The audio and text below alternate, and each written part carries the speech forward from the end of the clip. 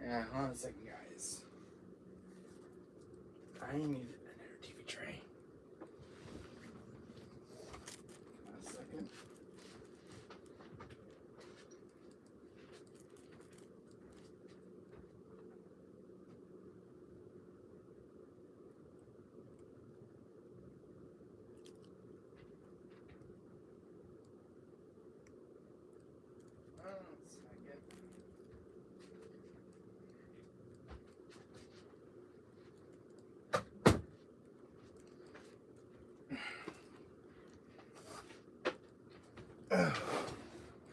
Hey guys, hold on a second. I got a darn TV tray.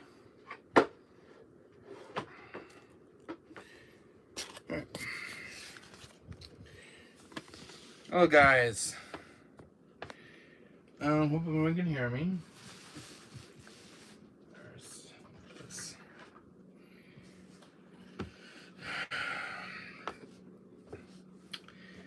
I just want to make sure everybody can hear me. A second, technical issues here. All right.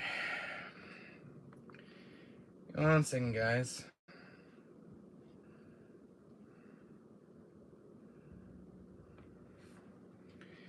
So how's everyone doing?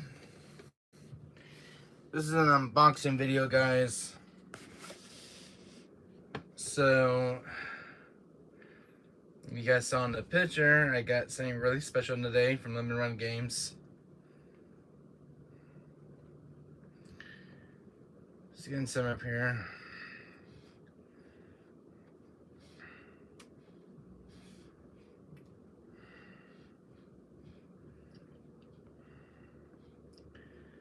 One second.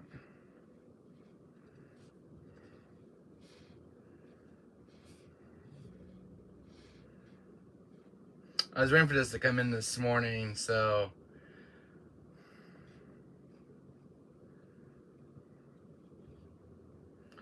one second here, guys.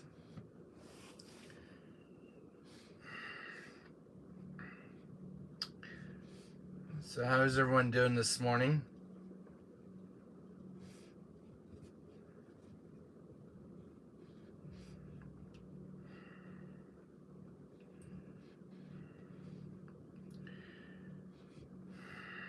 A second here.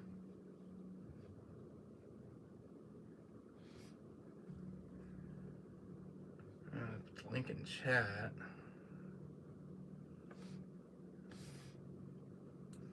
There you go. Hello, Cheesecake Bunny. How you doing, my friend? Welcome. All right, you guys getting set up here. All right, and I in chat here. As you guys can see, I had a big box that came in today, and I was happy with what I got in the mailbox. And I waited for about a freaking year for this, and this is the Castlevania Ultimate Collector's Edition. I've been waiting for this for about a year. I put my order way back in January for this, and this is for the Castlevania's 30th anniversary. This is the Ultimate Collector's Edition, and there's a lot of stuff that comes in this thing. How you doing, Cheesecake Bunny? So this is the thing. This is the big Collector's Edition I ordered for Limited Run Games. As you guys can see, this is a very beautiful, decorative box. You got Alucard here. You got Dracula, Maria Renard. There's Richter Belmont.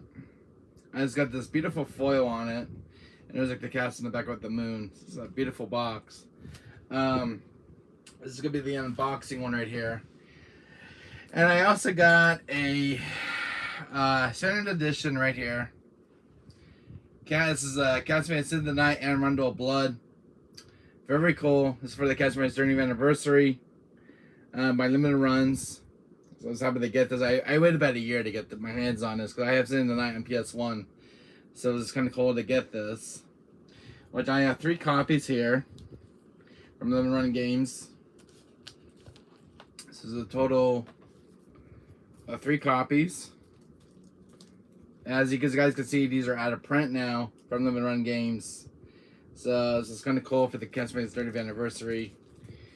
And I did pick up a special game before we get to the unboxing on this big boy.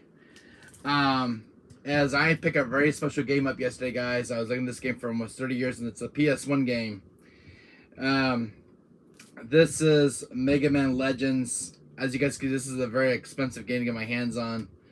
$84. I know Black Label was more expensive, but I did find the greatest hits. I was happy to get this. Yesterday, I was reading a friend of mine, and I was at my Retro Game Store Lost Levels in Fullerton, and I saw this game in a display case. I had to get it. As you guys can see, it's got a brand new case. This game's never been used, and it's got the disc and everything else. So I was happy to get Mega Man Legends. I remember playing this game as a kid. I was like a demo version of it. Never fully got to enjoy the full game. There was a second one which I'm looking forward to complete with this game, which I'm a huge Mega Man fan. But I love Mega Man Legends. It's one of my favorite games I was playing as a kid. I only played the demo version on the demo disc that I have. So it's happening. I'm happy to get this now. So we'll be playing this during the week. Hello, Andre, my friend. Cheesecake Bunny, I don't know if you want to become a mod and chat, but you can help me out. Yeah, it's up to you if you want to become a mod before you leave. But I have some plenty of stuff to show you guys. But I got Mega Man Legends. This is an $84 game. I decided to get this in my retro store yesterday. So somebody get Mega Man Legends. If you guys see this game, you're going to have to pick it up. The Black Label is way more expensive. Greatest is like about half that price. So I spent $85 on this, and if you guys see Mega Man Legends trying to pick it up, guys, I don't see this game very often in the wilds, but it took me 30 years to find this game at my retro store, and I finally got it in. Someone must have traded it in, because whoever got rid of this, they're not gonna see it again. But you know, my mom always says somebody else's junk is somebody else's treasure. So I got a copy of Mega Man Legends. I couldn't afford a Black Label. There's no way I can afford that one. But anyways, I did get this on Andre. Check this out. These are the limited editions. Castlevania in the Night with Rondo of Blood. So this is on the PS4 physically now. It's on the PSN store digitally. So I decided to get 3 copies of this before the games are out of print, which I actually officially announced on Limited Run's website. These are out of print. And check this out, Andre. This is the Ultimate Collector's Edition, which you guys can see. I'm gonna bet to unbox this big boy and see what we got in here, guys. Cause I've been waiting to do this damn video for almost about a year. So let's open this sucker up. I want to see what Limited Run Games has been putting in here on their website. I see a lot of people unboxing these on YouTube channel, on YouTube. I've been waiting to get mine for years. I know this is kind of September, which actually I'm opening this one, which I know it tears me in the inside opening this big boy, but I want to see what Limited Run Games has been putting in this one. And this box is beautiful. Look at this, guys. I gotta display this one somewhere in my room. What a beautiful box. I mean, check this out. It's even got the contents. This one I spent $175 for, guys. And it's for the Castlevania's 30th anniversary. It's for the Rondo of Blood and the City of the Night. But they did this a special thing for to celebrate the game's 30th anniversary, which is kind of cool. This made they got an agreement with Konami, so this is kind of cool. The Konami to release this game. So I do have City of the Night on my PS1 physically, so I just want to see. This is a lot easier to open.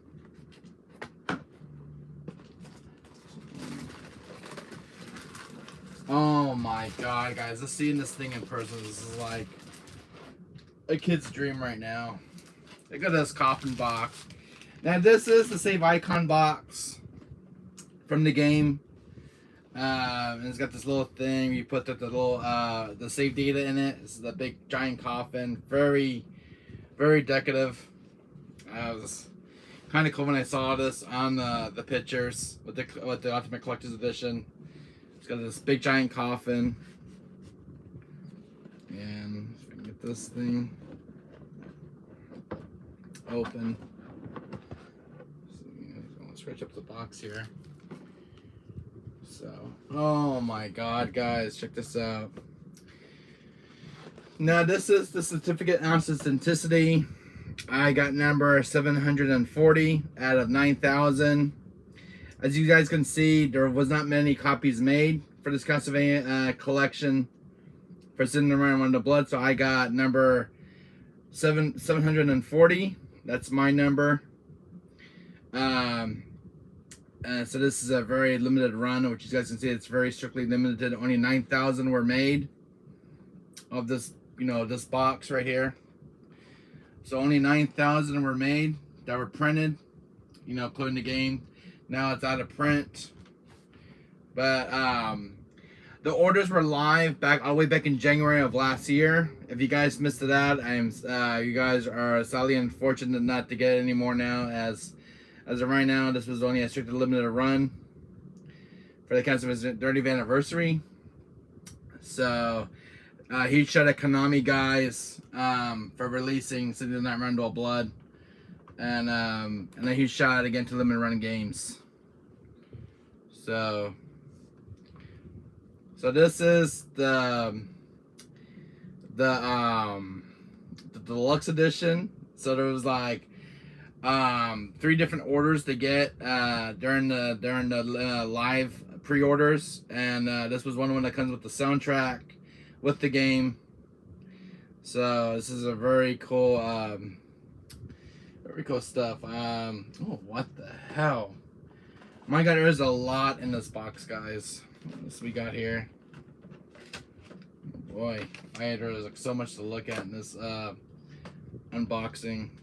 Oh my God, guys, this is such a love letter to the PS1's art cover.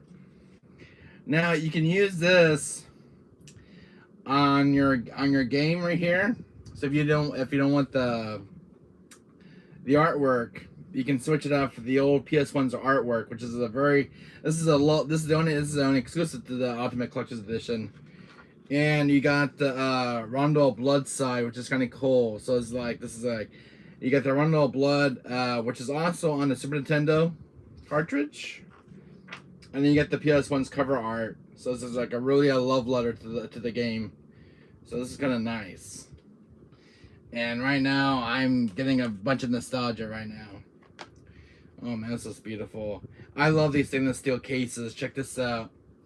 You got this beautiful artwork of Alucard, and then the other side you got Richter Belmont, and there's Dracula right there. This is very cool, very decorative too. So this is really cool. I had to get this. And then you put your disc inside as well. I mean, this is really cool. Mine's got a little bit of a scratch on it. I don't know if you guys can see that, but it's right there indented. I don't know if you guys can pick up that. It's right here. No big deal, but you can't really notice it though. I don't know if you guys can pick that on camera, but anyways, this is kind of cool to have in the collection. As any Castlevania hardcore fan, so I was happy to get this. I waited about a year, guys. This was delayed for a year. They're apologizing to me for about all the delays in shipping, and I thought this game would never come in. I thought I'll never see this game anymore. My order. So I was happy that this showed up today in my mailbox. And this is so cool. So you got the save data, what goes on this beautiful coffin.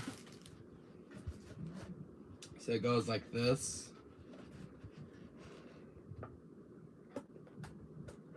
And they really want to they really.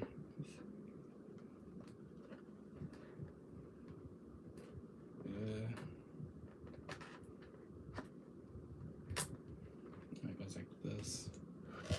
So it's like the save data icon. So this is kind of cool. I like how it was in the game. So you like we go to those save points in the game, and this is kind of like a little love letter to the game. It says like it's called the save data icon. I had to get this. I think that's just kind of cool. For this have some kind of gaming history.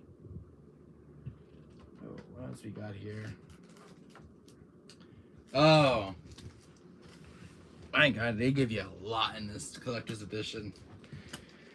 This is an Alucard's pen. This is all stainless steel, but this is very cool. It's like a little Richter's Belmont whip. It's a pen. It's kind of cool. I'm gonna keep this one in the package. So, but that's kind of cool. What else we got here?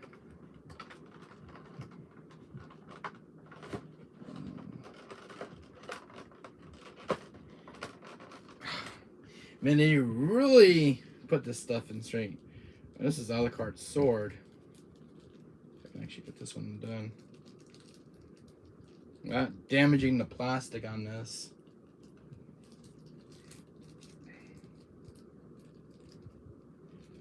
Pull it out from here.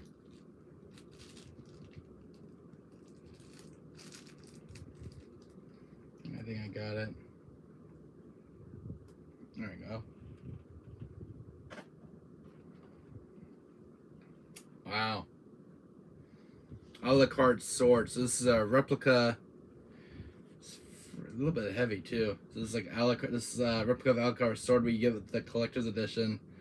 So this is what Alucard would use, you know, destroy his monsters. Very cool. What else you got here?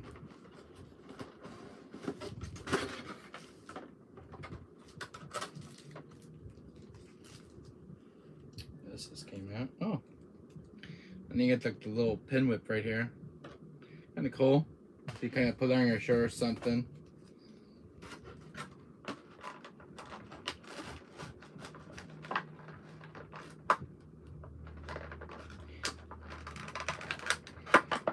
Man, you really get these in tight, man. Let's get the little stand for the shield.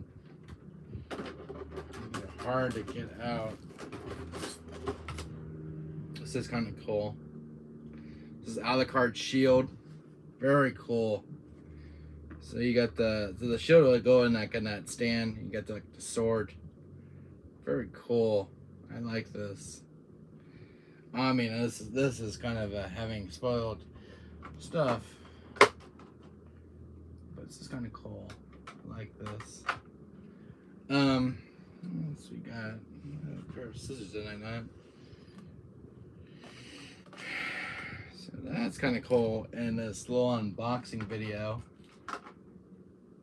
Let's see if I can get this one open.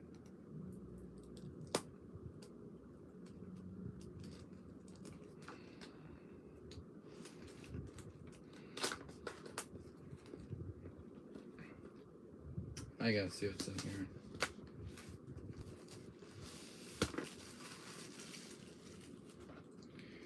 So, got the, oh wow!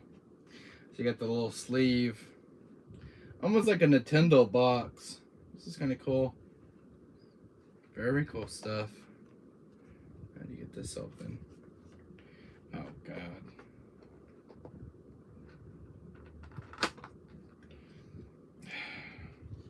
You don't make it easy trying to get these boxes open.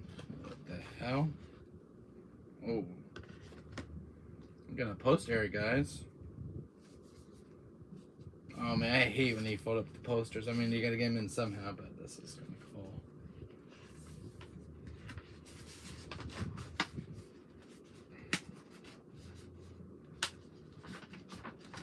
Oh my God, guys.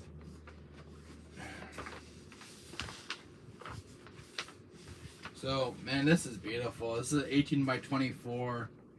You got Richter Belmont. Oh, man, this is very cool. This is from Rondo of Blood. I love the artwork. And then you got Alucard on one side. Oh, my God. I gotta frame this, guys. Oh, man. You got the beautiful Alucard. Alucard's one of my favorite vampires.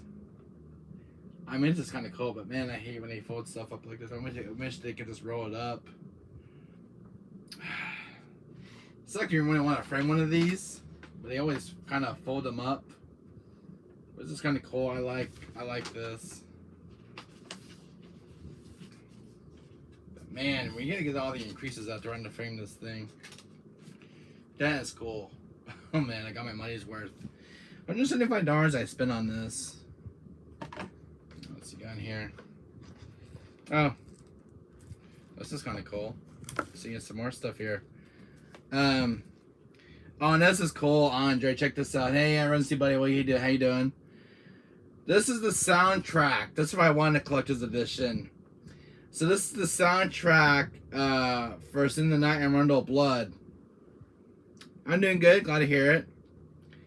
So you got like 12 tracks from Sin the Night. You got Nocturne the Moonlight, Dracula's Castle, Dance of Gold, Marble Gallery, Nocturne, Word Carving, Patricia, Lost Paintings, Dance of Pearls, Wandering Ghost, or Tragic Prince, Strange Bloodlines, Mournful Surad. So this is like a select full of tracks from Sin the Night. And then for Rundle Blood, you got Divine Bloodline, Vampire Killer. Oh, I love the Vampire Killer soundtrack from the game from Rundle Blood. Crossfire, Bloody Tears, Cemetery, The Beginning, Slash, Eli getting got it, Resident Evil 4 Remake PS4. Oh, awesome, Run-C buddy. So Cemetery, Beginning, Slash, Ghost Ship Painting, Red Dawn, Dust to Us, Mess, and I think it's one of the tracks at number 22. Moonfight, Dance of Illusions, and Daybreak. So check that out. So all the selected tracks from 2 beloved video games to listen to. And this is the CD soundtrack. And this is kind of cool because it was for the Castlevania 30th anniversary. To celebrate the 30 years of Castlevania Sin the Night. Now these games do have a poster. So there's a poster in this one. Let me actually get this one open then.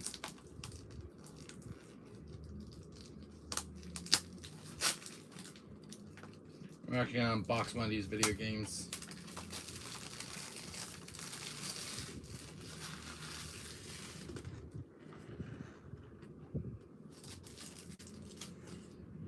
Oh man, I was so. Oh wow, you get a free poster in this. So this is Castlevania. There's the disc. Very beautiful disc. Look at that. I love the artwork on the disc. You got Alucard and Richter Belmont. Very cool. And check out the case. You got Richter Belmont. Oh, let's see if they can check out the artwork on this one. Check that out. They really went all out with this package. You got Richter Belmont right there, and then Rundle Blood, so you can actually switch it out for the artwork. Very cool stuff. Or you're gonna have like the PS1. Let's see how that actually this looks. I mean, I gotta see how this looks, guys. Since you don't get this with the collector's edition. So this looks. Oh my god, guys. This is unbelievable. Konami just like went all out with this package. This. Check that out, guys. Like the PS1's original cover art for Sin the Night. So this is kind of a really cool throwback for the game from 1993. No, I said Sin the Night was 1997, I believe. But this is kind of cool. So you can switch out the artworks for the game. Or if you want it that way, you can have it the other way around. Let's see. This is kind of cool. I'm really having a lot of nostalgia for this. I mean, if you guys aren't playing Castlevania, you guys are missing out on one of the beloved games of all time. Make sure put it this way. Oh, check that out, guys. That is sick. That is some freaky shit right there. I mean, this is kind of cool. So you can have like the Rondo of Blood or like the Castlevania, like the City of Night original picture on the one side. But this is some serious cool stuff for gaming history. I mean, and then you got this cover, this cover art as well. So I don't know what journal I want to choose for my game, but this is like the original artwork that came with the game itself. So, but this is the sleeve is a special sleeve for the game. What we got here? Another poster. What do you got here this time? Oh my god, guys, what are we? I'm getting spoiled here with this collection. Oh my god! A mini poster of Rondo of Blood. Now that's sick. Oh my god, I got two big posters. Oh my god. Oh my god. I love this picture of Victor Belmont.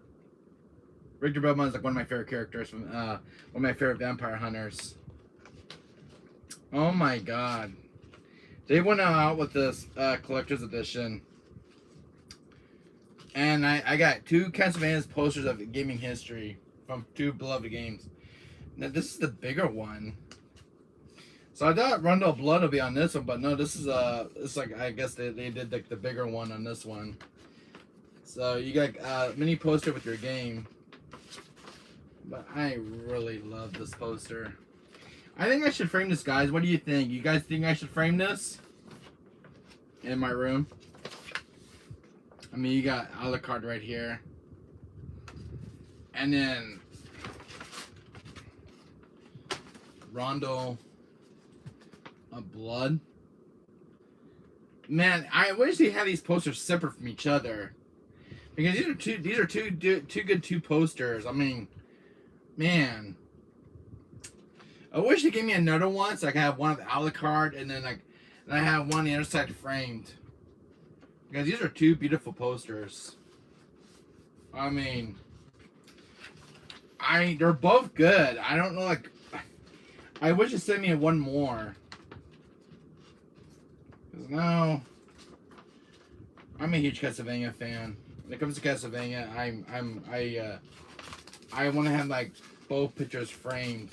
One with Alucard and one of Rondo of Blood. Because Rondo of Blood is like, I played it when it came into PSP. And I was like, I really get this thing folded up again.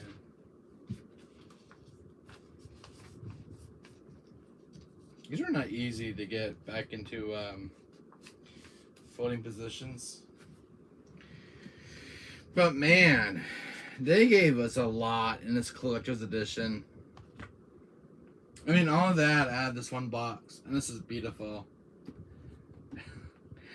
Oh my god, I don't know where I'm going to put this. I am going to display this back on my case. My gaming case. Because I waited for about a year to have this in my hands. Just the box is beautiful. I mean, you got Dracula, Alucard, Marie Renard, Victor Belmont. This is such beautiful artwork. And it's got this very shininess to it, which is kind of cool. But I spent $175 on this. And then you got Victor Belmont on the side there, which is kind of cool. I like this. This is very cool. I mean, for Castlevania's 30th anniversary, they really knocked this one out of the park. I am speechless right now, guys, with this unboxing video. I'm speechless. I don't know what to say. I have no words on this one. I am speechless. But remember, this is a love letter to Castlevania's 30th anniversary. Yes, Castlevania's 30th anniversary was last year. And this is... I waited for a year for this because it was delayed. And I thought I'd never get my game in or never see the light of day to see this game coming in. And I wanted to play this too when I had my PS4. So this is like, I will be playing Castlevania this weekend. I mean, this is one of my favorite beloved games of all time. If not one of the greatest games of all time. But, I mean, you got a very collectible stainless steel case. I mean, this is so freaking cool, guys. I mean, I'm a huge Castlevania fan. I mean, I played this in the night when I was about 5 years old. And I think it was about 5 or 6 when I played Castlevania in the night. And I was like blown away by that game. It's one of my favorite games of all time. Even including like the era of Resident Evil. But there is no game that comes close to Castlevania. Not even one that comes close to Symphony of the Night. But these are some freaking cool stuff. I mean, $175 for all of this. Including like, because I ordered the standard edition as well of these games. Each one has got a poster in it. So the total I spent, guys, was about $323 for this entire Castlevania stuff. For the Castlevania 30th anniversary. I mean, this is freaking awesome. Plus, you can get the CD soundtrack for Sitting Night and Rondo of Blood. That's pretty sick. I mean, how do you ever see a physical CD to listen to some of your favorite music tracks from Castlevania in the Night? That's pretty sick. And get to listen to Vampire Killer song, which is dope. Because I love, when I heard Vampire Killer song and Rondo of Blood, oh my god, that music was like god tier in my head. But anyway, this is from Limited Run Games, guys. I mean, this is kind of cool. I love the box art on this. This is some freaky cool stuff. I mean, look at this. I love that box art.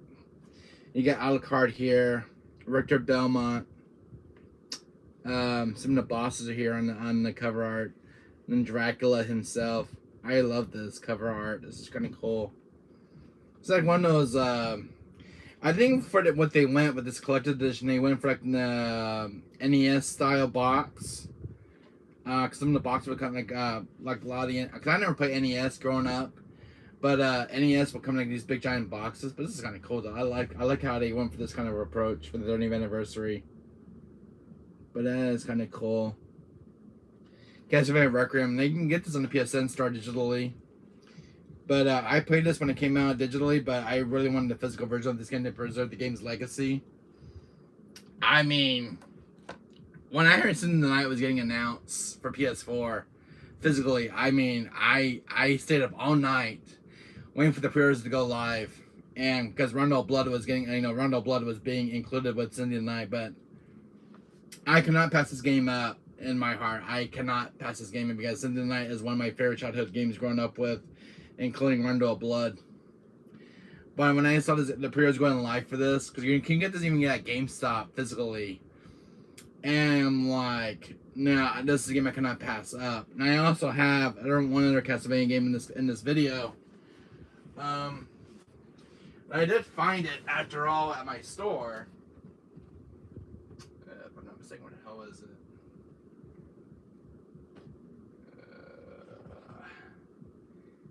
I did buy a copy of it for this video.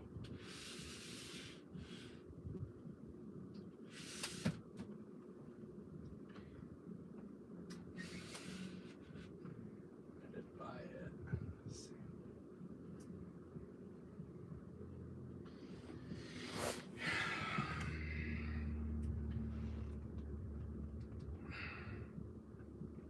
One second here.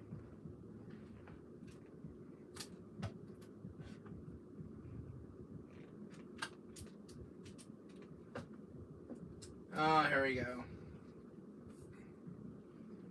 No, I did buy this. Since I missed out on the collector's edition for this one, I also got Castlevania Anniversary Collection. I bought this at my game store about not too long ago. So this one has Castlevania, Simon's Quest, Dracula's Curse, Super Castlevania 4, Castlevania Bloodlines from the Sega Genesis, Kid Dracula, which is exclusive to Japan, Castlevania 2 Belmont's Revenge, and the Castlevania Adventure. Yeah, all these beloved games for the anniversary package. So I got 2 of the Castlevania games in my PS4's library physically. And especially a like button, guys. So I got 2 of the most beloved games of gaming history right here. Now I do have Lords of Shadow 1 and 2. I have a lot of Castlevania games in my collection. But I got 2 well-preserved Castlevania Anniversary, and you got Castlevania Cinderella and Rondo Blood. Physical on the PS4's library. These are both by Limited Run games made by Konami. So these are for both of the Castlevania's 30th anniversary. So they're both by Limited Run games, which they make awesome. They make awesome games when they work at the license agreement to make the games. I like this picture, Richter. I think this is Richter Belmont or Simon Belmont. That's kind of cool with Dracula right there and the cast. I love that artwork. These are so good for the new updated cover arts. These are really cool. I like these. But 2 Castlevania games now in my PS4 library. I love having games physically in the library. I never thought Sid the Night would ever get a physical release on the PS4's library. And this is a really well added game to the PS4's library because I prefer physical over digital. But when this game originally came out digitally for the PS4 during the announcement, and I was hopefully that this game would get a physical release. And I'm glad I did. When I heard the announcement, it was getting a physical release for the Requiem Castlevania. So if you guys, Best Buy has it on their website. I think it's going for like $40. But if you guys see this on Best Buy, try to pick this one up before it's gone because as of right now, this game's actually officially out of print. So. But just pick this one up though, guys. If you have this game if you guys play this on ps1, Sid the Night, there's extra features to make the game really smoothing on the filter. But you can play it the old-fashioned way, or you can play with the updated filter on. Well, it smooths out the picture, which is kind of cool. So, but if you guys see this, try to pick this one up. This game's a 15 out of 10 because this game's a legendary. So, Mike, this is one of the PS1's PS1 games make it to a modern console. Because when it comes to Sid the Night, guys, there was no way for me how to play Sid the Night besides the PS1, because that's how I have it physical for the PS1. And there was no way to play it during the games when the game originally came out. I mean, over the last 30 years. I'm glad Sid the Night now came to PS4 physically because Sid the Night is one of my favorite games. So play with the updated filter. I mean, play with the updated filters and graphics. I mean, after all, this is the HD remaster, so I'm happy to have Sid the Night now on my PS4's library because the game's. I cannot pass it up. No way. I cannot pass up Sid the Night. No, I cannot pass it up. But I went crazy ordering that game when it came out. And this one I got at my retro store. When they got this game in stock. So there was another one with an alternate cover, so I'm looking for that one. So I'm on a hunt for another copy of this. Now there's one more Castlevania collection coming out from Konami, and I hope they make it physically soon because it's right now. As of right now, it's digital on the PSN store, and that's the Castlevania Advance collection, which includes Castlevania Donna Portrait from the DS library. So there was the Castlevania Advance collection, which is it's actually out now for the PSN. But hopefully it will get a physical release. So hopefully Limited Run Games can work out an agreement with Konami. Because this is such a love letter, and they must have worked out some agreement with the IP. get this game physically. So huge shout out to Limited Run Games again and Konami, guys, because this is one of my favorite games I have in my collection. I could sink hours into the Symphony of the Night. I could sink hours into that game, including Rondo of Blood, because those games are god tier. So I'm happy to have Symphony of the Night. I waited for a year to get this game in my hands. It was delayed. Oh, I gotta show you something else, guys. They even gave me some playing cards. So this is kind of cool. So when I unboxed it, this is kind of cool. So these are this is Series 3 Limited Run Games. I got Alucard. I love this collector's card right here. So I got one of Alucard. They actually gave me two of these. So I got two of Alucard. So these are kind of cool. I'm actually gonna frame these. And then the other two, a lot of people didn't get these ones in their pickup when they got their order on YouTube. But the other one I did get Rondo of Blood. So they sent me two of these. So thank you, Limited Run Games. Huge shout out to you guys and Konami. But this is very cool to have Castlevania Legacy here. I mean, this is kind of cool to have some history. I mean, I got a lot. And then they sent me an apology letter. This is like a $5 coupon.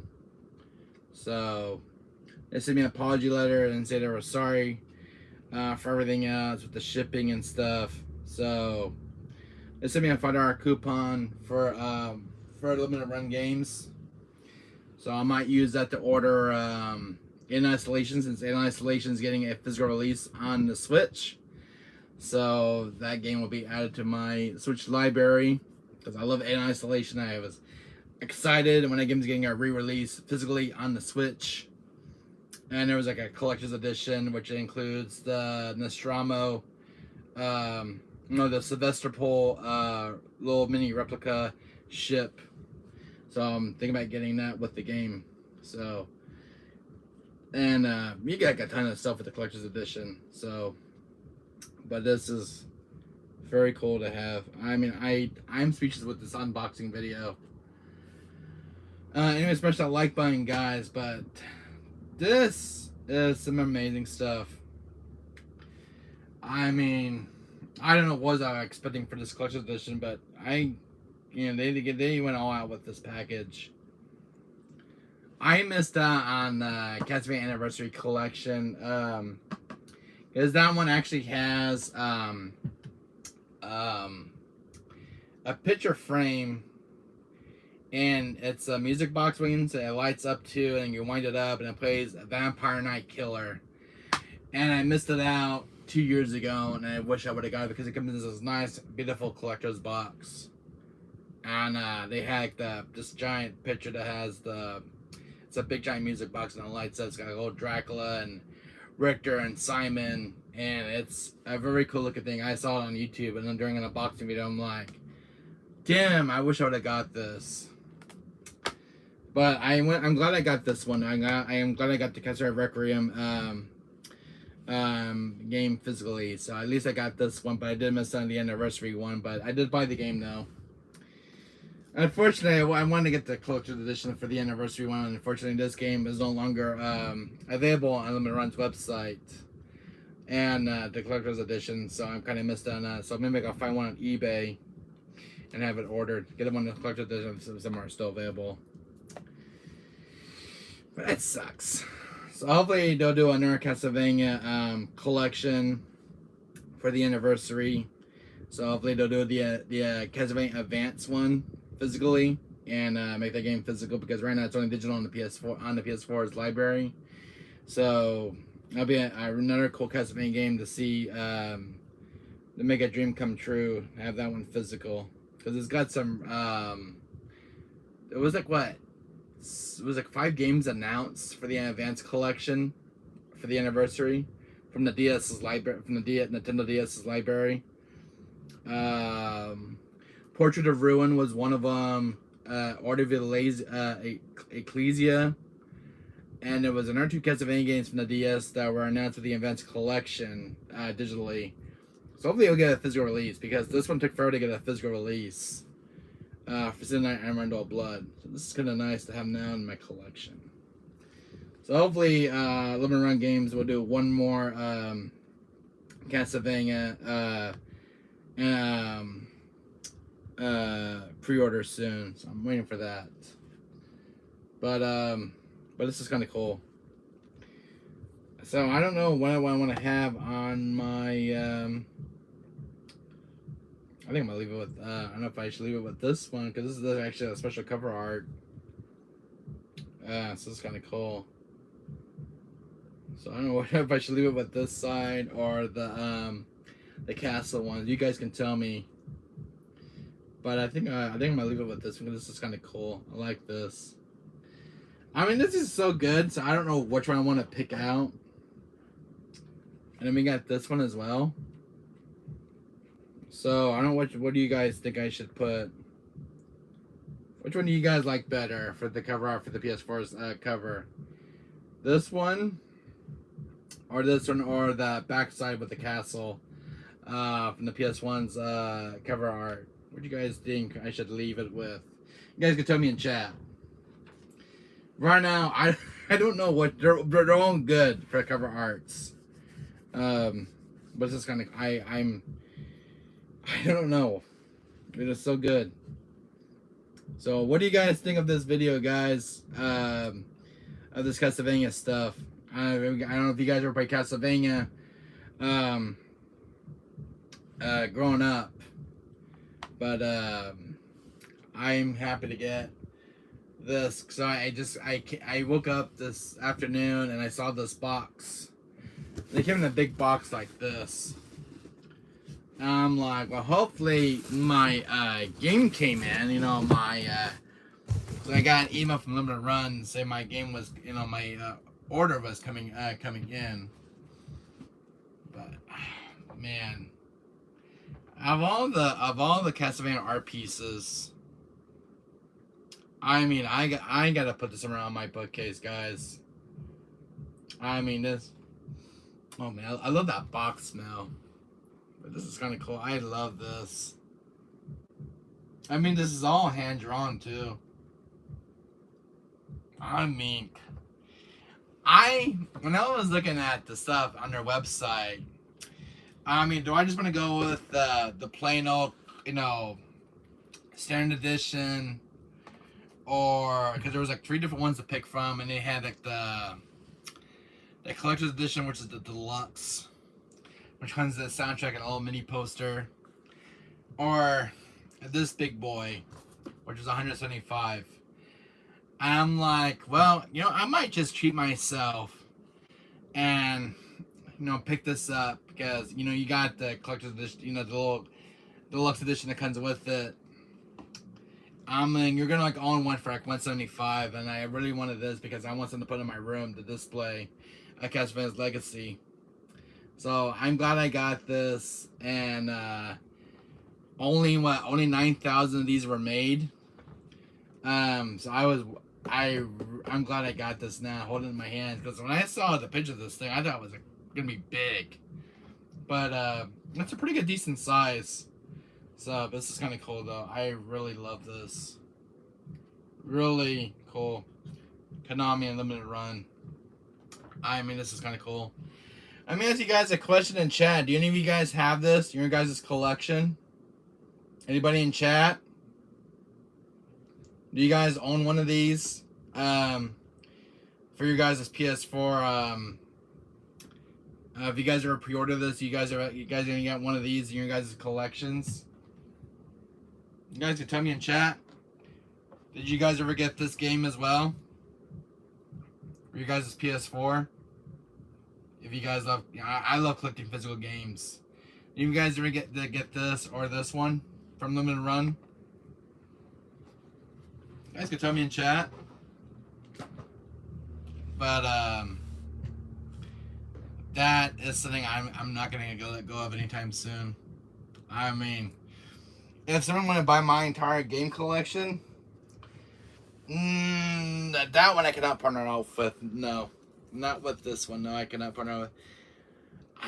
My friend asked me one day, if there was one game you would want to keep from your collection, say you ever got tired of your game collection, what would you want to hold on to? It's something that you cannot let go. And that is a very hard question to ask, but there's a lot of games that I'm attached to. I cannot even let go of. And if someone wanted to buy this from me, no deal. Because you don't even, because right now they stopped making these as of last year. So like, I'm too attached to my games. And if you ever said entire game collection, guys, you're a fool. Because when I got rid of my PS2 collection, it bit me right back in the ass. Because when my PS2 died, I had to grab half my entire PS2 collection, and it killed me. So, you guys really want to, if you guys decide to give your game collection, you guys are going to have a huge regrets, because they're going to come back to haunt you. Because it took me a while to get my PS2 collection back at where it was. And I'm still missing a few out of my collection. But, don't ever do what I did. Don't ever get rid of your PS2 collection, your PS2 games. I made huge regrets over the years. When I was young, I was stupid, and I made some bad decisions. I don't know what I was thinking of. But that took a lot longer to get all my PS2 games back. Plus, they were more expensive now to rebuy. So, it's like, don't ever do what I did. But, I'm glad where I'm at now. I got most of my PS2 games back. That took him almost about 5 years to collect back. 5 or 6 or longer. I don't know. But it didn't happen overnight. Good thing I got a retro store in my area. Because when I was trying to build up my PS2 collection, there was no more retro stores in California, and then this retro store decided to open up in Fullerton, which I'm glad it did, because I get my PS1 games, PS2, Dreamcast, and I love retro stores. I like those mom and pop shops, because I'm still collecting for my consoles, my PS1. I'm still collecting for it. I'm still collecting for my PS2, my Dreamcast, my PS3, my PS4, my PS5. But Mega Man Legends, I was blown away when I saw this game yesterday at the display case. I told my friend yesterday, who I was meeting up with yesterday, I told my friend, I've been looking for this game for 30 years since I was a kid. I can never find this game since launch. And for some reason, this game's kind of rare in my area, but I'm glad I found this. But the black label was like $300, and I'm not gonna spend like a single dollar for the black label. But I had that itch to buy the black label, but I just could not afford it, because I had so many games I wanted to buy. And this was really, not that, the greatest hits was, somewhat expensive. $85. How often do you see Mega Man Legends? The second one, I never came across the second one, so I don't know when I'll find the second one, the sequel to the Mega Man Legends. There was only 1 and 2. There was number 3 planned, but it was kind of during development, so that kind of sucks. But, the only thing I remember playing Mega Man Legends was in this demo, was this first boss. I remember dying, getting my ass kicked. And I was only in the demo because the boss was a very difficult boss. I don't even think of the boss, but he was this big giant robot dude. And I just remember getting my butt kicked. And I think I remember playing the demo when I was about 6 or 5 years old. And I remember getting my butt kicked on the first boss because I died. But it'd be cool to visit this game now and play the full game of this. And then to get my revenge on this game. But it's got some really cool stuff. Mega Man Legends. What an awesome game. One of the most respected games in the PS1's library. Because the PS1's got a massive library. I never thought I'll find Mega Man Legends. They also had, there was one of my friends, Seltzer, told me about. Fire, was another Capcom title. Breath of Fire. I think it was a Capcom title. I saw it yesterday when I was at my store, but it's missing the front artwork, so I kind of passed on it. But it was like $100 and a $15 game. It's expensive, but I wanted to buy it, but it doesn't have like the front manual, so it makes it harder for me as a gamer to find the manual for it. I find that on eBay it's not easy. Trying to find manuals for PS1 games are not easy. So, anyways, I was happy to get this though. At least this one's complete.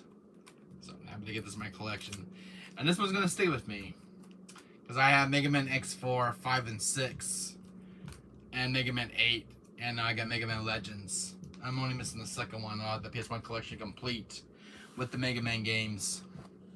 So I am happy.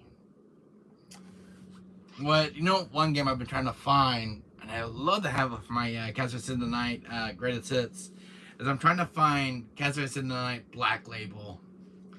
And that's almost like a $200 game to get my hands on. But if I ever find that one, I'm going to melt like butter because I want a Black Label at Symphony Night.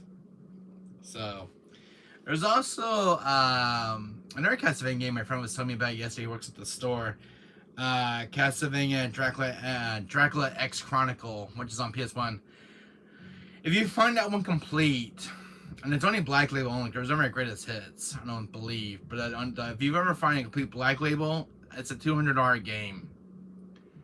I'm like, when my friend told me that $200 just for a complete one of Dracula X Chronicles for PS1, and it's a remake of Rondo of Blood. I'm like, damn.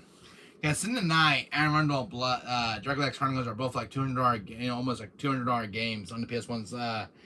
Why not game physically for the PS1? That's like ridiculous for some of these PS1 games. And they don't make them anymore. So I mean, for the money that you're paying to get, you're collecting for PS1, I can't argue with it. I'm trying to get one at a good deal. So overall, my games were getting cleaned up yesterday at the rental store. And I had to get some games that resurface. So I got back my so I have this one resurfaced because this game is really scratched. Because I ordered this from eBay. So I picked up my copies of Resident Evil 2 because I was going for a resurfacing. Because from eBay it was really scratched. And somebody cut the barcode on this. This kind of sucks. So that kind of loses some value. But overall, I'm happy to get this resurfaced. This came out very clean. And I had Dino Crisis 2 resurface. So I got the disc back in great shape. And I tested it and it works. So I had the game all cleaned up. So Dino Crisis 2. And the only ones that have been resurfaced is I bought this one from GameStop, and my friend gave me a brand new case because the other case was falling apart. So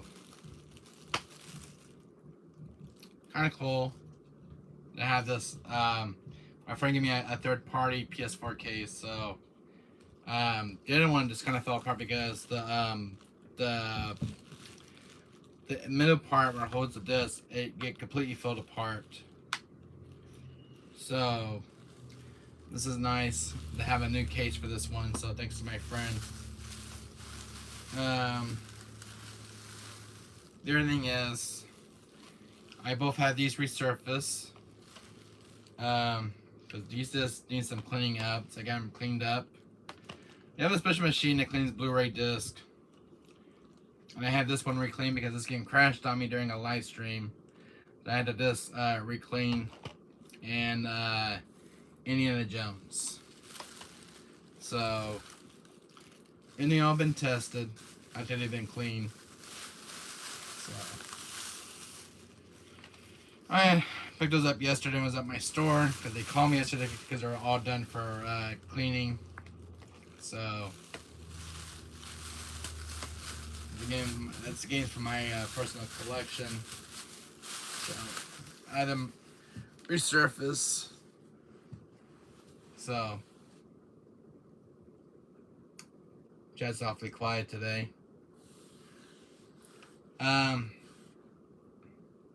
Anyways, you guys want to chat or something? I mean, you guys want to ask me some questions? I mean, I'm willing to answer some questions. So this is kind of cool. I mean, I got my money's worth. I can't complain.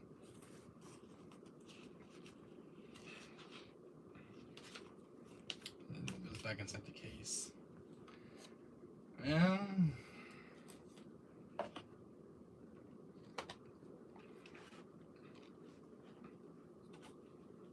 I mean, this is kind of cool. So.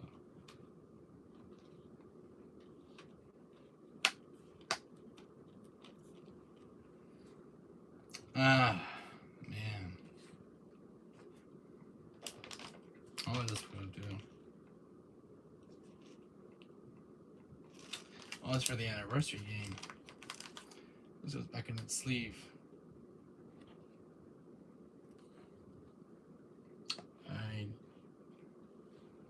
I just had it here in my, what I can just wander off now? Or is that it? That's not it. I'm trying to game just walk up and vanish and turn into a bat. No, it's in here. I see it. And then the game just took off.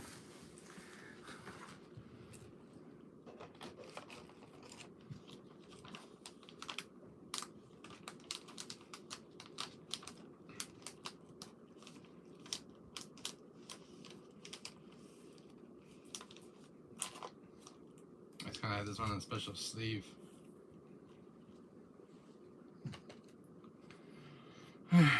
Well, this was a fun little video, guys.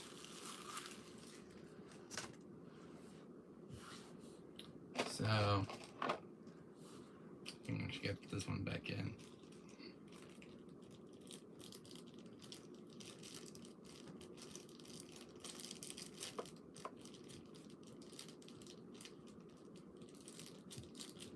When they come out of this. No, the sword came out of this. Sword back in here.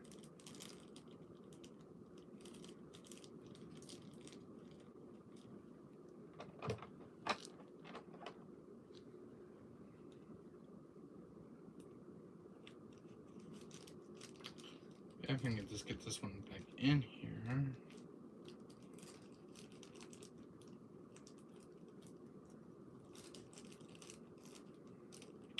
I put this box back together. If we put the sword back in. There we go. I think it goes back like this.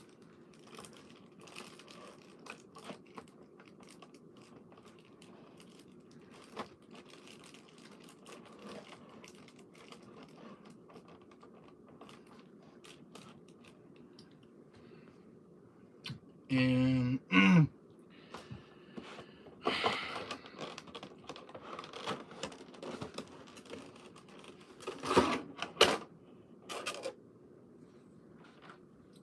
this is for that pen.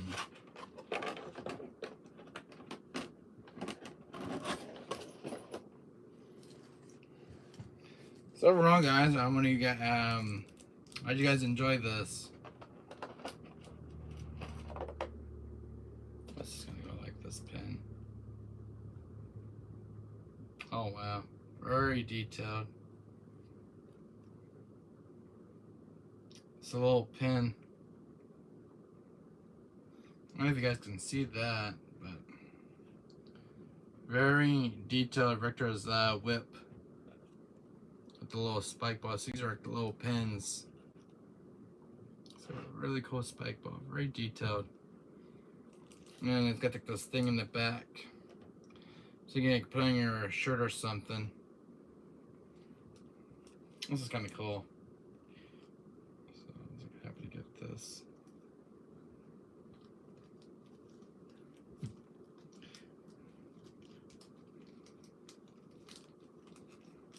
Get this one back in here. Now, I don't know how to even get this stuff back in the box.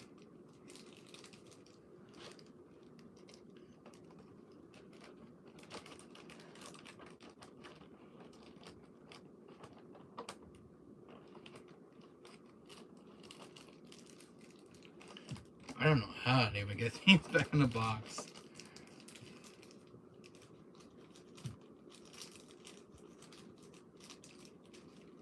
This thing back ends are real pain.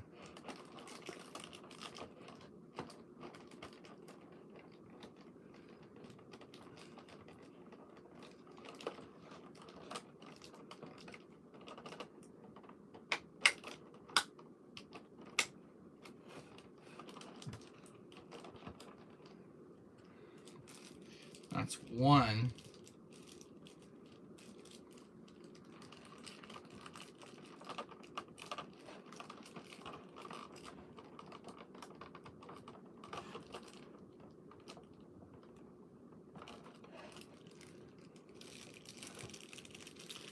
We can get this thing back in the box. Oh, breaking it.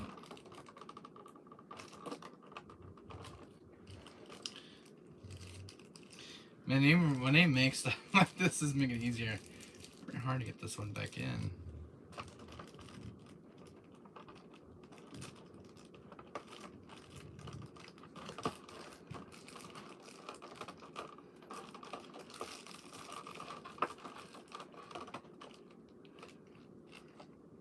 There.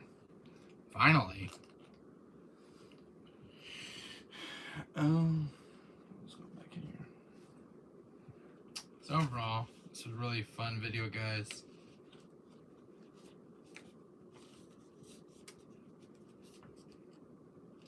I might get this thing in right.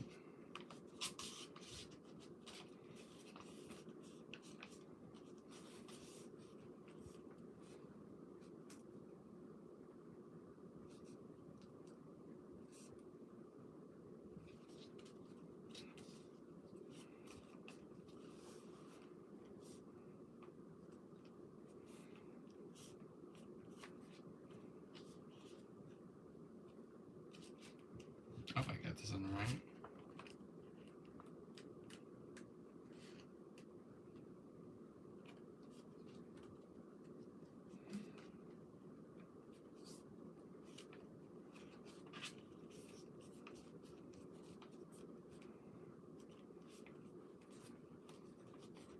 Where's the box for this?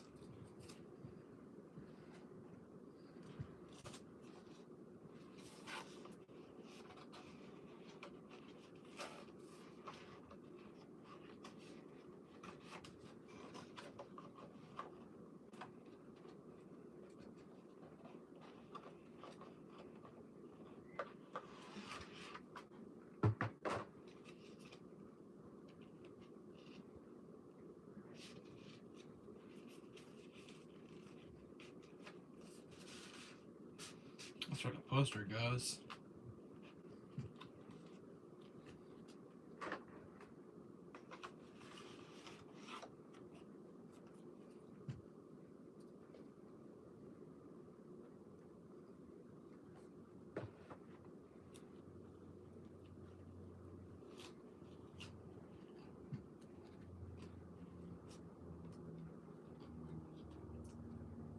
Oh, hey guys. You guys want to talk in chat? Let's put in my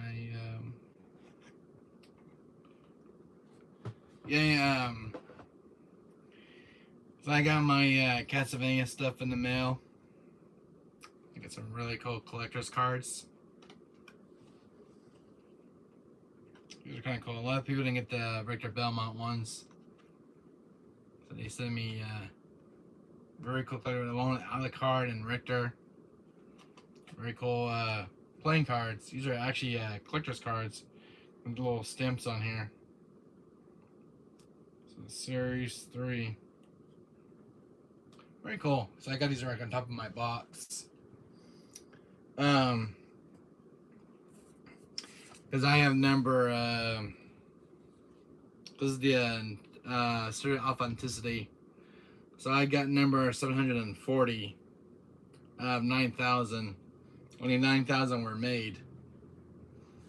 So there's no way to get your hands on this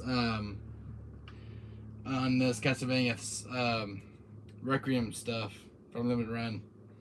And I got the physical soundtrack for Rondo Blood and Into the Night. So I'll be listening to this. So very cool. I wanted the soundtrack CD because I like the Castlevania music. So I can listen to during the night. So very cool. So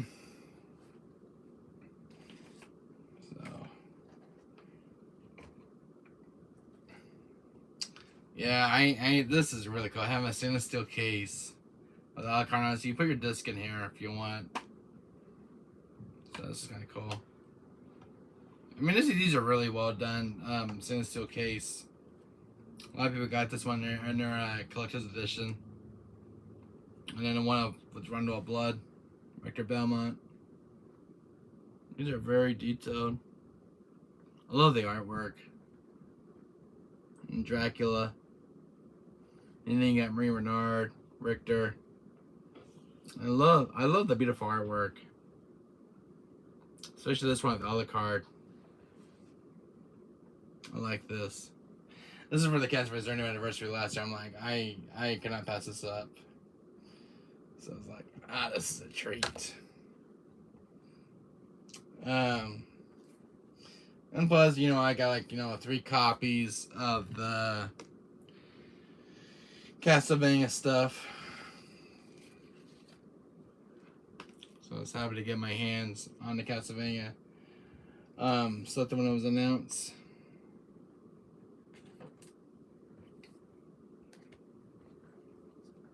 So I got 3 standard editions. They all came in one box, thankfully. So I still got 3 factory sealed copies. Each one has a mini poster of Rondo Blood. So as of right now, these games are out of print. There's a few available at the Best Buy store. So I was happy to get my hands on these. For the game was discontinued. So the Castlevania 30th anniversary. And this one I bought I think this was back in 2020, 2022. My mom bought me this for Valentine's. The Castlevania Anniversary Collection. So I have, both editions. So very cool in my PS4's library. And you got all the Castlevania games on this one, including Bloodlines, which I never got to play. I did play Super Castlevania 4, but very punishing game. I was like halfway through before I beating it. I have it on Super Nintendo, physically. And this one includes Rondo Blood and Into the Night on one disc. So I like anything with Castlevania. This one's kind of cool because this is the other copy. I just took out the artwork for it, but there's the disc. Very cool disc. Like each one of these, when you open them, you have like a little mini poster. Even I think like a manual with this one. It'd be kind of cool to have the manual. I do like this little poster of Richter. It was kind of cool for the Castlevania 30th anniversary to celebrate the 2 games. Very cool. I think that was just freaking awesome. Having a little mini poster of Richter Belmont. I mean, to celebrate the 30th anniversary of the two beloved video games. The bigger one has Sin the Night on it. The bigger poster I just showed earlier. So you guys are free to talk in chat. You guys want to answer me some stuff, you guys can go ahead. But this is the only, because the collector edition came with this really cool sleeve. Which is for the game itself. So you have, you know, Rondo of Blood artwork. And the original PS1's art, which is the castle. Which is still freaking amazing, because I like this artwork. But yeah, you got really cool special artworks for the case, but this special sleeve right here is only exclusive to the collector's edition, the Ultimate Collector's Edition. So you won't get this in the collector's, the little mini deluxe. It was only included in the Ultimate Collector's Edition, which comes in this box. So, which comes in this one exclusively when you order the game. And you get like a special sleeve for the case. And that's the sleeve. As you get the Rondo Blood side and the Sin the Night side with the castle, which is the original PS1's artwork. So very amazing stuff from Konami and Limited Run Games. So I just think it's amazing. So I don't know which one I want to pick. What do you guys think I should? Well, this is the one that came with the game itself. This is like the default one, and there's like the special sleeve. So I'm having a hard time choosing which one I want. I don't know. I don't know which one I want for the, because this is the one that goes back in its original sleeve. So I might choose the Rondo of Blood.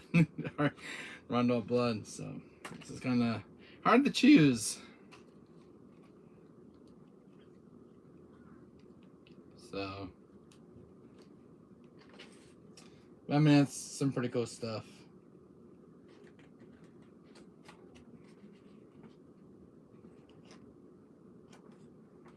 I don't know which one I want to pick out.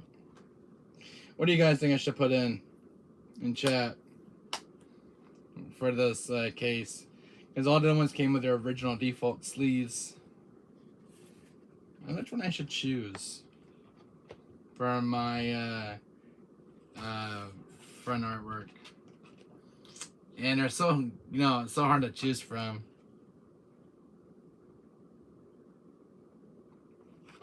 What do you guys think? This side or this side, or the, you know, the default sleeve? I don't know. Man, they're all so good in their own ways. Oh man. But I got, because I want the special sleeve, so I'm going to go with Rondo of Blood sleeve. So, I mean, it's so good though. For which one do you want for your front artwork? But I think I'm gonna go with this special sleeve since it came with the collector's edition. Yeah, if we can get it back in now.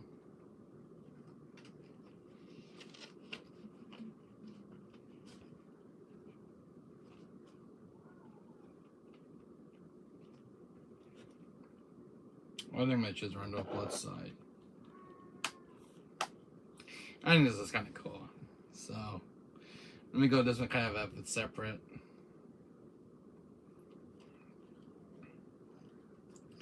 So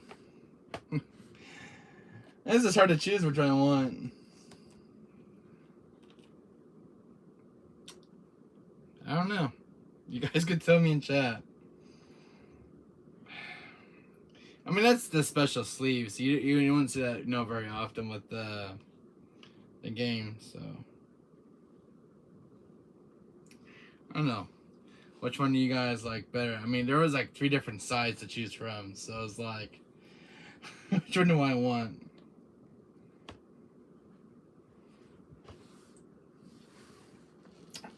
I mean, that's hard to choose for your friend artwork, for your friend game.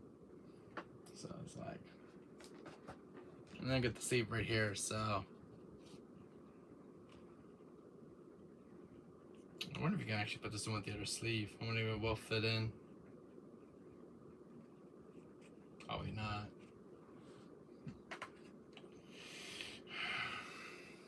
So it's like, that's kind of cool.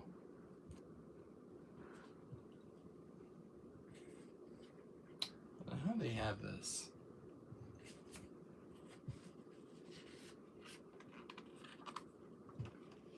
I mean, I'm so happy to get this. So, look at the sleeve here.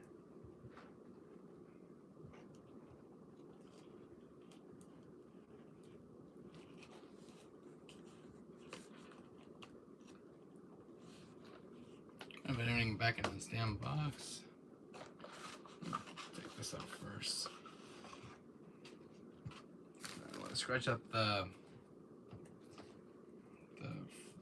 paper for the sleeve of the game.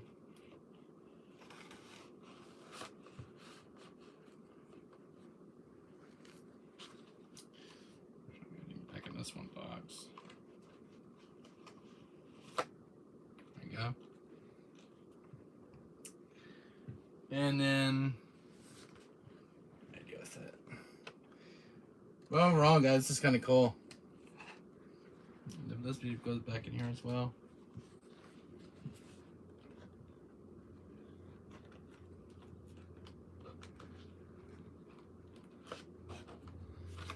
There it goes.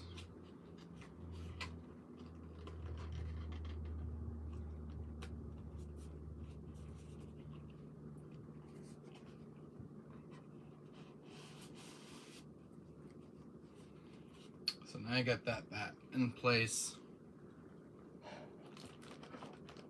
And it's not easy to get it's not easy to get the stuff back in with this. So let's put everything how it was back in the box. Oh, this is really cool. So I'm happy what I got, guys.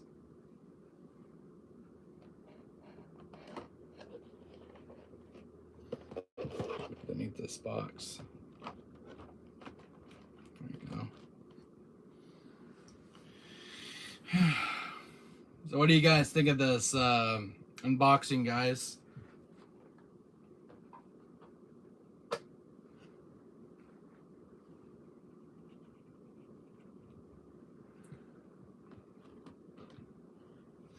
I think this was kind of cool from Konami.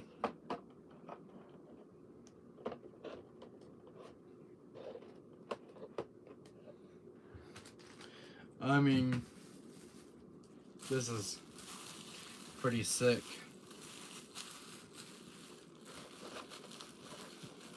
This just won't move. It's in this plastic.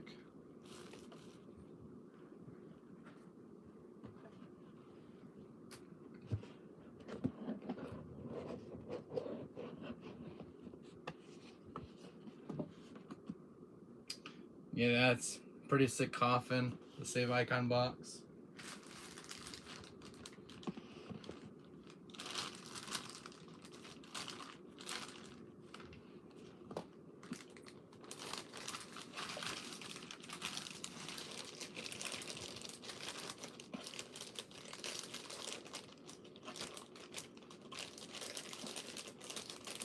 I mean, this is our first time I buy a collector's edition for video games.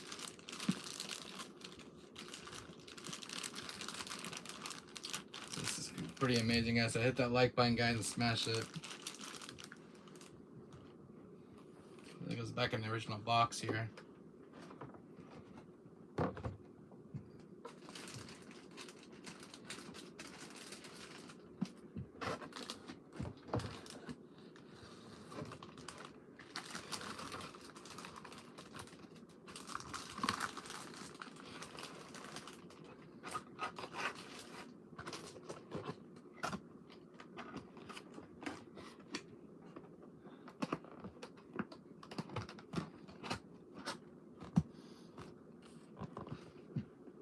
I got back in the box now.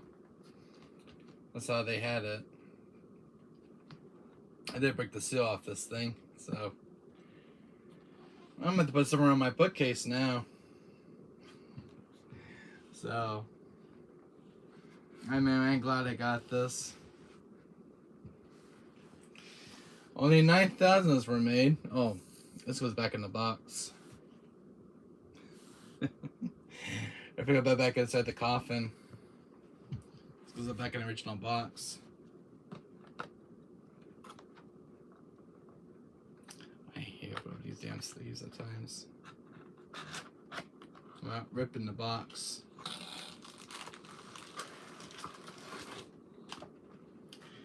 Put it back in here real quick.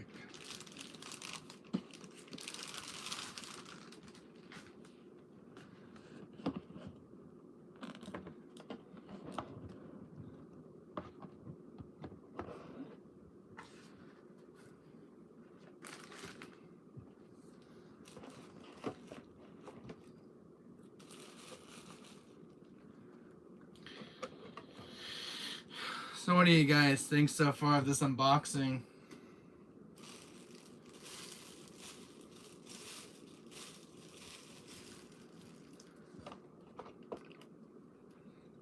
I mean,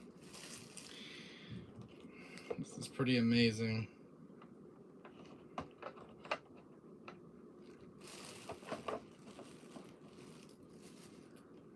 So, just trying to get this stuff back in the box.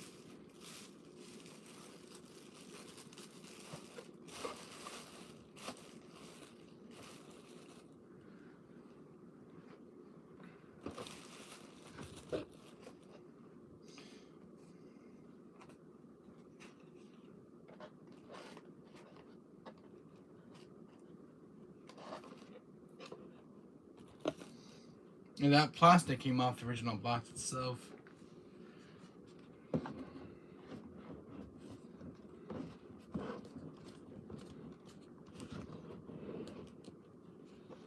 There you go.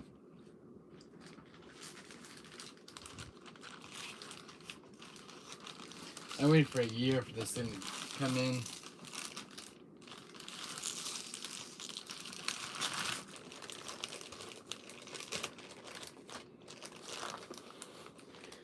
Well, hopefully I didn't forget anything now for this box.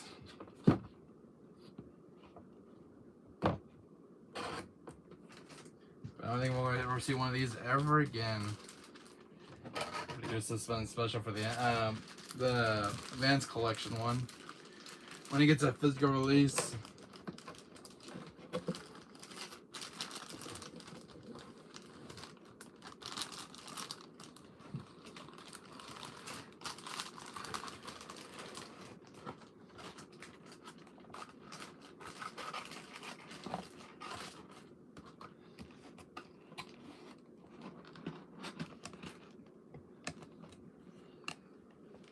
There we go.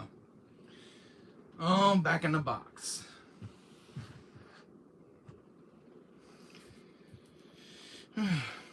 Ah, damn it.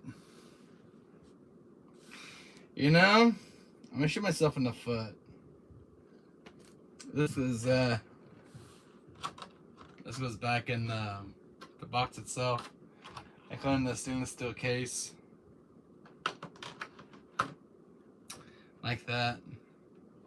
Shit, I never forgot something.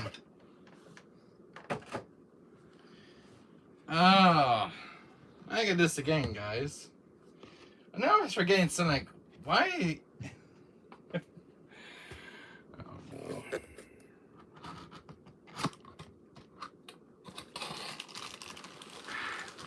I know if this goes back in the coffin. Sucks, I'm trying to get everything back in the box, and I still miss the thing. Ah!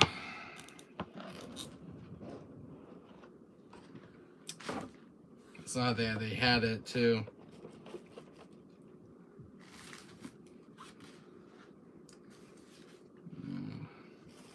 I remember how they put the stuff back in the box. Anyways, guys, what do you guys think of this video? By the way, guys, can tell me in chat. always come out. What a pain. How do they have this again? You know, trying to memorize stuff, how it goes back in the box. It's not easy. But this goes back here. If I'm not mistaken, that's just the thing where it should go back.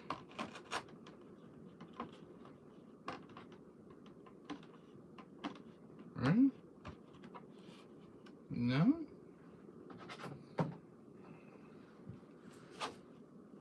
I see how this goes back in the box.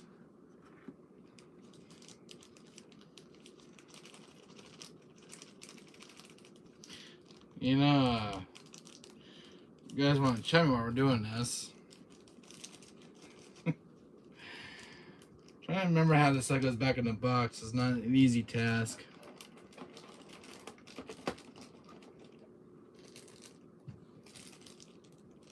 So, give me 1 minute here, guys. And then this goes like this.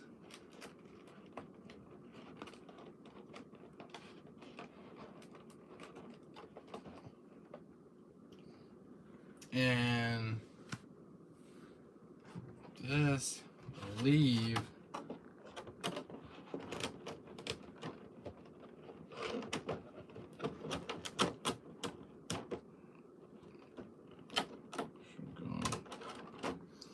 trying to get this thing back in the box is a real pain. Let's see, I believe this goes into this one.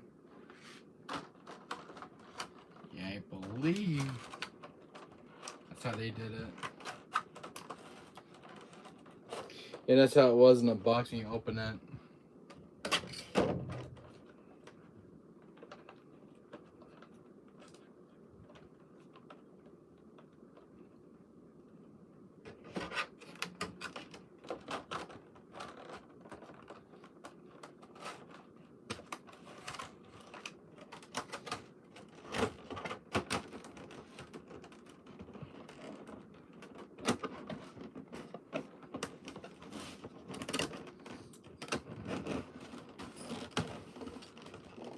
There we go.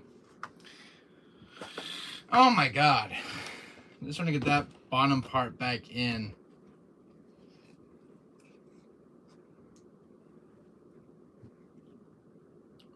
Get these on the bottom. Oh, actually, let's put those on the top. Now this goes here. The other way, it goes the other way. And this goes here.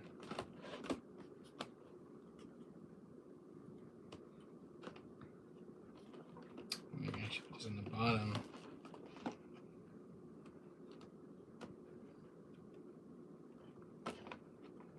Give me 1 second, guys. Putting it back in this box for how it was.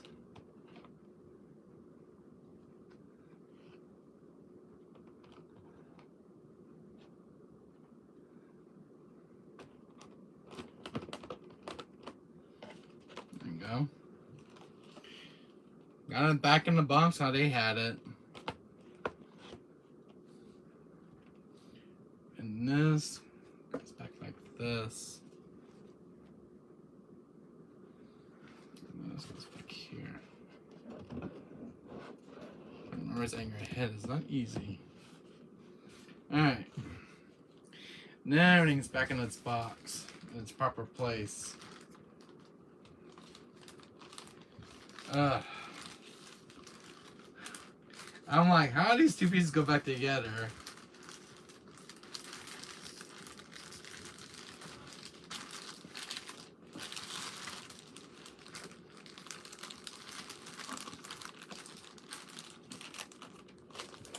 Now, put it back in its box where it belongs.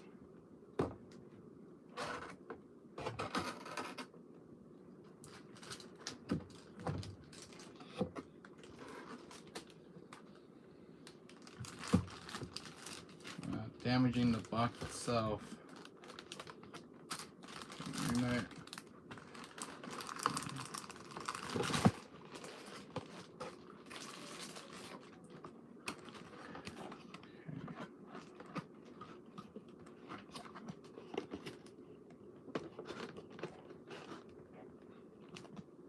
There we go.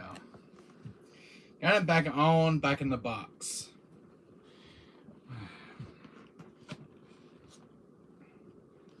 Man. No, I should put this somewhere, guys, in my room. So this is kind of... Where do you guys think I should put it, though? I mean, I got my Final Fantasy stuff up there. I think I'll put it behind me for my games. But this is a nice, very cool box. I love the way Dracula looks. $175 I spent for this. For just a collector's edition.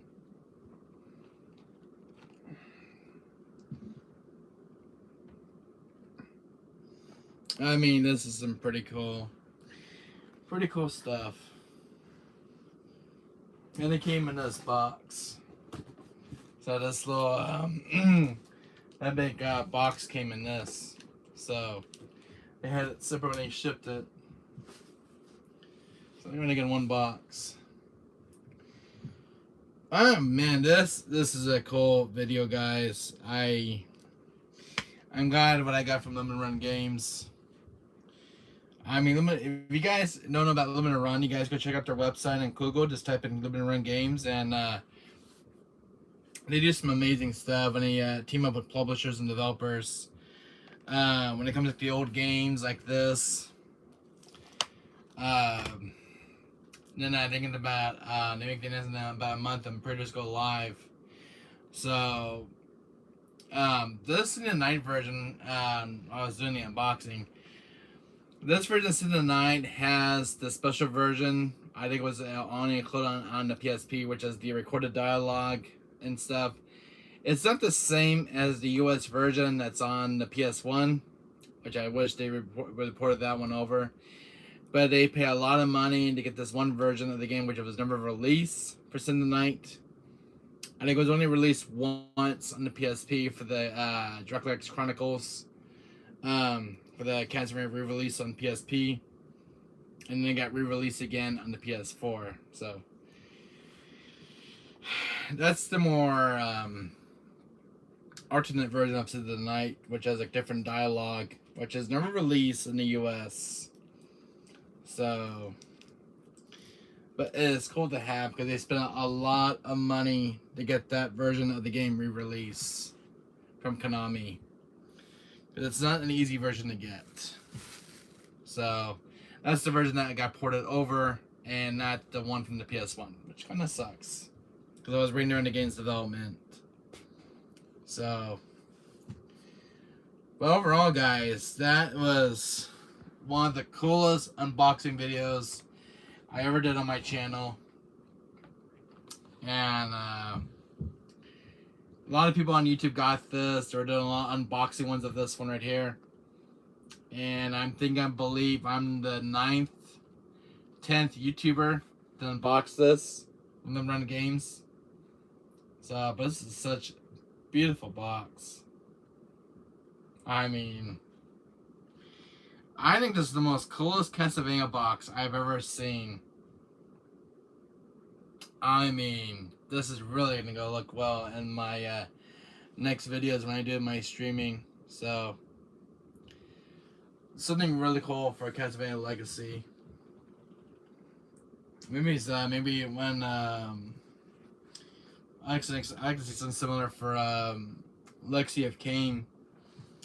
If they can do like a little bit run of that game, it's kind of cool to see.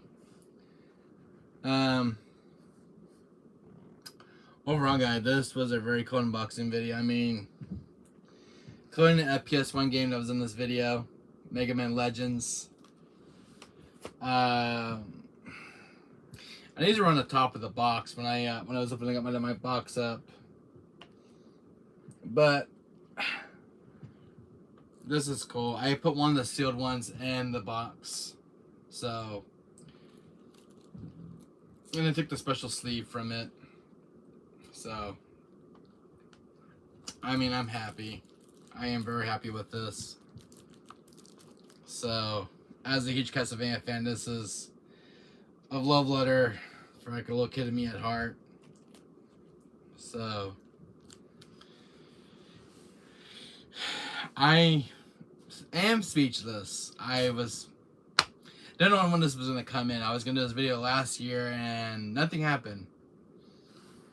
So I'm just happy that this actually came in for once, because I wasn't getting no updates on this for quite a while, so I don't know when it was gonna show up.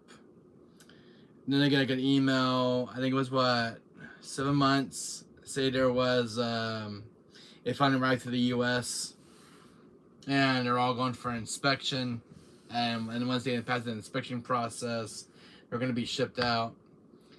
And I didn't hear any updates for this for a while, and I spent like $323 for this entire Castlevania package. So I don't know when this box was going to show up. And you know, we always heard horror stories about games, you know, not making it, but I'm glad this one to see the light of day, and this one arrived to my doorstep. So, I mean, this would have been nice if it came during Christmas time, but I had to wait for a year. Oh my god, this was a horror nightmare for me, for them to run games. But they did send me a coupon, they sent me an apology letter, so I'm happy. But at least I got my game. I pre-ordered, and I waited about a year to get this. And I wanted to play this for my channel, and so I played the PS1 version. That was on my PS3 digitally for you guys, and so that wasn't the very updated version of the game, you know, the HD remaster. But it says now I got the HD remaster in my hand. I get to play Rondo of Blood for you guys, and then now I have a way of playing it now for you guys. Because I don't have any playlist for Rondo of Blood on this channel. So I think we'll do this game in honor of doing, for the 30th anniversary, we'll do the Cynthia of the Night. Which would be more better of the one I streamed. And check out this version of the Cynthia of the Night, because this one's got a different dialogue and stuff. And Rondo of Blood. So we'll get to check this one on my channel very soon, guys, when my PS4 gets out of the repair shop. So I'm happy to get Castlevania, Rondo of Blood, and Cynthia of the Night in one package. I mean, this is such a love letter to me as a kid. But if you guys see this game, you know, in the wilds, or when you guys go to Best Buy, you guys see this in store shelves, try to pick this one up, because I heard Best Buy's got a few more in stock. So this is a huge recommendation from you guys. I mean, you get to the most two beloved games from the 90s, Rondo of Blood and Cynthia of the Night. I recommend this game enough, guys, to you guys. But you get the most two respective legacy games of all time. So on one package. I mean, for like $40, what you're getting for this game for itself on one disc, Rondo of Cynthia of the Night, you can argue with that price. You're getting two games for like $40. Two of the most masterpiece of a game.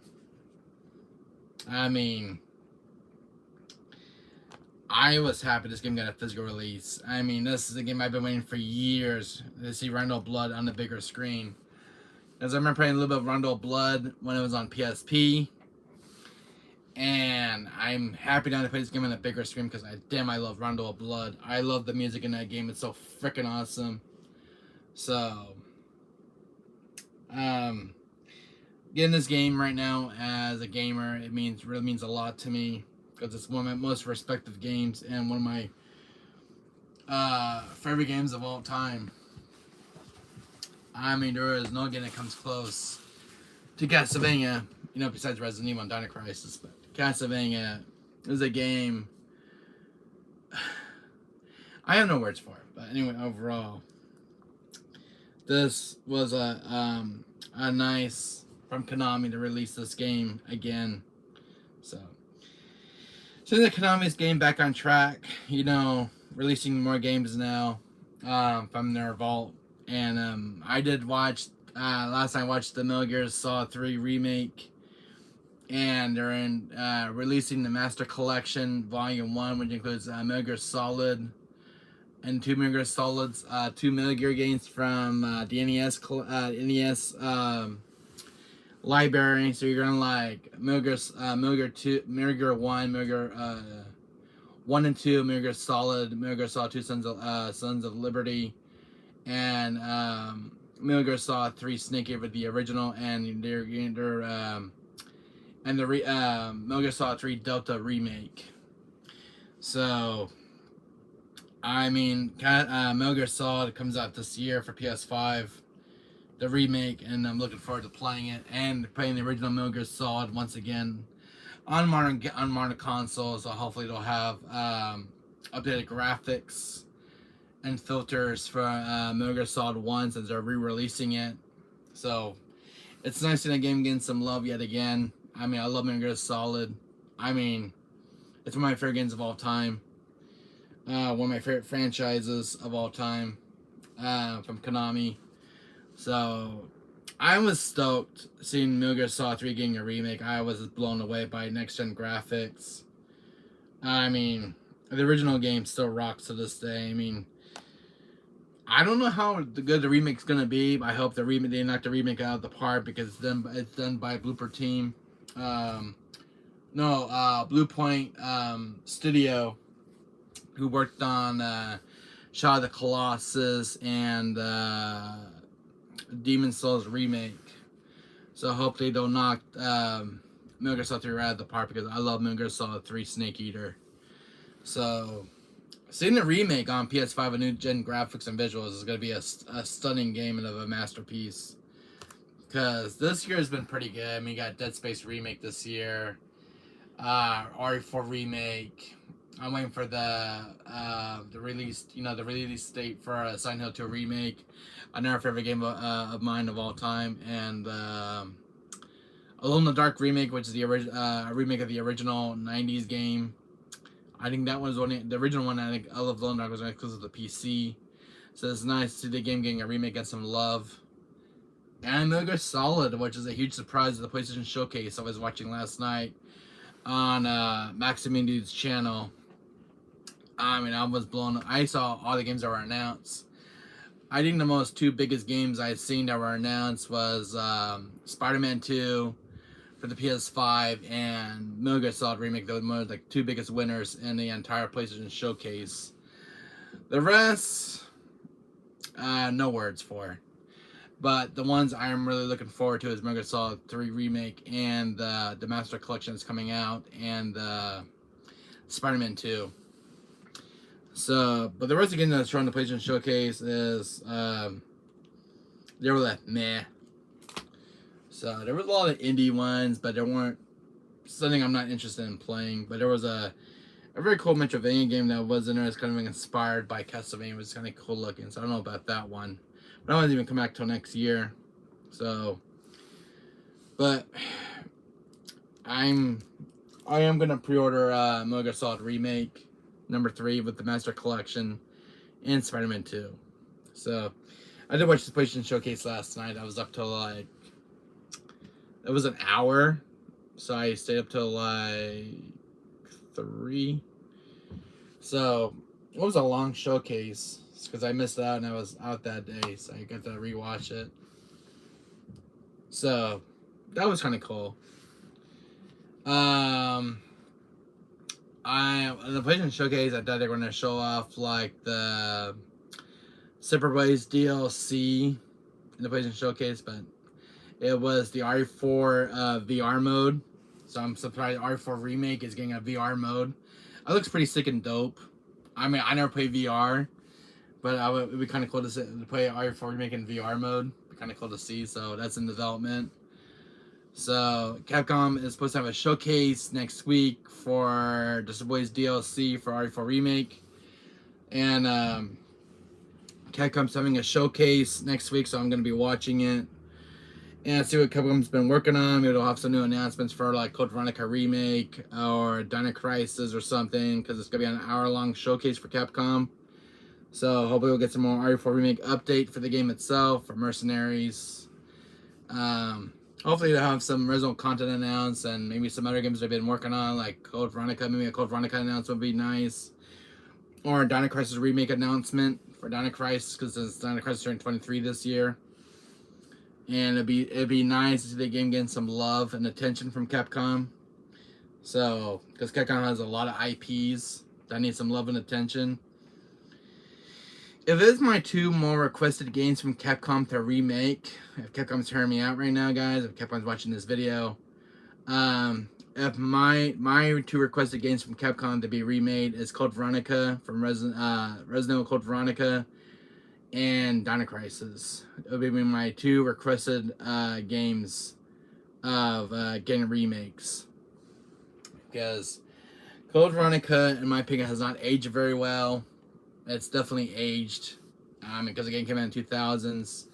It needs an overhaul. It needs a complete remake. I mean, it's nice playing the original, but it needs a remake in the RE engine, because it'd be kind of cool how the game would look in the RE engine, including Dino Crisis. Because Dino Crisis has not seen a remake or a remaster in years, for like 23 years. So hopefully Capcom would remake Dino Crisis, because Dino Crisis needs some love and attention and a revival. So, and I hope the second Dino Crisis 2 will get a remake, because Dino Crisis 2 is an awesome game, which is a follow-up sequel. So, seeing those 2 games in the RE engine would be really cool, and it'd be a love letter to the franchise. And maybe when they get Dino Crisis off its feet, they can do some spin-off titles, and maybe some new entries for the franchise. Dino Crisis has not seen a new entry in years. So, I would love to see Dino Crisis make a comeback and revived, and seeing Code Veronica getting a remake. I mean, I don't know what's going to be shown at the Capcom Showcase next week, so I'm keeping my fingers crossed they'll announce some new original games being announced. Maybe RE1 Remake, RE0. Who knows with Capcom these days. They're full of surprises, and I love Capcom, so they're always releasing some of the most respective games of all time and from my childhood. I mean, man, you know, seeing Mega Man X Legacy Collection getting re-released from the PS1, that was kind of cool to see again. See Mega Man X getting re-released on modern console. You know, Mega Man X 4, 5, and 6, which are my favorite games from my childhood. I mean, seeing the entire Mega Man X collection on PS4 is like a godsend and a love letter, including like the original Mega Man. And I was so shocked when they announced Mega Man Zero getting re-released from modern console. I mean, that was very nice to see that. And Street Fighter Anniversary Collection. I mean, Capcom is the most respected game studio in my opinion, because Capcom makes the most awesome games of all time. I mean, their games are always polished. There's never issues with their games. I mean, our game company is going to take issues from Capcom, because Capcom is the most respected game studio, in my opinion, because I've been loving Capcom since I was a kid, and they're one of my favorite game studios and developers and publishers and of all time in my book, including Square Enix, because they make some of the most awesome games as well, like Final Fantasy VII and Parasite Eve. I mean, but when it comes to Capcom, they got a massive IP library. I mean, they surprise me every year what games they're going to release. So, hopefully they don't announce some new games at the showcase. Don't know what's going to be announced. So, hopefully we'll get some R4 Remake announcements or something for RE related, or something that's not been discussed in a while, maybe Dino Crisis or something. I would love to see Dino Crisis getting announced. I mean, that'd be a shocker, seeing a remake of Dino Crisis in a trailer they'll announce. I mean, every single Dino Crisis fan out there would be mind blown with their mouth dropping, including Code Veronica. Code Veronica was one of the main entries, and a follow-up sequel to Resident Evil 2. So it'd be nice to Code Veronica getting an announcement trailer. That'd be nice. A remake of Code Veronica. I mean, to me, as a kid playing Code Veronica, I'd be speechless. That'd be a must buy for me. So what do you guys think in chat about the Capcom showcase that's being within the week on YouTube? What do you guys think that will be shown at Capcom showcase? Anyone in chat? You guys are always quiet in chat when I'm talking to you guys. You guys can talk to me. What are your guys' opinions on the Capcom showcase?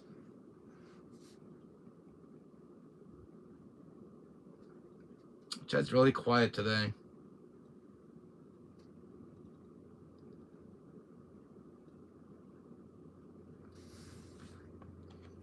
I mean, what do you guys think of Capcom?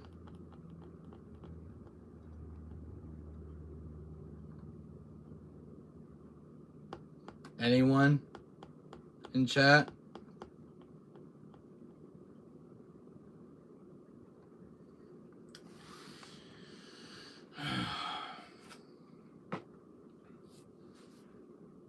You guys can say something in chat. I'll be a stranger. I don't bite.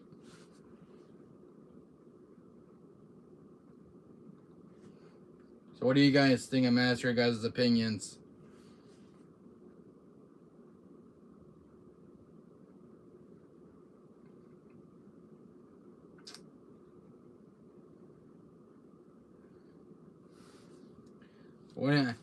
I'm asking your guys this question. What do you guys want to see at the Capcom showcase?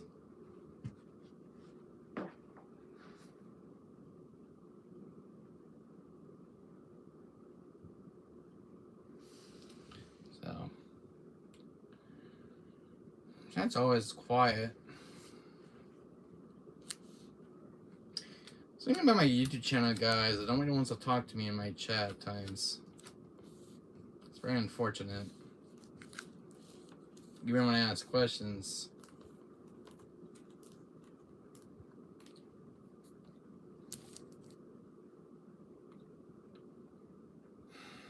Anyways, guys, smash that like button.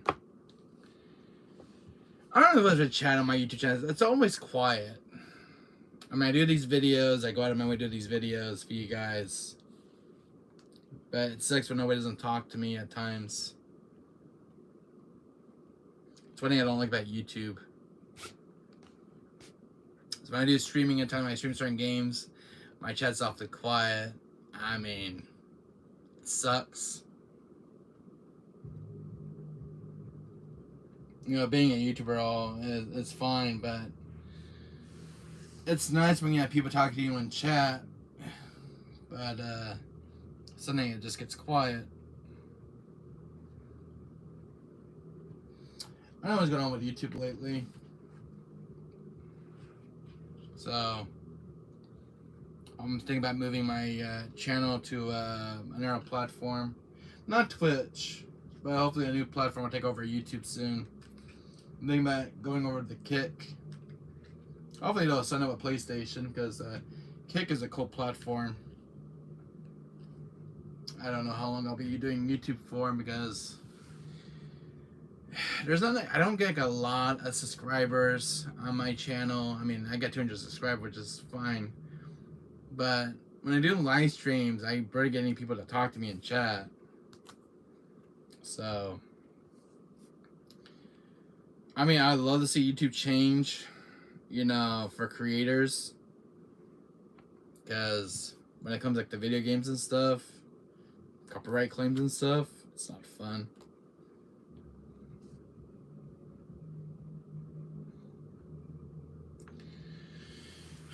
When I go back to certain live streams on certain channels on YouTube, they're more active than mine during chat, you know, for the chat part. I mean, some people have like 200 people in their chat, which is kind of crazy. I never get that many in my chat, even on a small YouTube channel. I mean, that'd be kind of cool. I have your chat full with a bunch of people to talk to. I mean, when I do my live streams on my channel, I never got, I think the last time I got like a lot of people in my chat was a total of 20 people in my chat. It was for like RE6 live stream. But it has never reached that since then. So then I think last time it was actually 30 one time, and then the second day it was like 30 subscribe. I think 30 viewers watching. So, anyways, I wish my channel was more active during live streams. I wish it was. When I do these videos, unboxing, or do my pick-up videos, I have to see more people in my chat, people to talk to, or ask me questions and stuff. So, even my comment sections on my videos has been quiet, guys. You don't comment enough on my videos. I mean, it's been a little bit active lately, but I don't get comments on my certain videos. It's very sad and unfortunate with YouTube.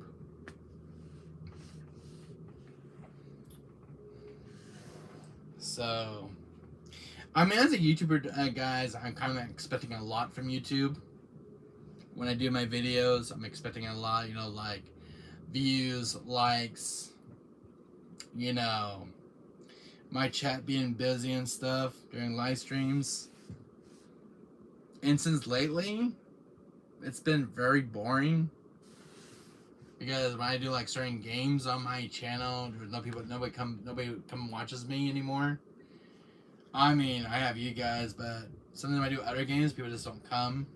And I'm here by myself, and sometimes when it was a show within an hour, I'll just kind of turn the game off. And to me, makes it hard for me as a YouTuber to stay on YouTube. Because I like to stream games for you guys, but it's sad when people don't show up and watch you play and they don't talk to you. That is like, to me, why am I streaming a game for somebody to come and talk and watch me play? I mean, you're just there to support the creator and the YouTuber. But a few weeks back, I was streaming some games and nobody didn't come watch me play, and I just kind of quit. I mean, I was streaming for like 2 hours, nobody even came in to watch me play.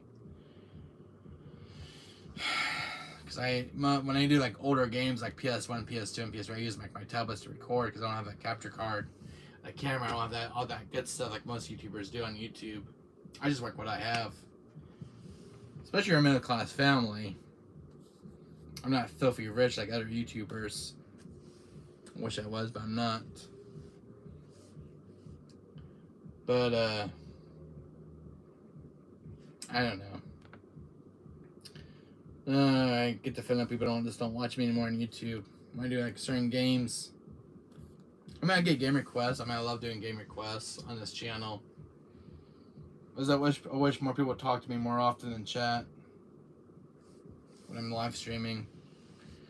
Because after a while, it just gets awfully quiet, and it's like the chat's like inactive, and they say like 0 people watching. I became a YouTuber because I want to get something back to my community, but I don't know if YouTube is my call. I kind of have second thoughts about YouTube at times, but I like YouTube. I like the stuff I make on the channel here. It's just I have certain some certain personal issues with YouTube when it comes to my channel. Because recommendations on YouTube, my channel does not even get recognized. Even as a follow YouTuber in a small channel.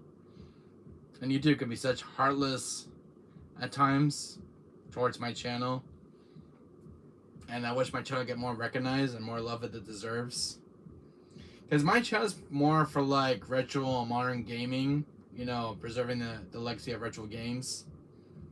And I love speaking about retro games on my channel and modern games. But I wish my channel get more recognized and tons of views and stuff. With like other YouTubers. I've been on YouTube for about a year now. since I joined last year, but I was hoping my channel would take off a lot better, but it's getting there slowly. It's just like it's taking forever. Like I'd like to get like 1,000 YouTube, 1,000 subscribers and a ton of views of my videos, but it's so damn slow with YouTube recommendations and stuff. And when it comes to like the bigger channels, bigger YouTube channels get more recommended compared to small YouTube channels, which is BS in my book. And it just shows how YouTube it can be heartless at times for small YouTube channels. But I do try to make a lot of awesome content because my channel is more of a gaming content channel. I just think YouTube should really show more respect towards small YouTube channels for recommendations. Because our YouTube channel's been on here for quite a long time, for almost like 10 years. But when it comes to the new new YouTubers and small YouTube channels, like are just been a year now on YouTube, they should get more love and respect from recommendations. But that doesn't happen on YouTube now. But it just sucks for my YouTube channel does not get more respect than it deserves. I mean, I love streaming games. I love doing content for you guys. And I barely get comments on my videos anymore. It's been slow on that. I get a few good comments once in a great while, but not enough. But I don't have an editor for my channel for like my videos, which kind of sucks. Because I can do all the all the editing myself as a YouTuber. So I found your channel on YouTube recommendations. Oh, okay, Mike Dorn, thank you so much. Thanks for telling me. Because when it comes to YouTube, they can be heartless at times, towards me. But I'm glad you found my channel, Mike. Thank you so much, my friend. I am going to stay on YouTube because YouTube is a very cool platform. There's also Kick out there, but they never came over to the PlayStation to sign up an agreement for the PlayStation platform. Because when it comes to PlayStation 4 and 5, there's no way to stream on Kick. I wish they replaced that with Twitch. No, put Kick on PlayStation and replace Twitch, because Twitch is horrible. And the more streamers from Twitch are leaving Twitch lately because of some new policies in effect. I love this channel. Oh, thank you so much, Mike Dorn. Thank you so much, my friend. That means a lot to me. I'm one of those YouTubers who love the retro and modern era of games. Showing games like this, guys, is like something I do most with this channel because I love older games, and people now, this day and age, forget that old games existed. Like who wants to play this older game? A lot of people out there don't love older games anymore, but a lot of people just moved on from the old retro gaming era. I am one of those kids who love the retro gaming era. I love game preservation. A lot of YouTubers I watch don't talk about older games. The only one who really talk about older games, like me, which I have a lot of respect for, is like Metal Jesus Rocks, Radical Reggie, Retro World. People who are still in love with the old gaming era, and that's huge respects from the heart. I like people who have a lot of respect for older gaming genre. One thing that pisses me off about Jim Ryan, about the CEO, don't get me wrong, he's probably a nice guy, but one comment he said that really pissed me off as a gamer was, he was at a convention one day and he was looking like an old PS2 and PS1 game. Like, who would the hell want to play this old relic of a bygone era? I'm like, excuse me? I was one of those guys, one of those gamers who grew up with retro gaming. When somebody says that about the gaming legacy you grew up with of golden era gaming, you're really stepping out the line.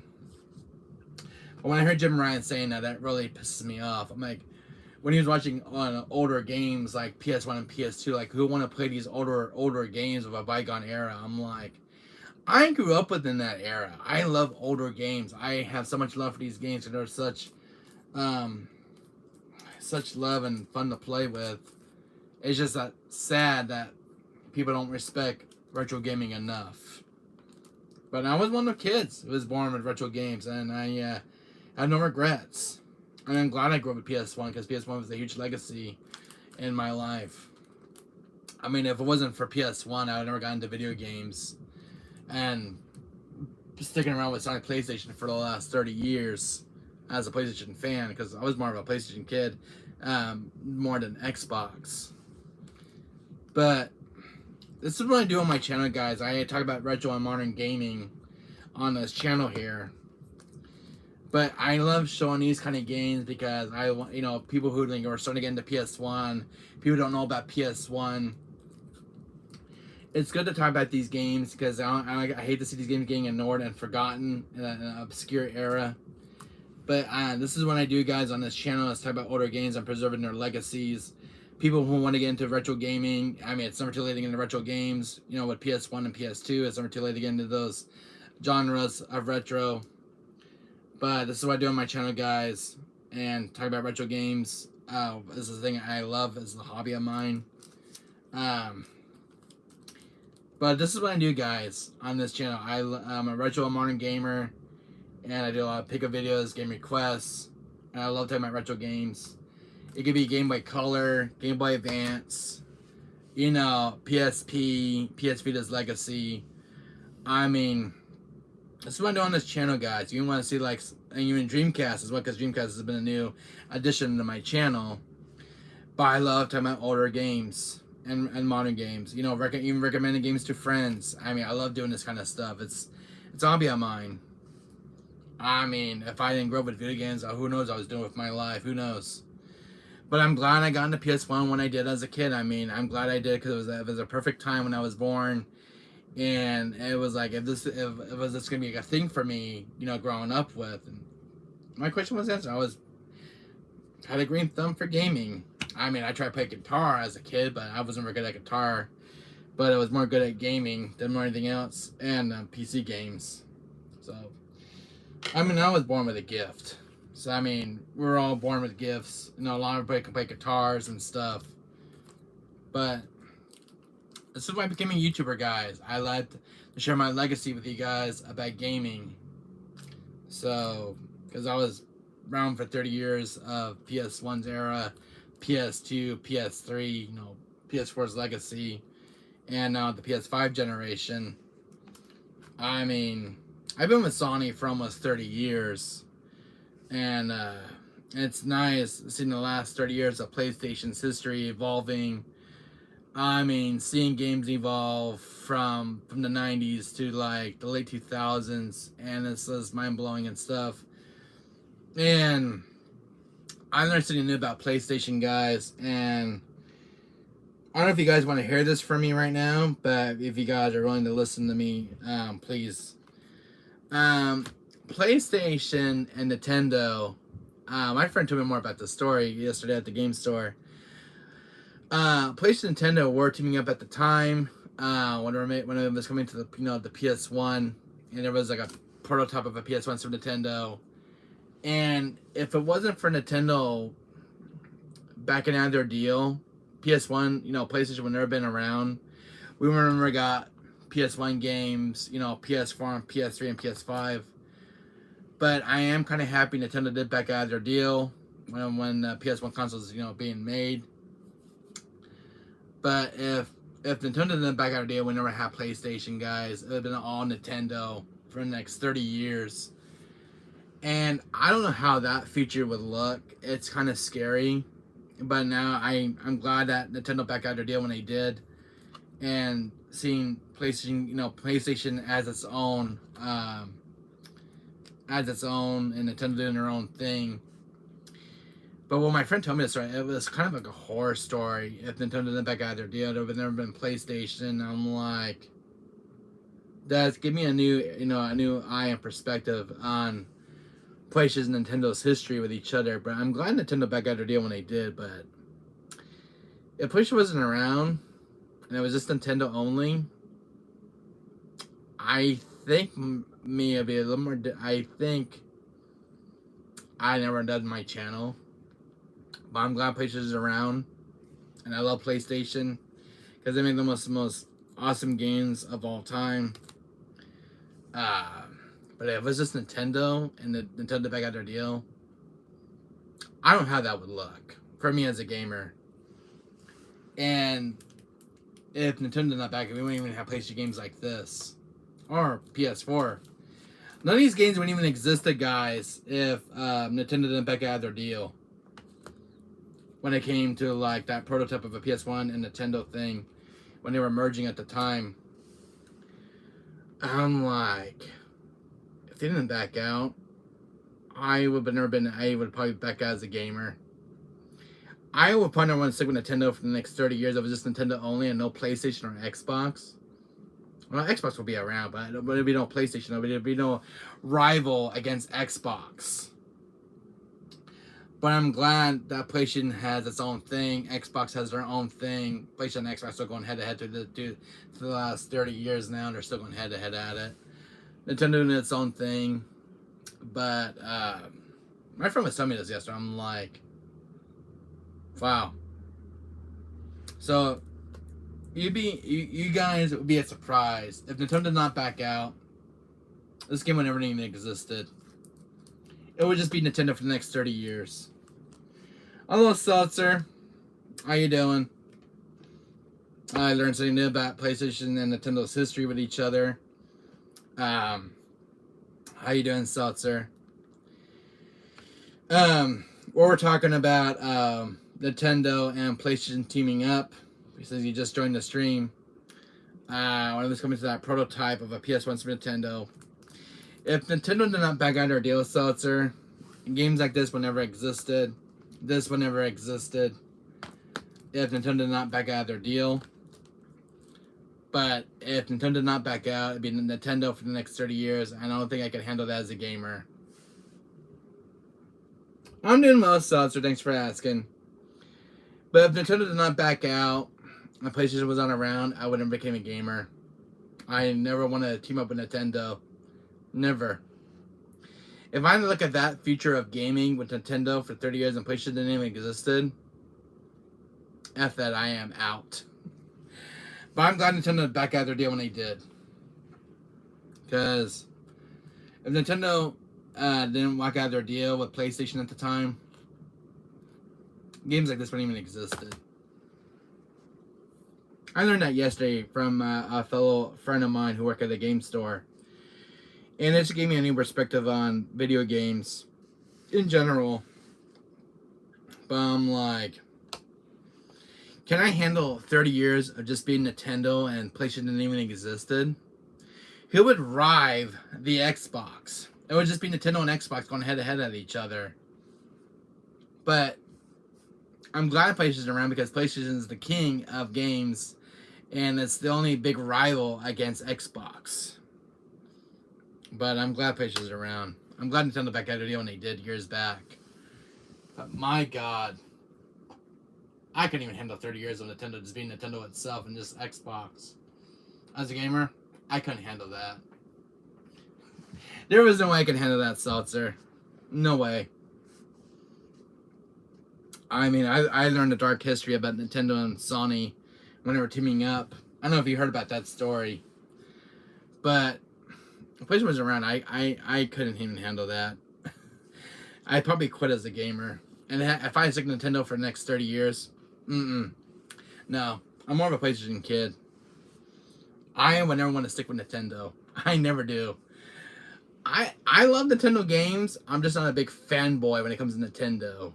I mean, I love some of the games they have, but I was more of a PlayStation kid growing up. I was more of a PlayStation compared to Xbox and Nintendo. Because during that era, my brother was more of a Nintendo kid, and I was more of a PlayStation kid compared to Xbox.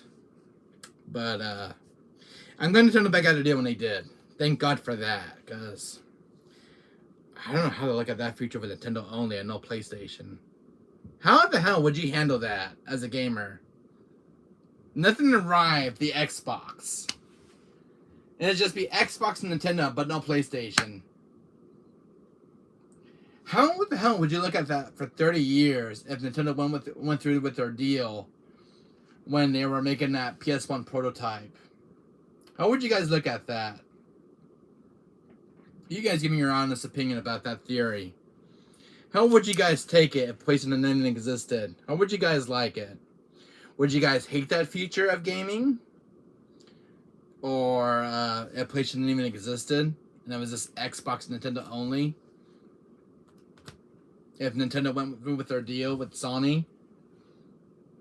How would you guys handle that, in your guys' opinion? How would you guys take it?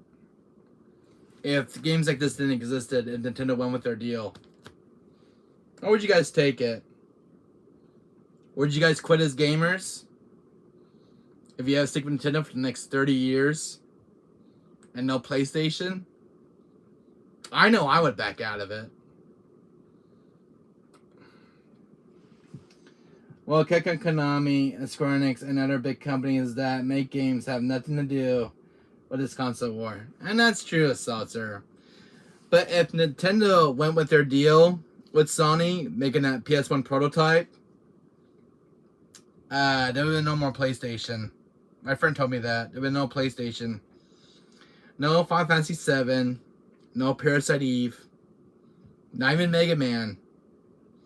It would just be Nintendo on Xbox. If Nintendo went with their deal. If they didn't back out.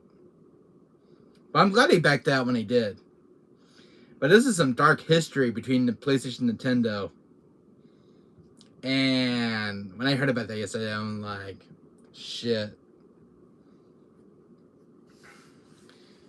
But anyways, Seltzer, I did pick this up yesterday, though. I picked up a legacy title.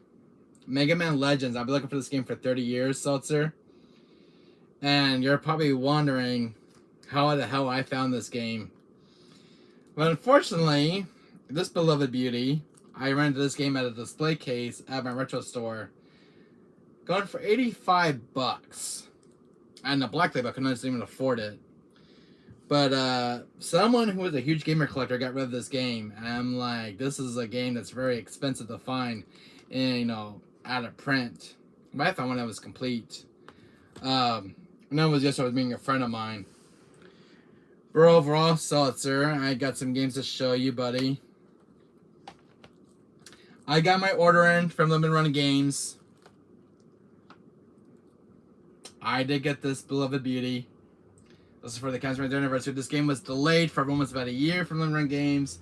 And there's me an apology letter about the not shipping the game out early. But if I came in and waited about for a freaking year for this game, because I paid $323, and I think this game will ever show up to my mailbox. Well, a lot of YouTubers on YouTube are getting their orders in from Limited Run Games. Mine came in this morning, this afternoon. But just includes Rondo of Blood and City of the Night. This is the... And though I continue being a gamer, but only playing indie games, visual novels, and MMORPGs. That's understandable, Seltzer. Overall, this is the deluxe cover art, which you can take the regular default cover out, which I did with mine. So this got the Run of Blood cover art, and it's got the other cool side, as well as the PS1's legacy art with the castle. This is kind of cool. This is only including the collector's edition. So I took the cover art that was in this one and replaced it with this one was inside the box. So I finally got this. I waited about a year for this. So yeah, check out that disc, Seltzer. That's a cool looking disc, by the way. I like when they go out with the disc for the 30th anniversary. And this is like a little mini poster you get with the game. So check this out, Seltzer. I'm a huge Castlevania fan, Seltzer. Guilty as charged. This Castlevania is one of my favorite games of time. This is like a little mini poster of Rondo of Blood. This is kind of cool, preserving the legacy of the game. It's kind of a love letter to the franchise. Konami and Limited Run Games worked out some kind of deal Well, but the Symphony of the Night one was a different story for Symphony of the Night Seltzer, because during the game's development, they didn't use the PS1's format when we were making this game for the remaster. They used the other unreleased version. You know which one I'm talking about, so don't you? The one with the awkward dialogue and the voice recordings. They pay extra money to get that version from Konami. And I was like, I'm blown away. They paid for the unreleased version of Symphony of the Night, which has never been released physically. I think it was only seen once on the PSP. And then they got re-released again on the PS4. But this is the this is the Rondo Blood is the one with the those animated cutscenes.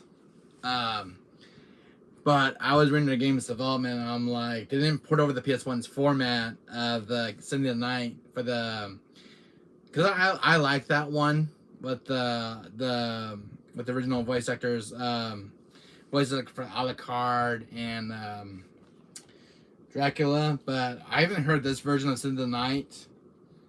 All I know is that Limited Run Games pay a lot of extra money to get this one released, which has never been released from Konami's vault for 30 years.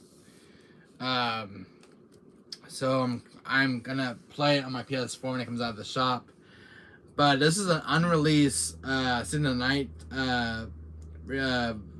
version of the game, which is the new recordings of new dialogue and stuff. It's not the PS1 version they ported over, which it's sad, unfortunately. But it'll be kind of cool how this Symphony of the Night plays out. This is the remaster one with new filters and stuff. So I'm surprised they went with this version of Symphony of the Night and not the PS1's format. So I don't know what you think I say about that one, Seltzer, but Symphony of the Night with the new unreleased version that you just released. It's got the new recorded voices and stuff. And it's the one that's never been released from Konami. So like limited run, and Konami, I guess they came up with some kind of agreement. And they pay a lot of money to have this version released for Symphony of the Night for the 30th anniversary. And it was ever seen on PS1. This new recorded dialogue with Alucard, Death, Maria Renard. So got some new dialogue, which has never been seen in PS1. So I'm kind of surprised they went with this version of the game and not the PS1's version. So we'll have to wait and see when I stream this game for the channel now, since I have a new way of streaming Rondo of Blood and Symphony of the Night. And check this out, Seltzer. Look at this beauty. Now tell me you're stoked about this. I know you're not. I don't know if you're a Castlevania fan, Seltzer. But this is Symphony of the Night box. Which is the Ultimate Collector's Edition. It's got Dracula, Alucard, Richter Belmont. Again, this is very, has this beloved foil on it. So this is very nice box. And you're probably jealous of this one. I know you are, Stutzer. This finally came in today in my mailbox. So I was like happy to get this. I paid $176 for this, and including like the 3 copies of Castlevania and Rondo Blood in the Night, because I ordered 3 copies of this. 1 copy is already in the box, but I spent a total of $323, Seltzer, because this box includes the CD soundtrack for the game for Rondo Blood and Symphony of the Night. This is the game I got last year, Seltzer. I got the Castlevania Anniversary Collection, which includes these beloved Castlevania games, including Castlevania Bloodline, Super Castlevania 4, Kid Dracula, Dracula's Curse, Simon's Quest, which is the worst one. The Castlevania's not really a fan of Castlevania, but I played Castlevania Era of Sorrow and GBA. Kind of liked it, but I haven't finished it yet. You should play the other Castlevania games, Seltzer. Please do me a favor and play the other Castlevania games, like Rondo of Blood and Symphony of the Night. And you'll really love those games, including like Lords of Shadow. And there's an Order of Ecclesia, which is another fan favorite of mine on the GBA. No, that one's on DS. That one's on DS. I take that back. That one's on DS. But give give Rondo Blood and Sin Night a try, Seltzer. You'll really love those games. I stream them on my channel. I'm a huge Castlevania fan. The only Castlevania games I've never played are the ones in this anniversary collection, including Bloodlines. Some of these unreleased Castlevania games, so I'll have to check them out. I heard Simon's Quest is the worst one of all the Castlevania games, and for a good reason why. Because that game is very... It's not the greatest Castlevania game, Simon's Quest. It's one of the worst ones. Castlevania games, but if you watch AVGen play it, he can give you a full feedback on Simon's Quest. Because, the game is kind of awkward with its story elements and stuff and how to progress with the story. It's everywhere in that game, and it's not the greatest of the Castlevania games. But Simon's Quest is considered one of the worst games in history. Watch EVGen's video on that one, because I was surprised how bad Simon's Quest really was. I think now it's kind of... People like it, some people still don't like it still. But I'll show you what's in this box though. So I put this one back all together earlier. But I'll give it a try, I promise. No promises though. But Seltzer, how do you like this box for the Castlevania's 30th anniversary for City of Night and Rondo Blood? How do you like this box, Seltzer? Your honest opinion. How do you like this box? Are you guys in chat? This is some really cool artwork. How do you guys like this? Your guys' honest opinion about this box. Very cool. How about you, McDorn? You like this? I'm glad you love it, Seltzer. How about you, McDorn? Do you have it? What do you think of this box as a collector's edition? I mean, this is, made by Konami. I mean, they put a lot of money, they went all out with this package deal. So, I mean, this is some Castlevania stuff right here. So, I mean, I never bought a collector's edition in my life, guys. But I showing this earth some viewers. I'll show it again. It comes in this big giant coffin, Seltzer. So I'll show it to you guys. Since you guys are just trying to join the chat here. Very cool stuff. So Seltzer and Mike Dorn, if you guys are listening to me right now. This is the Anticipate Authenticity. Mine is number 740. Only 9,000 these were made. Only 9,000, Seltzer. So this is the Anticipate Authenticity. Mine's number 740 out of 9,000. So this is a rare one by Konami. Because this is the physical release for City Night Emerald Blood's re-release for PS4. And Konami wanted something special it was for last year, but this game was supposed to come in very soon. So, but this is they went all out with this package. So he shot to Limited Run Games and Konami. Because this is one of my favorite games of all time. So check these out, Seltzer. These are little collector's cards that came with the game. So this one right here is Rondo Blood, which has got Victor Belmont. If you guys can see, there's Dracula. There's a little girl in the background. I just didn't notice that. And Maria Renard. These are very cool and very detailed cards. This is Series 3. A lot of people didn't get this one in their orders. They sent me this one from Limited Run Games. Thanks. And they sent me a second one as well, which is kind of cool. I want to give one to a friend. And I got one of the Alucard. Check that one out, Seltzer. Very detailed. So, and I actually got two of these, by the way, of Alucard. So, very cool. This all came in the box. And, what was I going to show? They send me an apology letter. I can't share the code on the screen. But they sent me a $5 coupon seltzer. This is an apology letter from Limited Run Games for not shipping my game out early. This is signed by the CEO of Limited Run Games. But this is a $5 coupon they sent me as an apology for not shipping my game out early last year. And this game got delayed for 1 whole year, seltzer. And it was hard to keep updates on this order. I was hoping it would come in. But check this out, seltzer. This is a stainless steel case. And I love this one. It's got the a la carte in the front.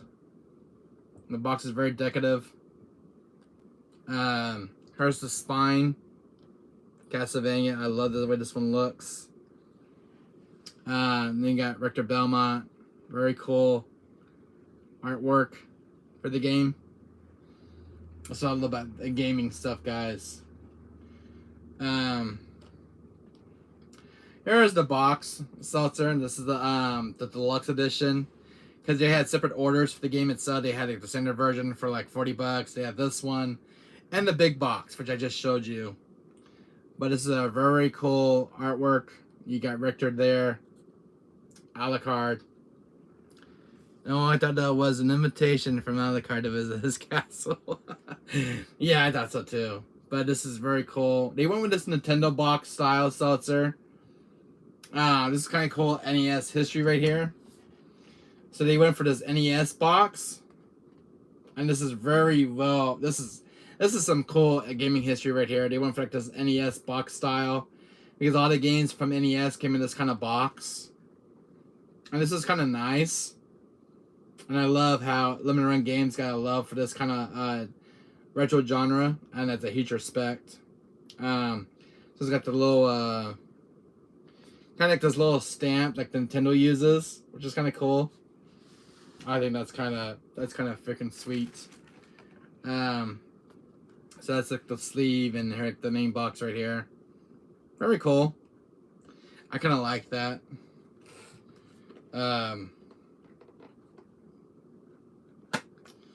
You know, trying to get these boxes open, trying to bend the lids. So I'll show you what I got in the box. It's empty now. But this is something I wanted to show you. Since I've been waiting to make a video on this collector's edition. So Seltzer, you'll probably be jealous right now because this came with a physical CD soundtrack for Sin the Night and Rondo of Blood. And there's all the music tracks, which includes Vampire Killer, one of my favorite songs from Castlevania, and some really good songs from Sin the Night and Rondo of Blood. So you got all these tracks right here, selected tracks from the game. So this is all on CD. Listen to. So, but this is kind of, I got this because I want the CD soundtrack, and as a Castlevania fan, Sin the Night never got a physical music CD soundtrack, and this is kind of nice that they did this for Rondo of Blood and Sin the Night. And this is a huge, and then this is huge if you're a Castlevania fan, because you got some of your favorite music tracks right here from the game to listen to. And I cannot pass this one up, Seltzer. I have a really cool music CD to preserve the game's legacy. I think it was very sweet. You know, they went on with this package deal. And so, like, this is the sleeve I pulled out earlier from the game. This is the default sleeve. So, and this is kind of cool. It's got this little artwork right here. Check that out, Seltzer. You mean you don't see a lot? You don't see a lot like this on when it comes to the PS4 sleeves. So that's just kind of cool. And then this big poster right here. You're gonna love this one. So this is a big giant poster they send me. I don't know why they fold these. It kind of sucks because when you want to frame this, you have to get rid of the crevices because it's very hard to get this one open. And I hate when they fold stuff like this. My God. It's not fun when they stuff like this. But this is so here's this is the Rondo of Blood one, or like the updated cover art for it. Too bad I didn't separate these seltzer. Then the other side is careful not to accidentally tear it. Oh, yeah, I'm being careful. But this is Alucard. This is 18x24 seltzer. As a tip, they didn't separate the posters from each other because you have two sides. It would have been nice if they separated them from each other for this 30th anniversary collection. So, but yeah, both artworks. They get the original artists to do the artwork. Seltzer. So this is kind of nice that he went with this. So if we can get this back, how they did this. Yeah, this is kind of. Oof. How they did this is very, very. Do it very carefully.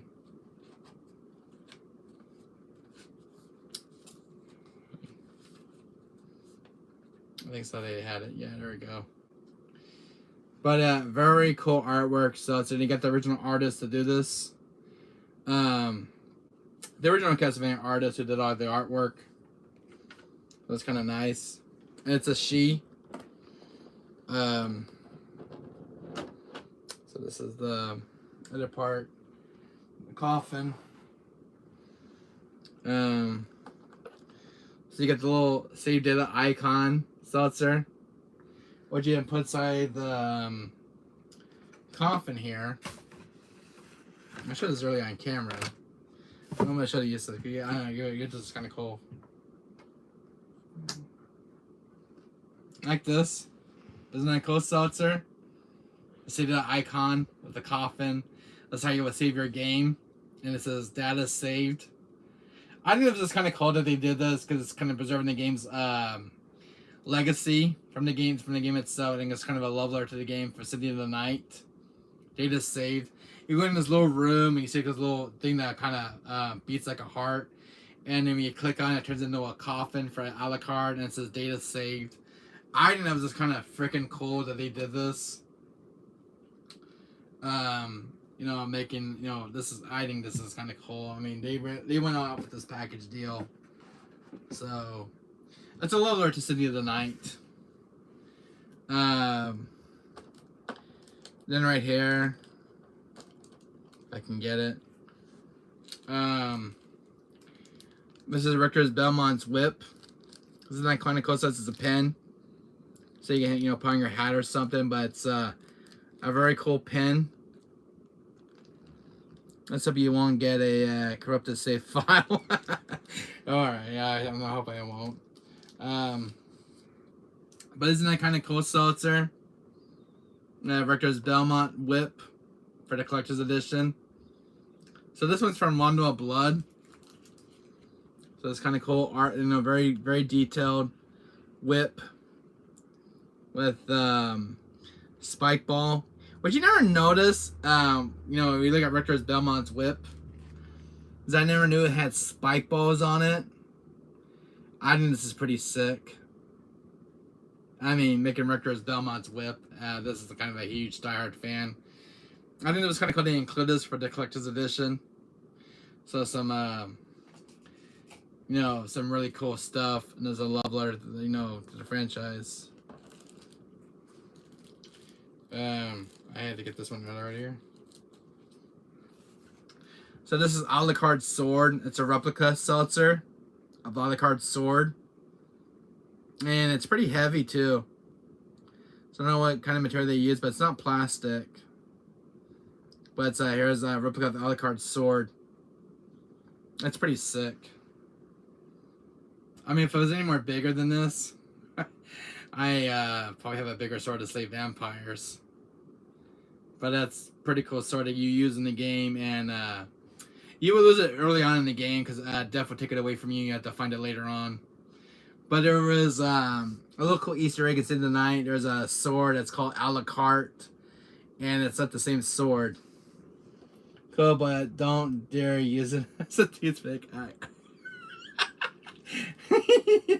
Yeah, use a toothpick. I got the start stuck on my tooth now.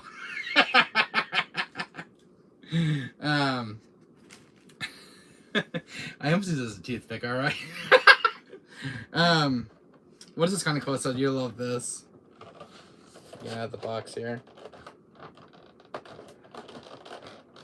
My God, they not and they make these. They don't make them. They get them out of the box easily.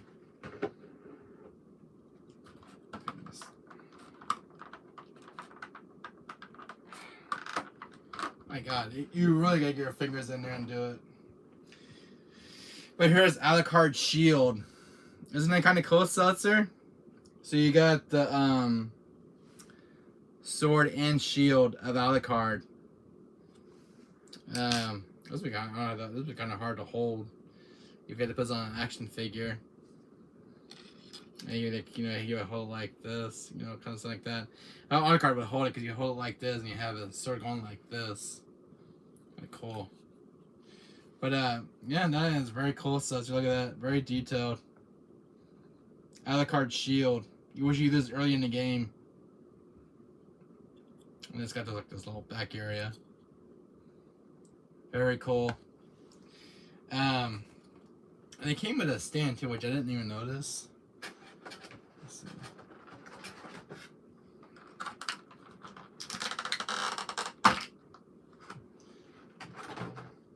So this is the shield part. So I go like that, Seltzer. And it's got this little stand for it. But there's no room for the sword. So this is kind of cool. You guys can see this on camera.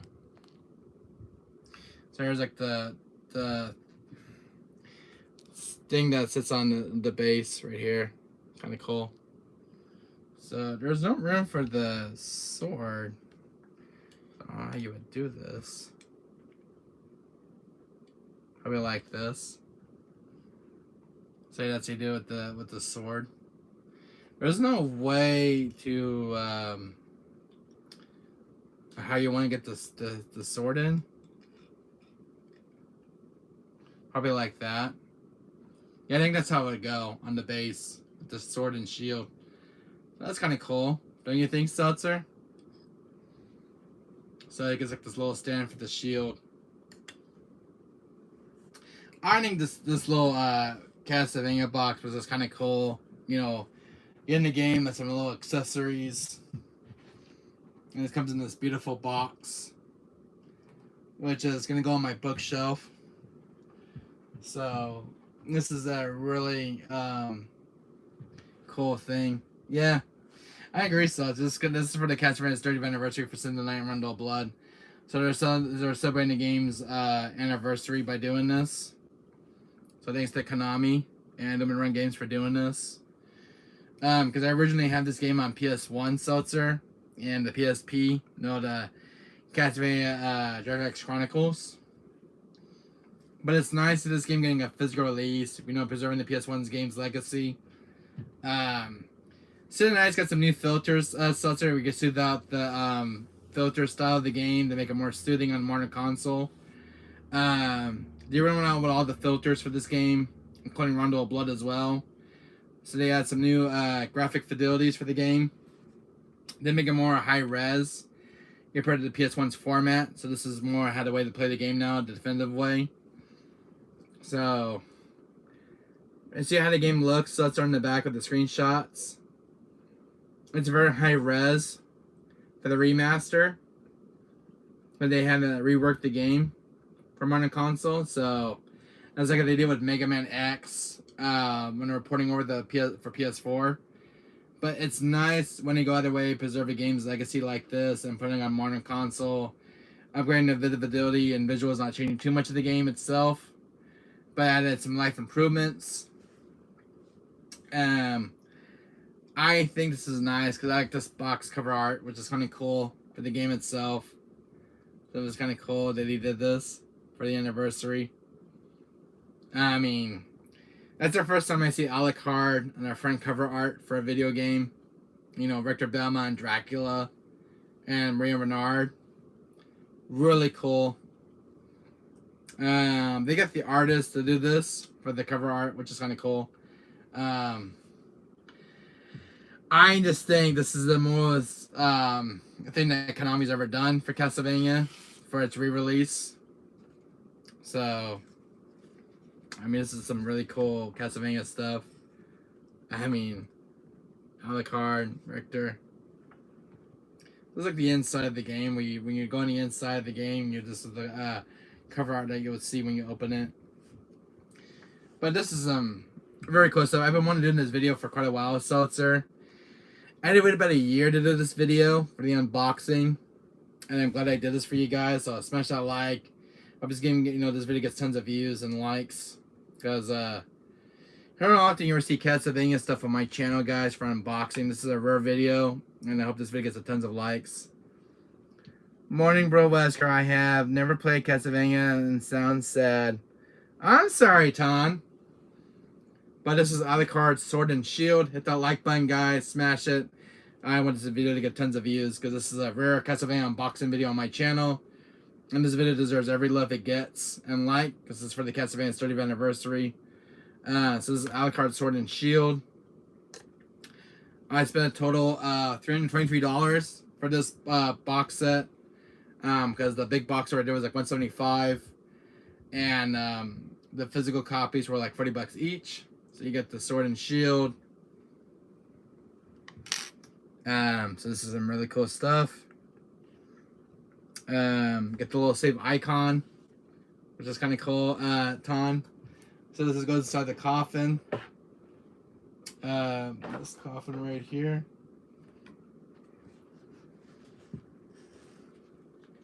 So I go like this.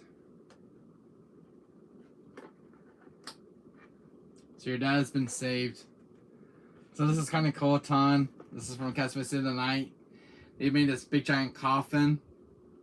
And this is the part where Alucard will save his data. So this is from Sin of the Night. It's a very cool legacy stuff for the game.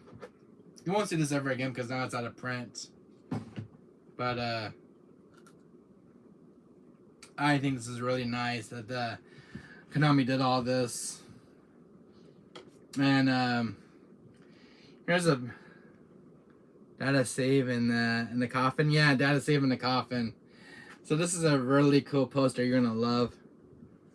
This Horizon 4 class that you could watch playthrough on my channel. Alright, so I'll watch your RE4 playthrough. Yeah, you see my video. I've been dying on an RE4 remake lately.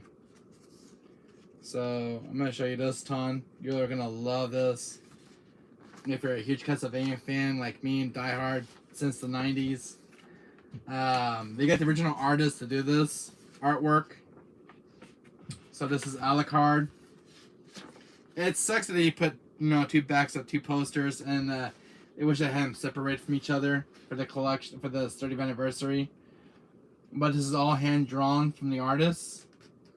So you got Alucard, and this one's supposed to be for Wandel Blood.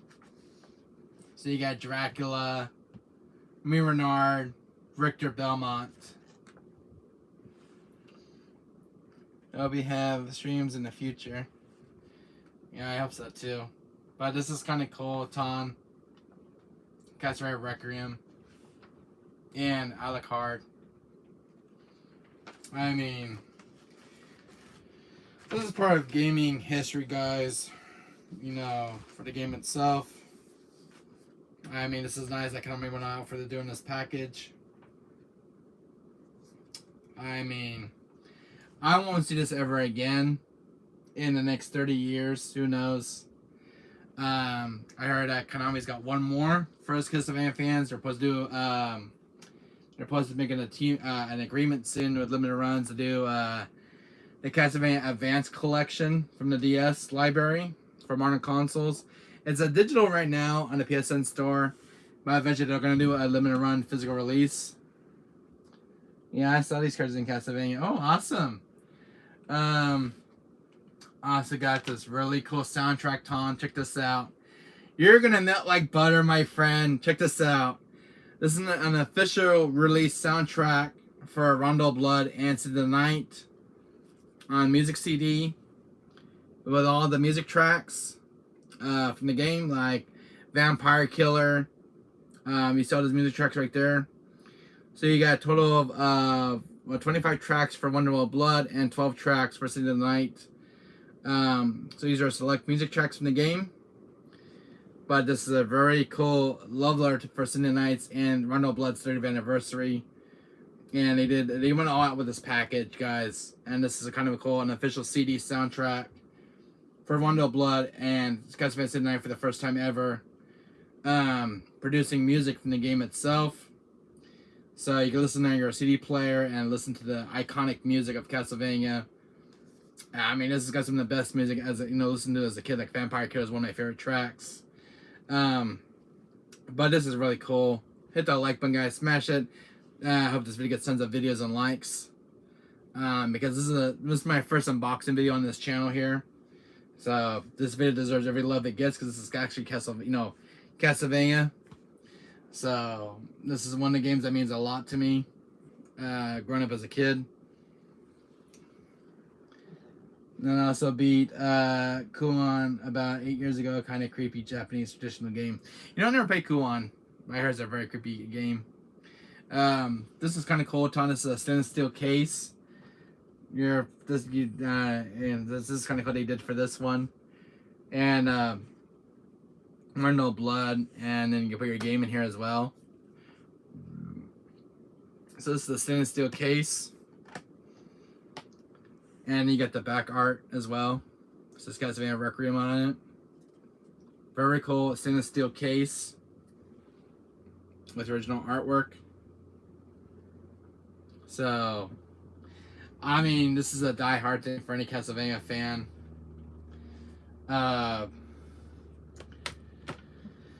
One other game I have here, Ton.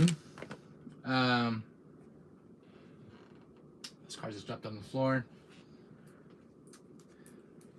Condor was a good game, similar to the Fatal Frame. Yeah, I agree. Also, Ton, here's a big winner right here. Yesterday I picked up Mega Man Legends for the PS1. This is an $85 game. And the value on greatest hits is going to increase over dramatically.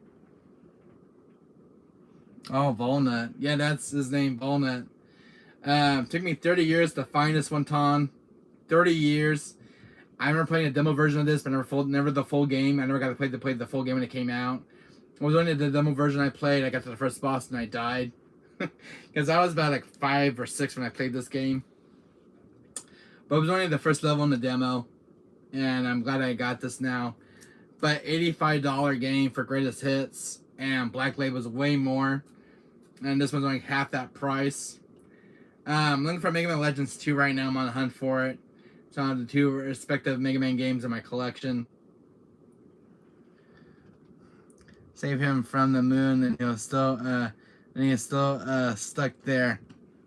Well, I'll try to save him from the moon, but this is kind of cool. I wasn't expecting to get this game at my retro store, but somebody traded it in.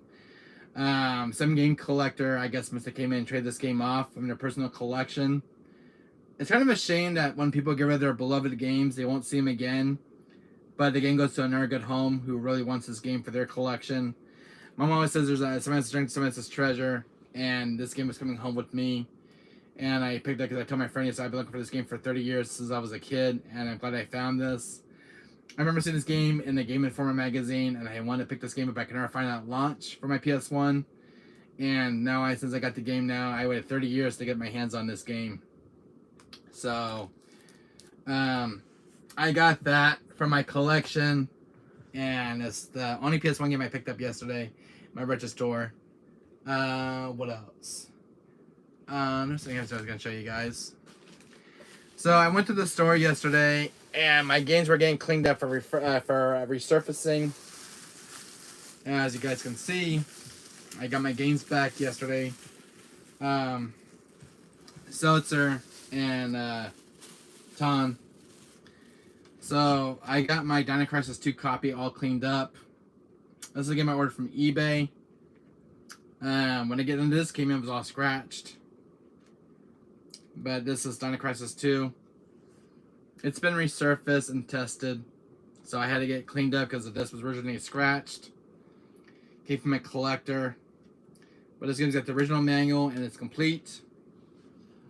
And this game is very expensive on PS1 because this game physically is about $115 for Dino Crisis 2. If you go on eBay right now, you can pay $100 for this game easily or more. A C1 will cost you about $250 or more. So Dino Crisis has really skyrocketed in price. And this is the black label. There wasn't my greatest hits, I don't believe. But this one has the original manual, and this one cost me $115 to get. And you'll be paying an arm and a leg for this game. Try to find factory sealed will cost you about $500 additional dollars or more, or $250, depends. But this game very expensive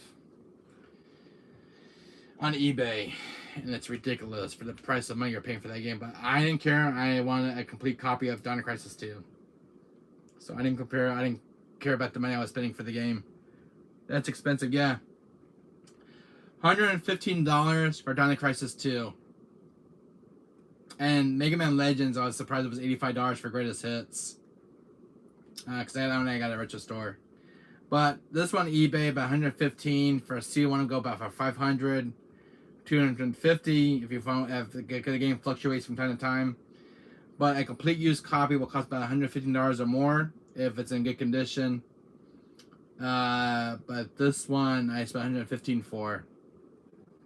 So I didn't have a complete copy in my collection, and I'm surprised how expensive Dino Crisis is, because Dino Crisis 1 is also a $100 game.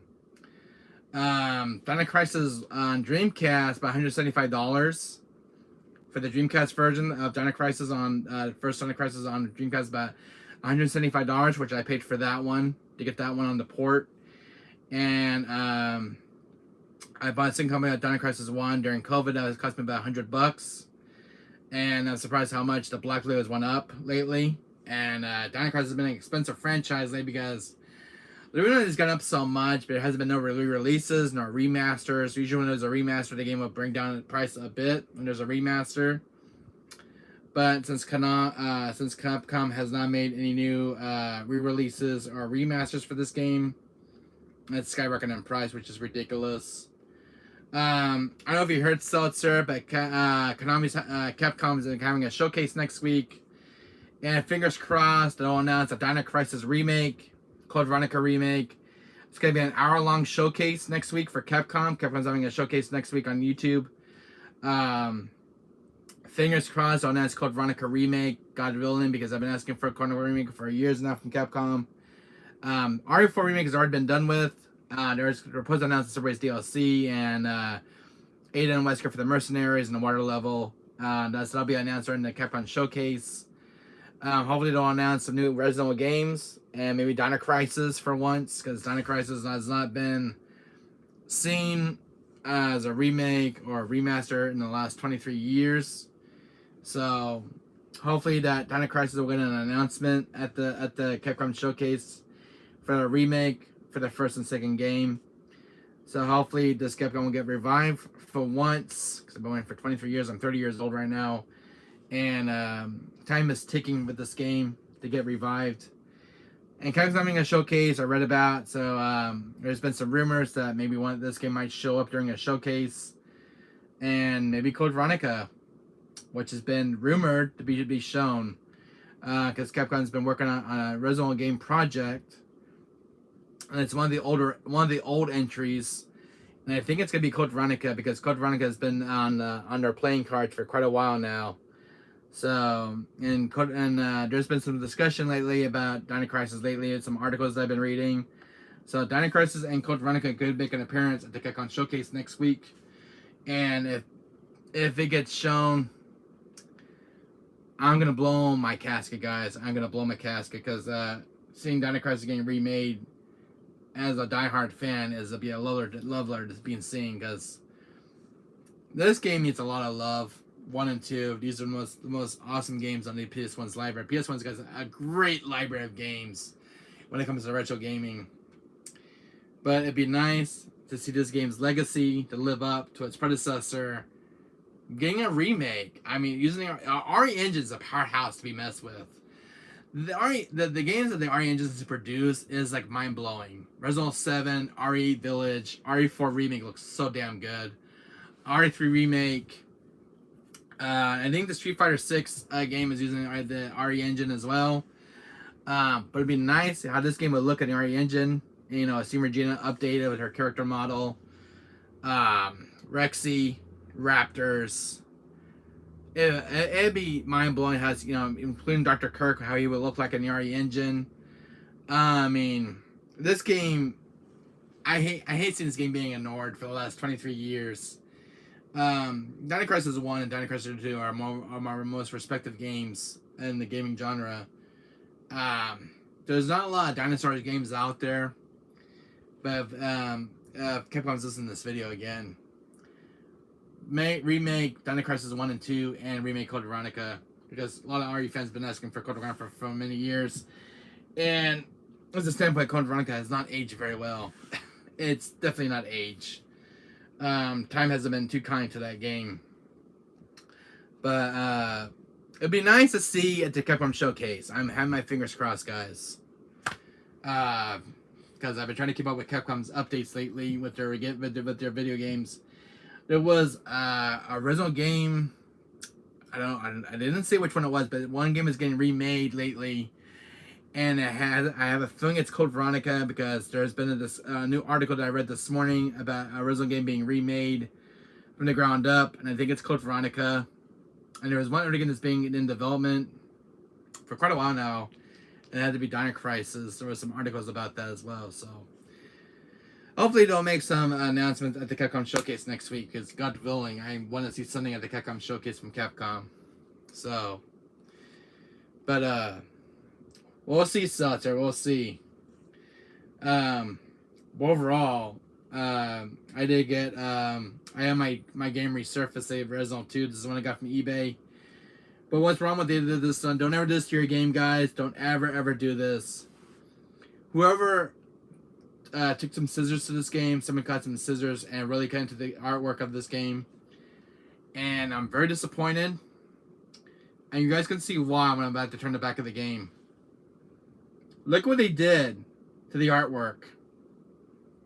They took out the barcode of this game, so they really ruined this game.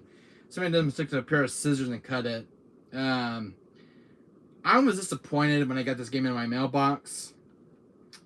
But this sort of did warn me of the back of the game. And I really hate seeing games like this being disrespected. Especially a game from 1998. But seeing a game like this with its back art, cut up like this, tears my heart up, and tears my heart up. I hate seeing retro games like this being with their original artwork being cut. Don't ever do that, guys. That's a huge disrespect to a beloved video game, ruining its artwork like that. They cut out the barcode, though, which just kind of sucks. I hate seeing this. I hate seeing stuff like this, Seltzer, Mike Doran, Ton. I hate seeing stuff like this. The games ruining a beloved PS1 game from 1998. This is not how you take care of your games. Look what he did right here. I mean, you ruined most of the game's artwork because of the barcode. If you want to trade this game in, you really lost value on this game. And there's no shop that would take take this in. I even asked my shop, and they would turn this one down easily because look what they did to the artwork. This makes me mad. But overall, the disc and the manga are in great shape. I mean, the discs have been well taken care of. The mangas and well preserved. I mean, this too is well preserved as well. And it's just, I was not expecting to see when I saw this in the pictures, but it sort of did warm me, and I hate seeing that in video games, especially a game from 1998, a beloved icon of a Resident Evil game. Resident Evil 2 is my favorite game of all time, and this is what they do to it. They ruined the back of this one. I'm pissed. You take one of my favorite games and you butchered it. Now I respect the video game genre. But overall, that really pissed me off seeing that. I mean, I don't know what it is about people, how they lost respect for retro gaming. But they ruined back of the artwork of that game. Including my GameCube copy I had on my GameCube, like Metal Gear Solid, the Twin Snakes. They wrote on the disc with a marker. And I asked my friend, can you get that off? If the marker has been there for too long, you can ruin like half the paint of the job of the disc. Do you think Resident Evil games these days are like supernatural type, Bro Wesker, not the like zombie type anymore? Do you think Resident games these days are like supernatural type? Resident games, Ton, are supernatural. I mean, these are the most respected PS1 games. And I get what you're saying, but in my opinion, these are supernatural games. Because these games are super. Becoming, I know they're zombie type games, but in my opinion, they're super games to play. They're very awesome and super.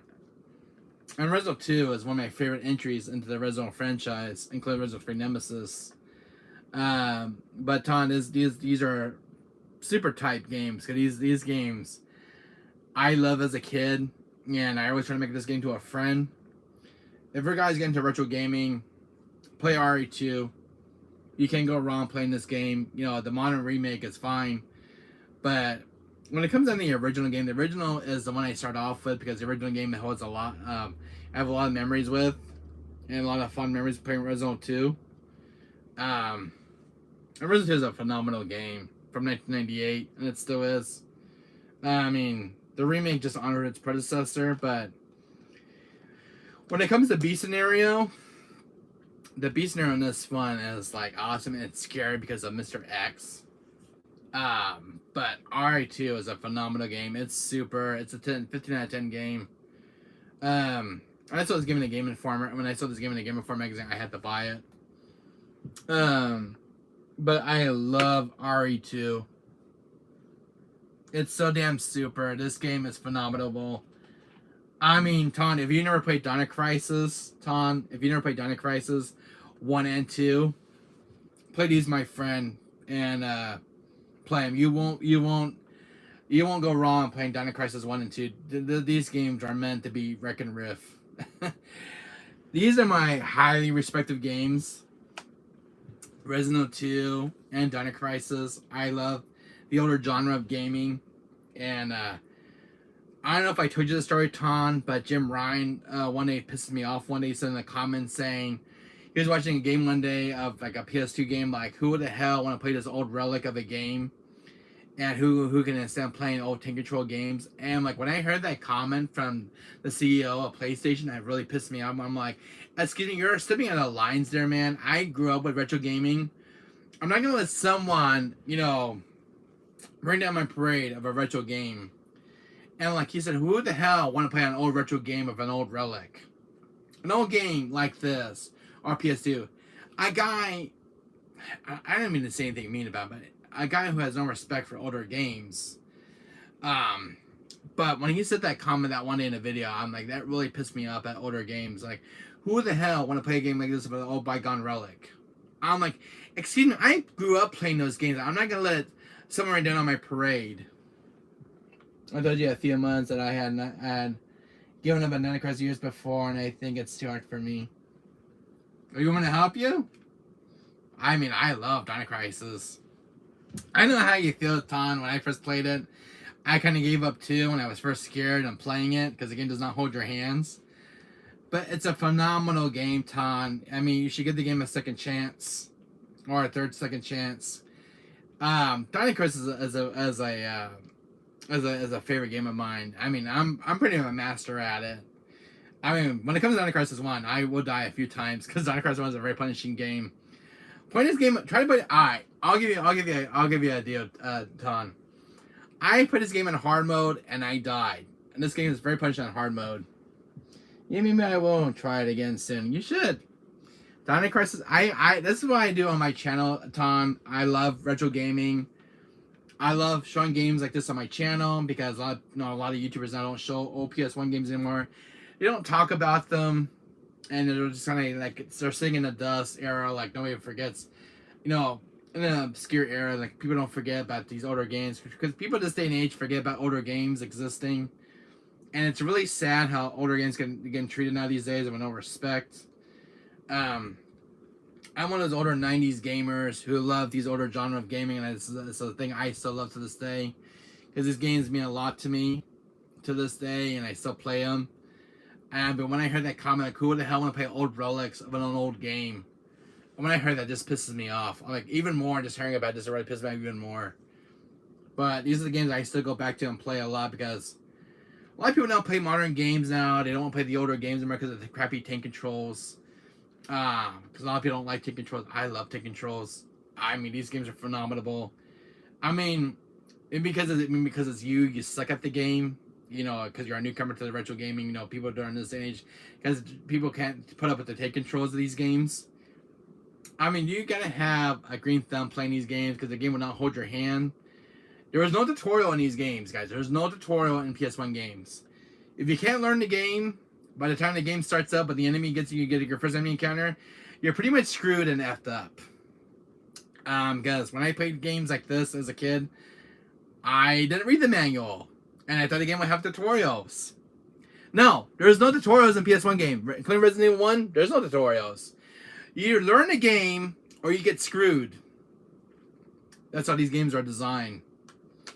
But if you read the manuals, there's your tutorial right there with the controls. Yeah, keep that in mind when you play this game. Read the manual first with the controls, and you get the hang of it. And just practice with the enemy movements. Yeah. These games will screw you up if you can't play them right. Because, my God, when I was first playing PS1 games, I got screwed plenty of times. So, yeah. Including Castlevania as an old PS1 game. So, yeah. So, but overall, I love older games. This is what I do on this channel here. I talk about old games. I love that legacy. I love that golden era territory of video games. So, anyways, I got my games back yesterday from my retro store. So, this has been all resurfacing. So, I had this one resurface. Because this was really dirty. And I got this from games that had never been cleaned properly. So, I got this re-cleaned professionally by one of those professional disc cleaning machines. So, I got my games resurfaced. They said they were ready for pickup. So my friend gave me a brand new case because the other case fell apart, and the disc holder that holds the disc were all broken. So my friend gave me a new case. I had this game cleaned up as well. I had it resurfaced. This is a game I picked up at the garage sale a while back, about 2 months ago. So I did this resurface, got it cleaned up. This is the game that crashed on me. Found out there was a scratch mark on it, so I had it resurface. And it works better now. But there was like this little mark on the disc. I think it's from the machine that made it, but it's overall it got cleaned up and it's clean now. Then I had these two resurface, these two copies. So I was at my store because I had to go kill 2 birds with 1 stone. I was meeting a friend of mine yesterday, so overall I got my stuff cleaned up yesterday. So got my gains back. So got those, and what we're talking about here on the channel here. Oh, so then I'm not mistaken anything. I'm not missing anything here. So overall, Ton, when I got my my boxing today, I ordered 3 copies of Castlevania Symphony of the Night with Rondo of Blood, because now as Limited Run's website, these games are out of print physically. If you're looking to find this game in print, Best Buy has a few left on their website. So if you guys want to get this game right now, if you're a PS4 collector, you guys better do it now, because this game will not be restocked.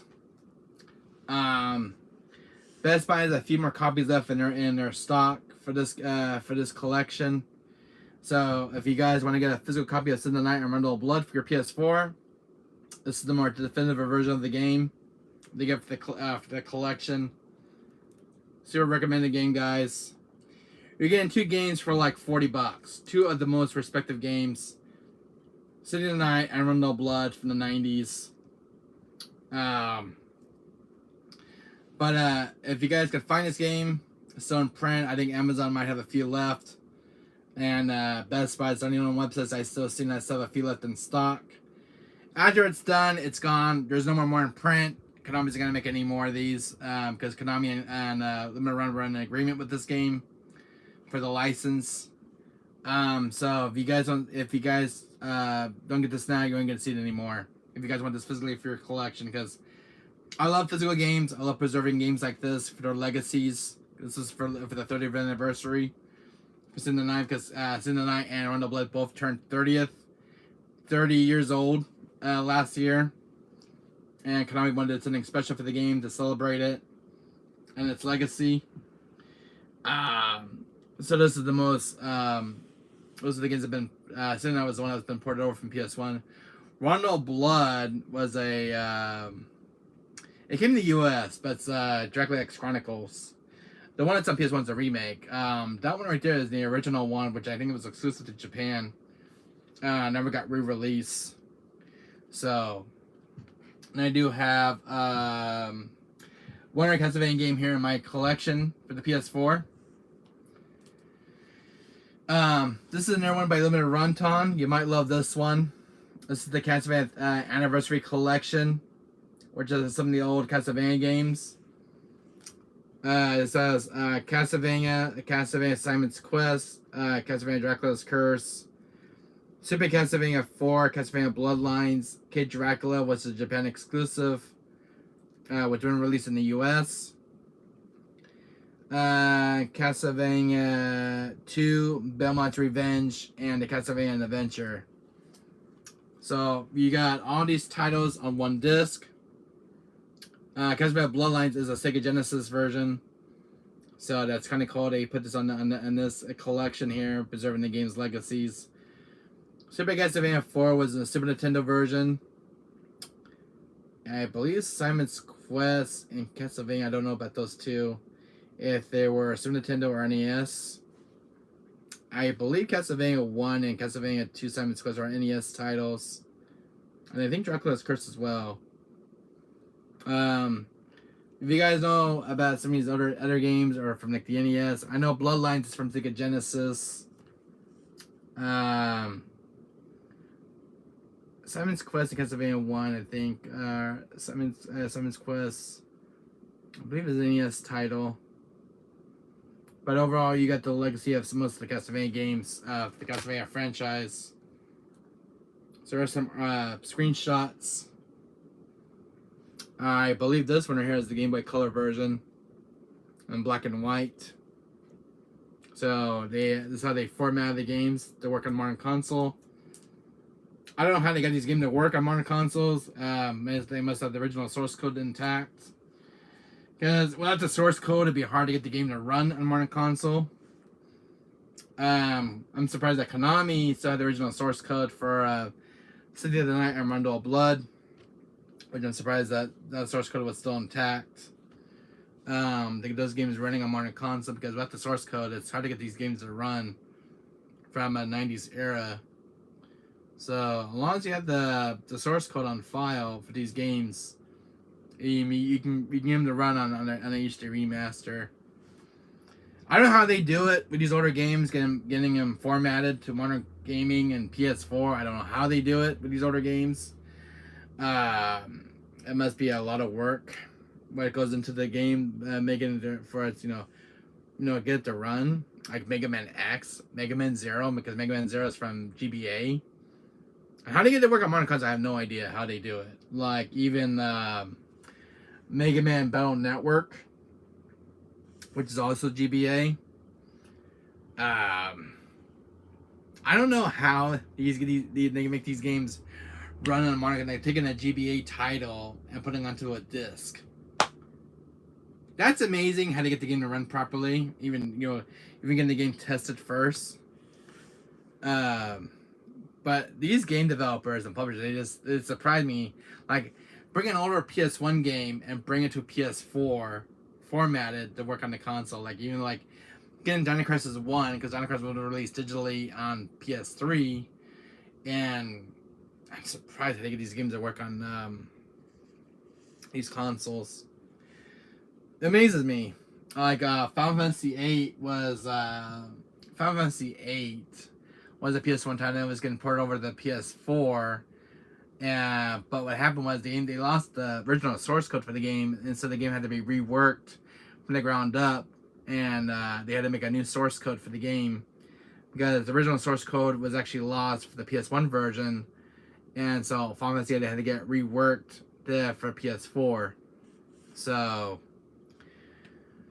Square Enix had their hands full of remaking that game for the remaster for PS4. So I don't know if Final Fantasy X had some development issues during development.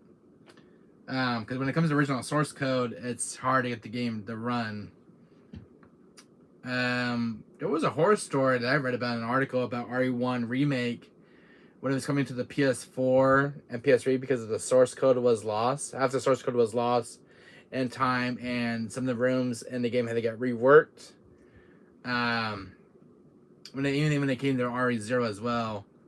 But it was an article that I read from Capcom when they were making the remaster of the Origins Collection for RE1 and RE0, and I guess the source code was lost over time, and that goes for most of the RE games that got remastered, like RE5.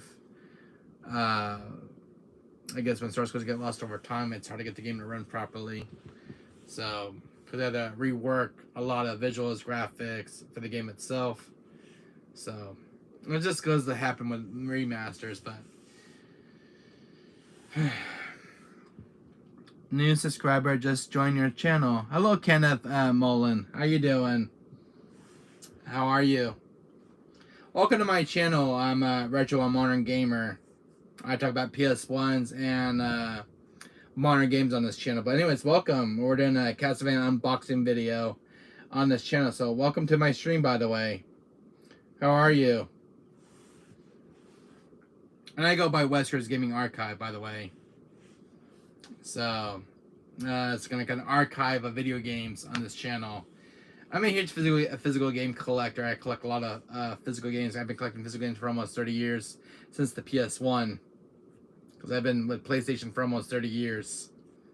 So, anyways, this is an unboxing video from Limited Run Games. I just got my mailbox today.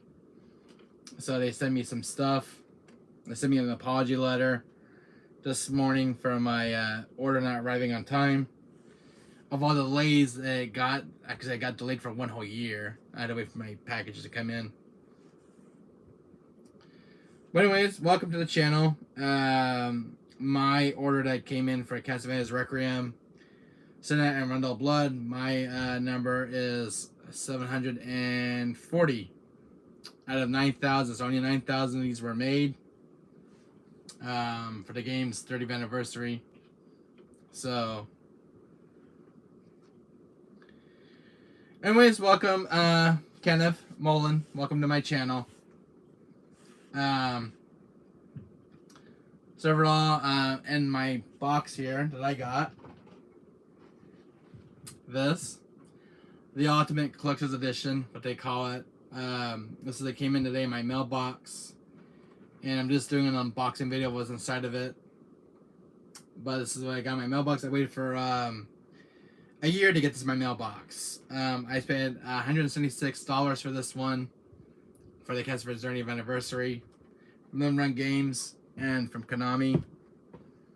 So it was nice to get this, because this collector's edition comes with the physical soundtrack, music soundtrack for Rondo Blood into the Night, and here's all the music tracks. They come like include Vampire Killer. So this is the soundtrack from Rondo Blood into the Night. So this is kind of cool. So, and I'm a huge Castlevania fan, by the way. And this is the big giant 1820 by poster for Rondo Blood. Into the night. I'm showing you guys who's just joined the stream. Anyways, hit that like button, guys, and smash it. Question: do you think we'll get a new Switch in 2024? Yes, we will, because there's been a new Switch model in development, which is the Switch 2. I think it's known as the Switch Pro, which has been rumored in development at Nintendo. And I know we'll definitely get a new model next year to take its predecessor's place. The Switch Pro has been rumored for quite a while now on YouTube with Nintendo. Nintendo's supposed to make a new announcement soon for their new Switch model. So hopefully they'll make a Switch Pro, because the Switch will have been kind of cool with 60 frames and with a 1080p screen with a long-lasting battery compared to its predecessor. So we'll definitely get a new Switch Pro, a new Switch 2 model next year, which has been rumored in development for quite a while now. So hopefully the Nintendo will make an official announcement during its Nintendo Showcase. There's a new Nintendo Showcase coming up next week with the Capcom Showcase. So that's been on there's a showcase coming up next week for Capcom Showcase and Nintendo. So hopefully Nintendo will announce something soon before the year ends for their new Switch handheld, which is supposed to be announced soon at their showcase. Soon. So I've been reading some articles about Nintendo and Capcom. Capcom's supposed to make some new original announcements, and along and it's been in development.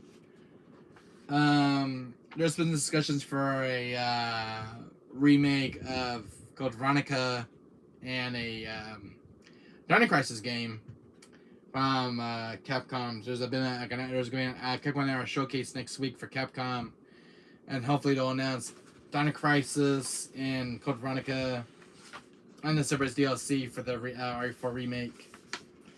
But anyways, this is the poster that I got with my collection. This is for Rondo Blood. It's 18 by 24. And then the one side is a la carte for City of the Night. This is for the Castlevania's 30th anniversary for this game. Just gonna go. I just wish they would separate the posters from each other. I have two separate posters. Because if I want to hang one, I can't hang the other up. Like on one poster. See if I did send me an extra one of this. It'd been nice. So that I got two posters. So it'd been kind of cool.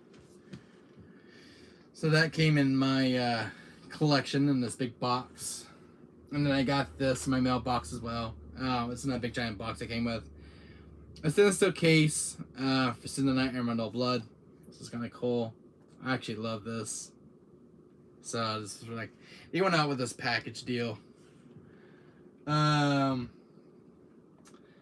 this is kind of cool. This is the alternate artwork for the game. So you got Rondo Blood, and you can take out the sleeve. I'll show you guys. This came with the Ultimate Collector's Edition. So this sleeve is only exclusive to this Collector's Edition. So you got Rondo Blood on one side, and you get the original PS1 artwork for the castle, which is kind of cool. So this is kind of a love letter to the 30th anniversary franchise. First and then Rondo Blood. So this is kind of cool from Konami. So I like this. This is kind of cool. I like physical games. I like preserving the game's legacy, and I love game preservation. So, I mean, seeing this game getting announced for physical release is a huge leveler to me. So this is kind of cool to have in the collection. I also got the Castlevania Anniversary Collection as well from the Run Games. Seeing all the Castlevania titles. I'm a huge Castlevania fan when it comes to Castlevania. And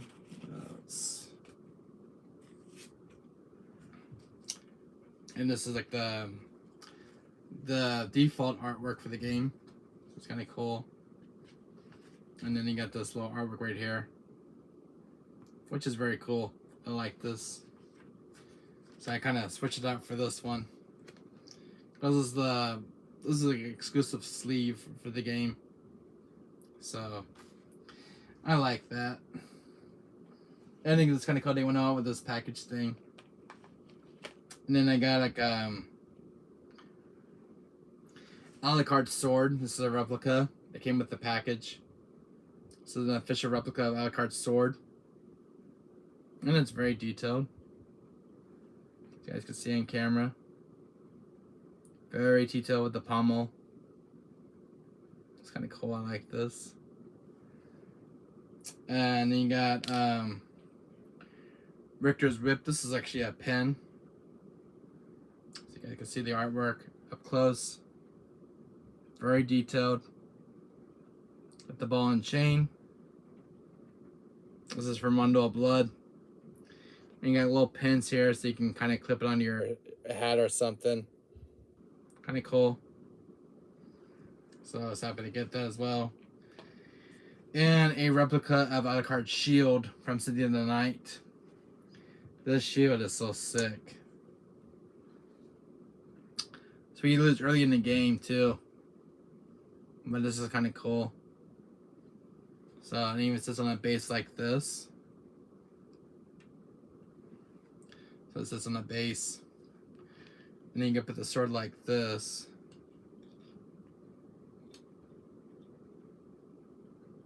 Like that. So that's kind of cool. So they went out with this package. And I kind of like having Castlevania stuff. And this is pretty sick because this again. I'll show you guys. It's like the Save Data icon. So this brings you a Save Your Game and Save the Night. It has like this big giant coffin. It's made out of cardboard, but I think it's kind of cool they did this. You have to look, we'll save icon, your data is saved. Really cool. So, and you would go like this with the box. Go like this on the web page. I saw how the picture looks. So something like that with the coffin. I think it's kind of sick. So it's really, really awesome. So that would look like in the box. With the coffin, so I can save your data. So I think this is kind of cool. All this stuff. This is my first collector's edition that I bought. Doing an unboxing like this is my first unboxing video. But I went all out for this box because I love Castlevania.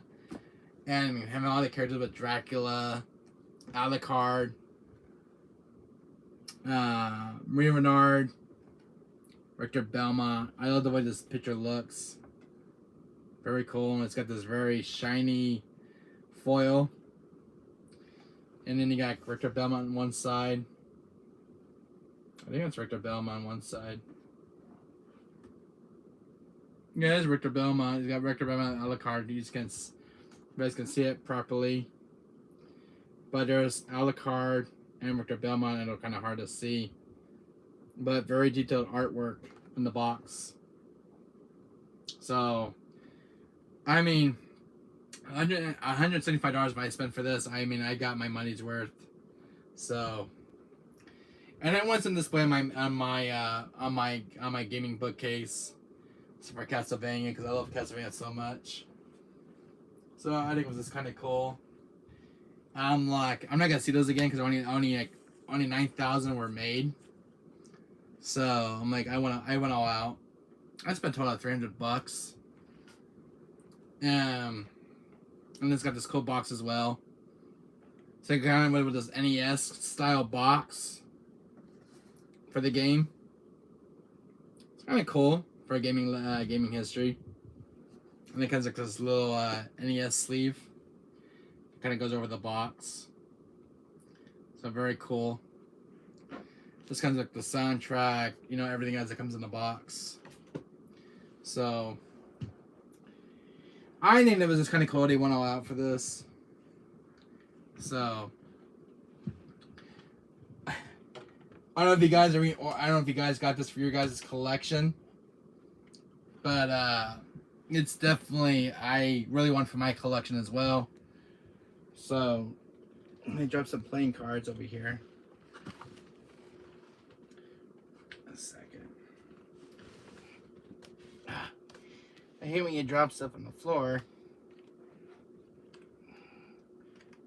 I picked it up. Sorry about that, guys. But what's cool for the 30th anniversary, they gave these out for the game. So you got a la carte and one card. I'm gonna run. These are probably worth some money later on, because they're not in print anymore. And then one Wonder Blood. Now I saw a lot of unboxing videos on YouTube, guys, but nobody even get this one in their unboxing video with their game. So the only ones that people actually got was this one right here, which is kind of sad. But I got this one as well. So and he sent me 2 extra ones as well. So that was nice. So I had 2 extra ones as well. So these are kind of cool. I mean, if you're a huge Castlevania fan and you like the artwork on these things, I got 2 of them. So that's kind of nice. I know I must have got lucky with this order. So I have the little playing cards.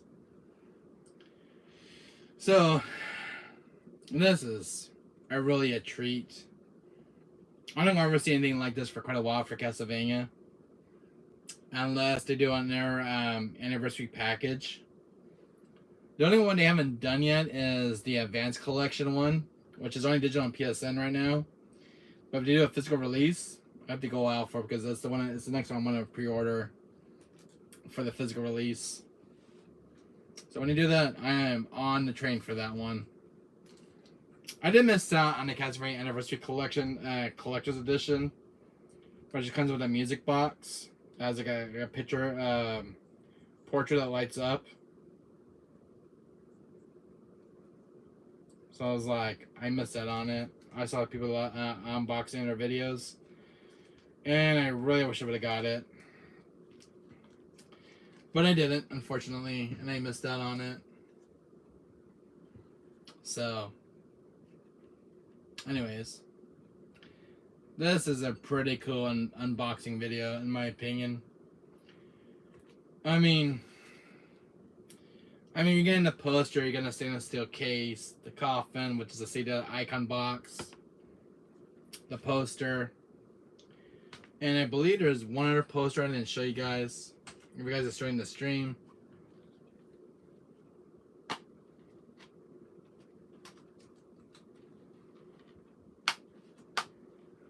Is this little poster. Okay, man, they gave you so much in this unboxing stuff.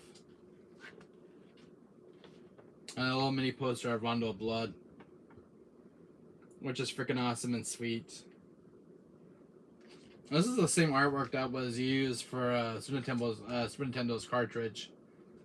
So this is kind of cool to see. And I believe this is on PC. But really cool stuff. Too bad no manga though with this one from Limited Run Games. So no manga, unfortunately, though. A lot of Limited Run Games make manuals with their games, but this one didn't get a manual at all. Unfortunately, all these copies that I got all have their mini posters. So it's sad that Limited Run did not do mangas for this one.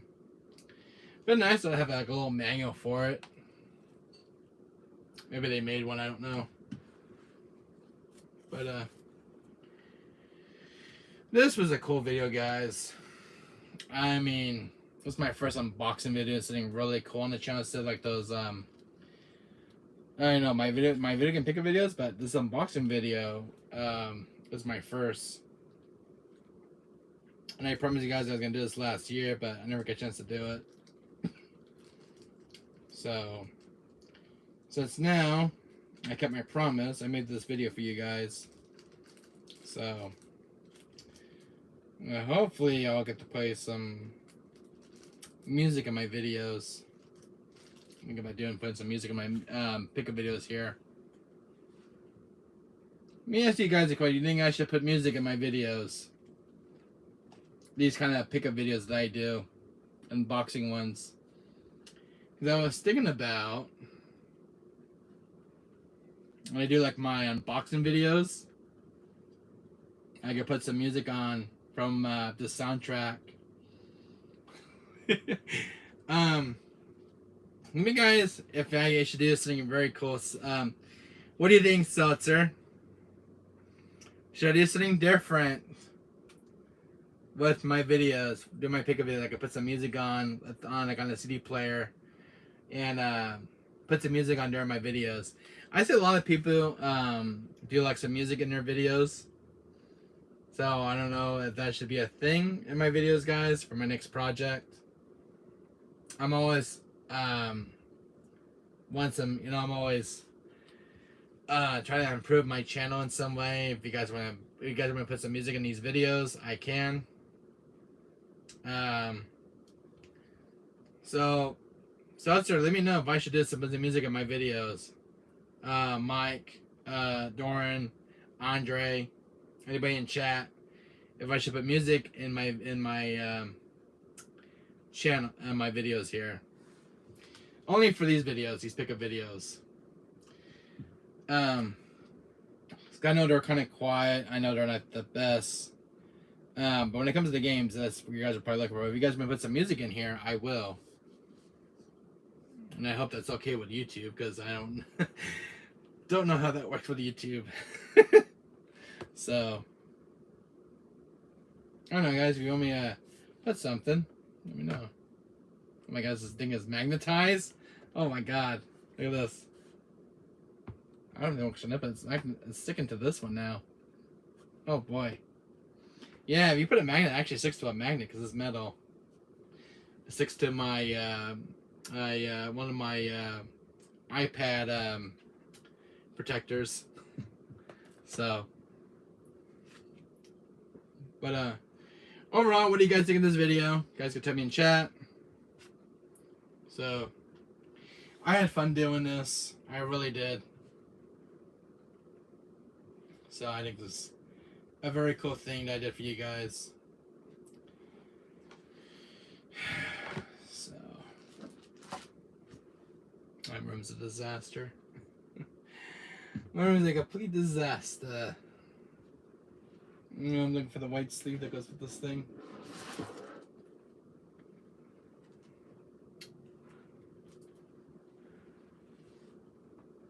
So, I had a white sleeve for the poster, and I don't know where it went. Or is that it? I see it's right there. Duh. Trying to find something you can't find. You can't here. You can't find stuff. But overall, I really had a fun time making this video, guys. The poster in here. Well, if you guys been doing their unboxing video, I mean, this is my first one I've ever done on the channel here. I mean, I wish I got to do like those Resident Evil collector boxes. No one's come with the statues. I missed out on those. I wish I could have done that for the channel here when I started my channel. But unfortunately, that didn't come to plan. So that sucks.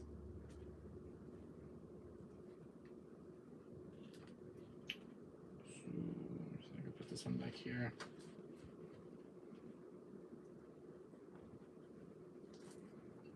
Overall, so did you enjoy this one? This video?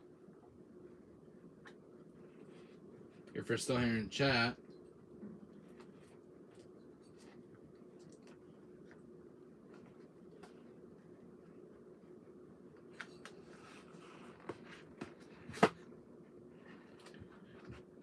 What to say?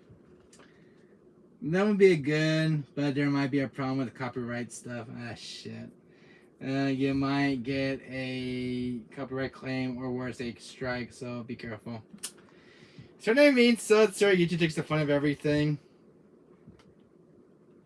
This is why YouTube creators have no freedom on YouTube, Seltzer. I mean, years ago, YouTube used to have a bunch of creativity for YouTube creators, and hasn't been the same since. So maybe hope YouTube will change that policy around. Hopefully, God willing. I mean, if YouTube wants to stick around a lot longer, they should give more freedom to its YouTubers. If you get what I'm saying. So, it'd be nice to put music in my videos, so if YouTube was not so damn restrictive. I mean, it'd be nice. But most of my streams do get copyright claims, which I'm not worried about. But I want to send in these videos, put some music in, because it's too damn quiet. But no, when it comes to YouTube, putting music in, it's worse. Oh boy. Well, maybe one of these days they'll do something good for YouTube. YouTube's a good platform, but damn, it needs some improvements. A lot of unboxing videos I watch are always quiet. There's no music playing. Unless, you know, when you can put music in your videos, unless you get permission from the developer or the publisher, you need to use the music. As long as you get permission, then you're fine. But when it comes to YouTube, that could be a different story. Even though you get permission to use it. If you get what I'm saying, Seltzer. Anyway, you're gonna watch me put this thing away. So, is there anything you want to talk about, Seltzer, while we're here?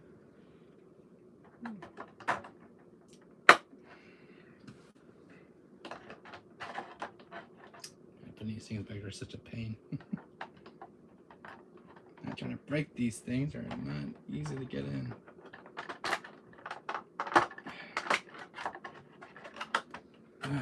You make these boxes really. Plastic is not easy to deal with at times, I'm telling you. This wasn't even in properly.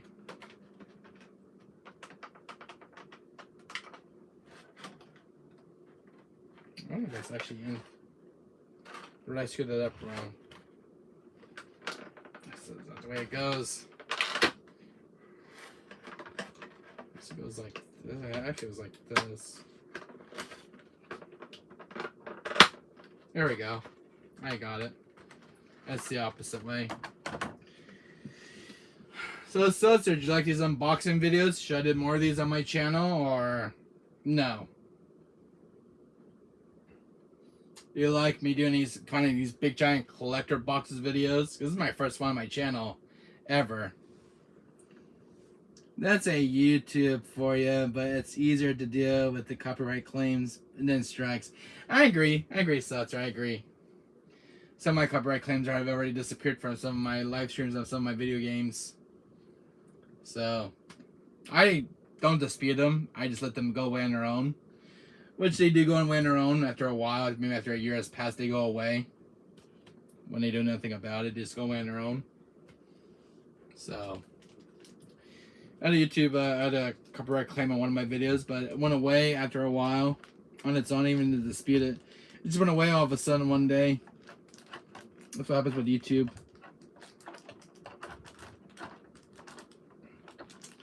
Getting these things are such a pain, I tell you. I didn't get these things in. But overall. So, should I do more unboxing videos, or I have one more question. Indeed, you two settle a debate. Is digital collection the same as having the physical? No. When it's digital, Kenneth Mullen, it's not the same because you don't have it in your hands. And I'd rather prefer physical over digital. And that's a debate to this day. I have been collecting physical games for almost 30 years. In my honest opinion, I'd rather have physical than digital. Because when it comes to physical, like this kind of stuff for video games, these big collectors, it's nice to have physical and have something displayed in your box, sitting in your gaming room. When it's digital, you don't really own it. It's only on the screen. Something like video games like these, physical games like this, or like ps1 games. I'd rather have them physical because you actually own it instead of having it on the bookcase. So that's my honest opinion to you, because I've always been a physical collector over digital. Yeah, that would be cool. But I don't neglect streaming playthroughs. Oh, I don't, Seltzer. But if you want to get into physical games, I would do physical over digital, Kenneth. So, if you see my game room, I mean, I have physical games on my shelf. Both have their cons and both have their cons and pros. I agree. But when it comes to me, I prefer physical. I mean, I have a few digital games, but not a big fan of digital gaming. But I'll buy it though if it's for like a retro game or something. I'll buy it digitally. I mean, I bought Fatal Frame 1, 2, and 3 for my PS3 because I don't have them physically on my PS2 library. So yeah, it does have its pros and cons. I mean, I'll buy DLC when it comes to modern games. I'll buy the DLC. That's no problem for me. That's an easy win. Because I bought the Mercenaries DLC for Remake. It was like a free download. So, I mean, it has its pros and its cons. But, I don't mind it. I have the sword around here. I'm gonna get the sword here. This. But, this is my first unboxing video. So, I'll put this right back in here where it was. Get the stuff back in the box, so it's not easy. So, and then it goes like that. It's started to stay still in its place. It's very a pain because once you open them out of the box, it's hard to get back into place. So, while we're talking here, we can talk. What else goes here? There's one more piece that goes to this thing. This piece. Oh, that's right. That see that icon goes back in the box here. It goes back here. Like this. It's easier if you memorize how to put stuff back in the box. So let's get in this. How they had it. It goes like that. Not really. If a person pays $70 for digital, they don't own it. Yeah, they don't own it. If they pay $70 for digital game, they don't own it. Kenneth Mullen, they don't own it if they pay $70 for digital game. When I buy physical games, I pay $70. When I buy, for modern gaming, most games now are $60 to $70 for modern games. This game right here was only $40 when it got released on Limited Run's website for the physical release. Because you're getting 2 of games in one. And it depends on the publisher and developer too when they ship the game out, how much they want to sell it for. So, I mean, that goes back in that one box. This one right here. But I like physical games since the day I was a kid. So, I like physical stuff. It's kind of cool to have physical stuff that you own. Like stuff like this you get inside with the game. Most games now, they don't give you a lot of goodies when you want to pre-order stuff, but this is a pre-order that I got for a special game that I've been wanting since for a re-release. If I can get the sleeve on this one. There we go. I have some like retro games that oh, thank you. You're very welcome. But this is kind of cool how this stuff is set up into this box, so everything goes in the way it was. I believe I'm doing this one right. If not, I screwed this one up. This way. This side I had in the box. So it's easy if you memorize how to, it's like a jigsaw puzzle. So it's kind of cool when you have stuff like this and how it's, being shipped. So I like stuff like this when everything is packaged nicely. So I mean, these were kind of cool too. They sent me some cards. These were kind of cool. They sent me for the Castlevania stuff. So it's kind of cool to have these. I mean, that when you buy a digital copy, you have a limited use, unlike physical copy of a game. And that's true, Seltzer. I mean, if you see my physical games, I have been buying physical games for a long time. Because you own it for a long time. So, when the stuff I do on my channel is about physical games and stuff. So, it's just something that I like doing on my channel here. But I love talking about video games. I think it's a joy. It really is. So, I think about putting these things in here because these things are getting everywhere. But I love video games.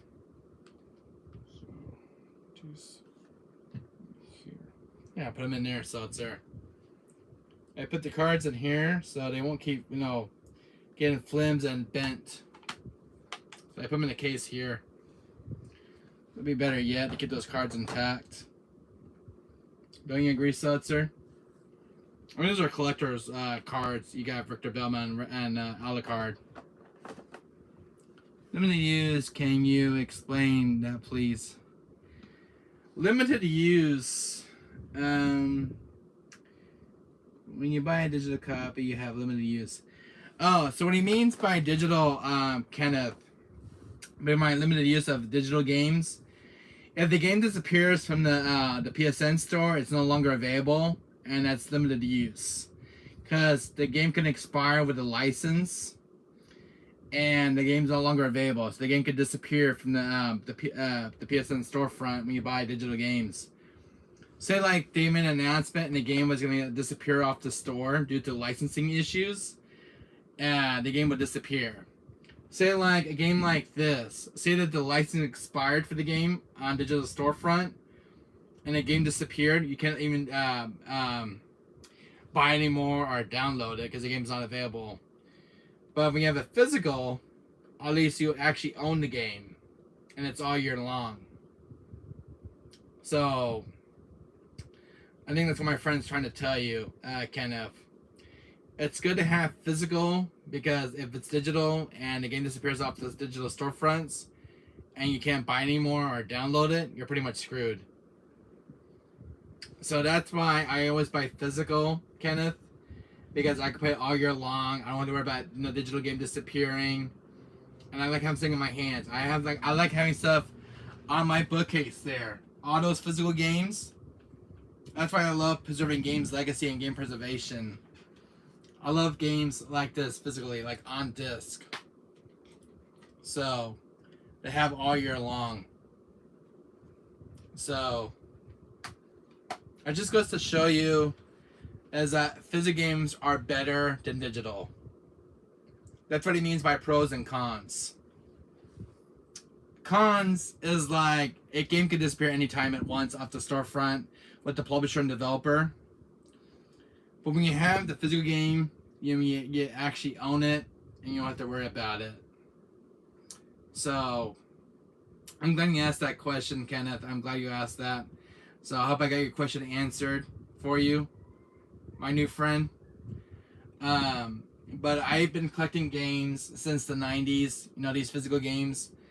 I've been collecting physical games for almost 30 years.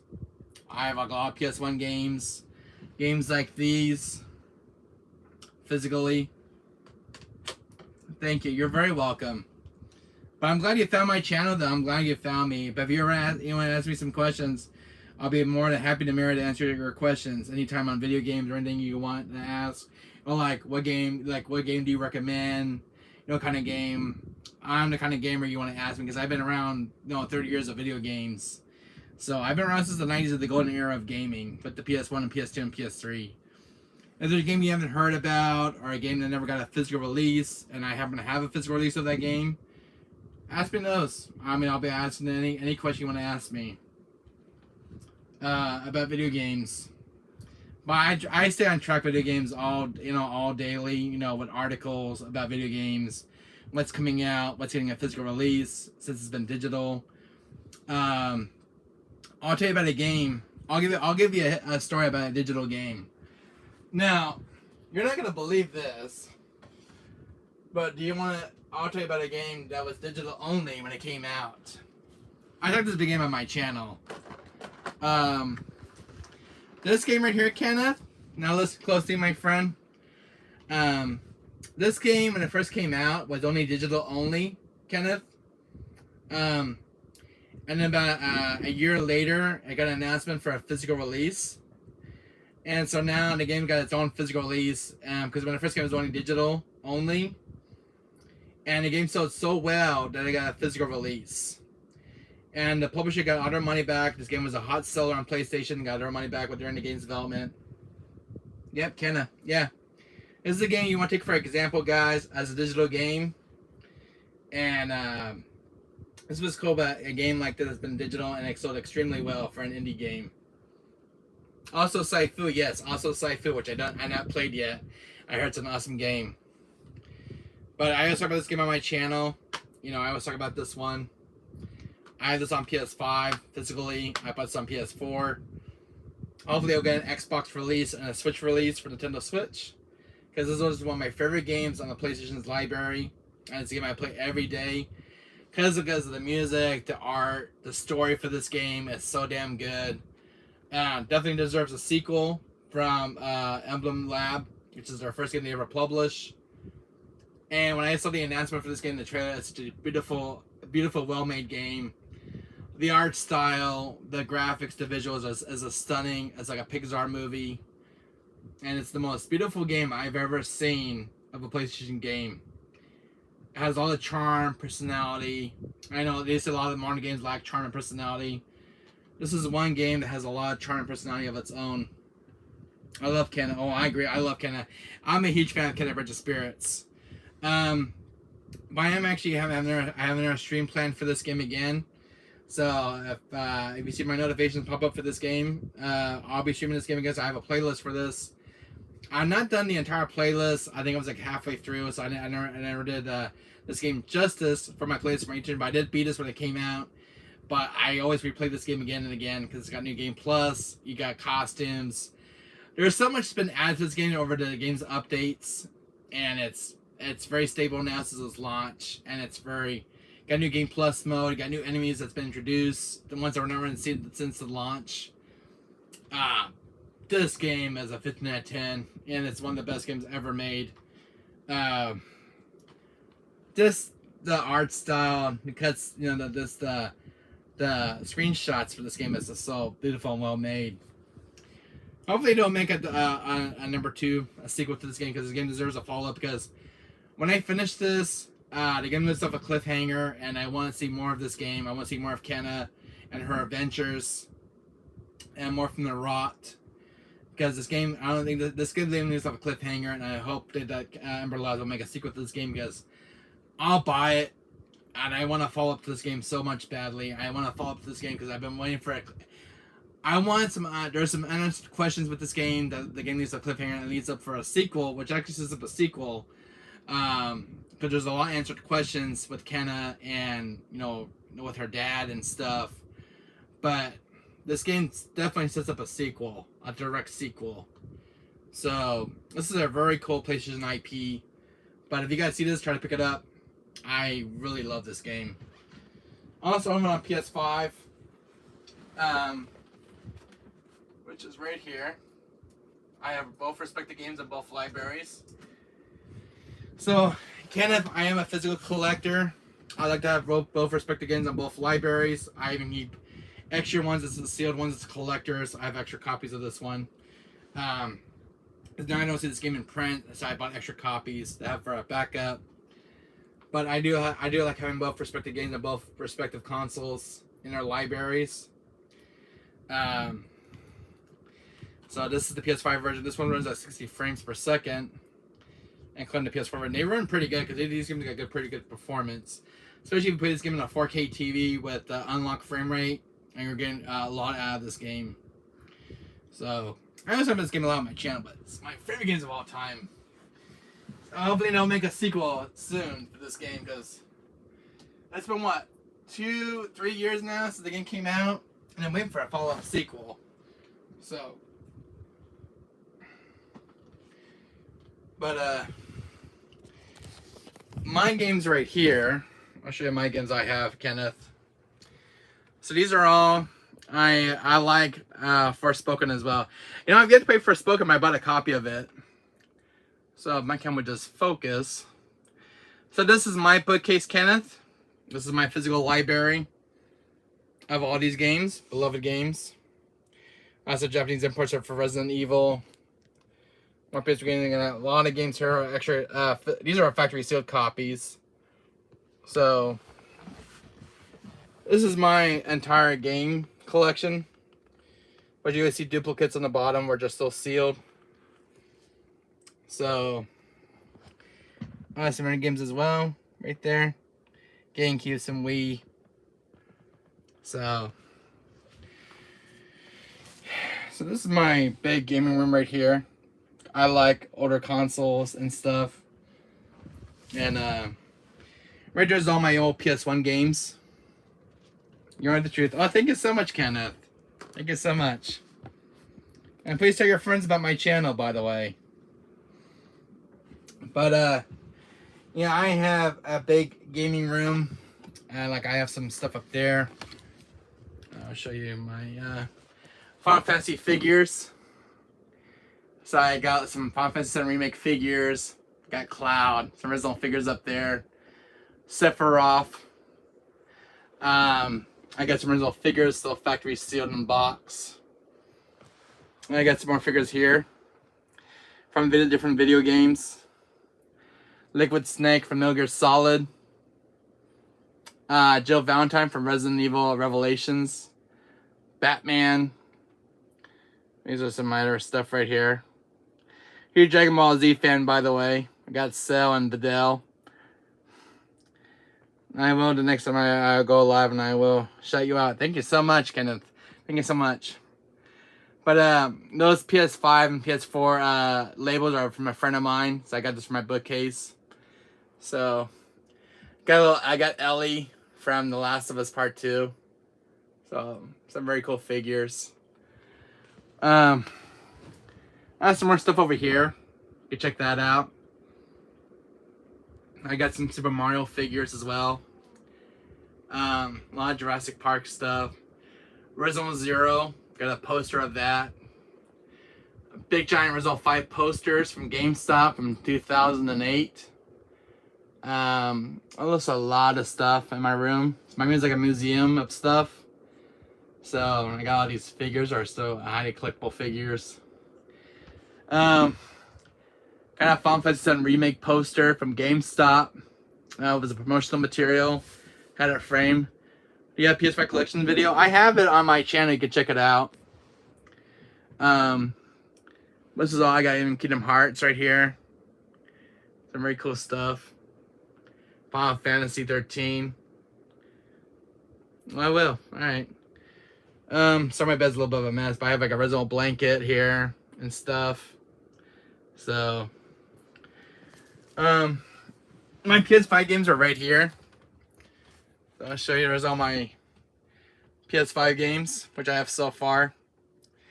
Very impressive. So I'll move this figure out of the way you guys can see.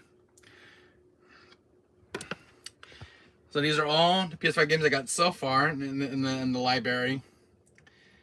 And so let me set Sephiroth out of the way real quick. You guys can see what's behind there. I got some of the run games of Shantae, Soul Hackers 2, Persona 5.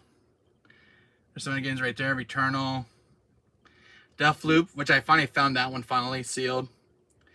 And they got some other games right here. I like this channel. Thank you so much. So yeah, I got a lot of video games. So, oh, here's a cool game that you might like. This one actually got a physical release finally. I feel like Doom. Here's the Doom Classic Collector's Edition. And this one actually got a physical release on PS4. So you got Doom 1, Doom 2, and Doom 3 physically on the PS4's library. So I got that one for my collection. So that's kind of a cool hidden title right there. I need that. That one you can find on Amazon for like 30 bucks. Amazon's got some limited run games. So I had some kind of a few hidden gems in this little library collection of mine. So this is a very cool PlayStation history where I got a Crash Bandicoot statue that holds controllers. Spyro. Very cool. I got those on Amazon for my gaming room. But I got a lot of, I got Mega Man games right there. Devil May Cry. There's one you can probably never see in a physical release. This is a rare sealed game. Do you like Diablo games? Oh, I love Diablo. Here is a sealed, this is a physical copy of Devil May Cry 4 Special Edition. This is like the first release for the PS4. I got this one on Amazon. So I didn't know Devil May Cry 4 got a physical release. So that's definitely a hidden gem on my PS4 library. That's kind of cool to have in the collection. Let's see what else. There's one game. I don't know if you heard about this one, Kenneth. But there's one PS4 game that got a remake release. It's a light gun shooting game. House of the Dead remake. A lot of people didn't know about this game when it came out. But here's House of the Dead remake. This is a light gun game. So this is a game I didn't know it got a physical release. It's a remake of the first House of the Dead game. So it's a remake of the original House of the Dead. I play this on my channel. I did a playthrough of this. You can check it out. I bought this for the Switch and I bought this for the PS4 physically. Because I love House of the Dead. It was like one of my favorite games from as a kid playing it. So that's kind of cool to have in the collection. I also have 2 other hidden gem games. I don't know if you like, I need a light gun.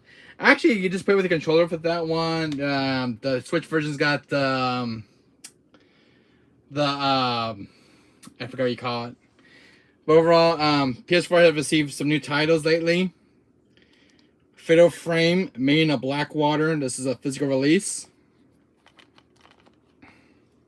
So this is a Japan. That's region free.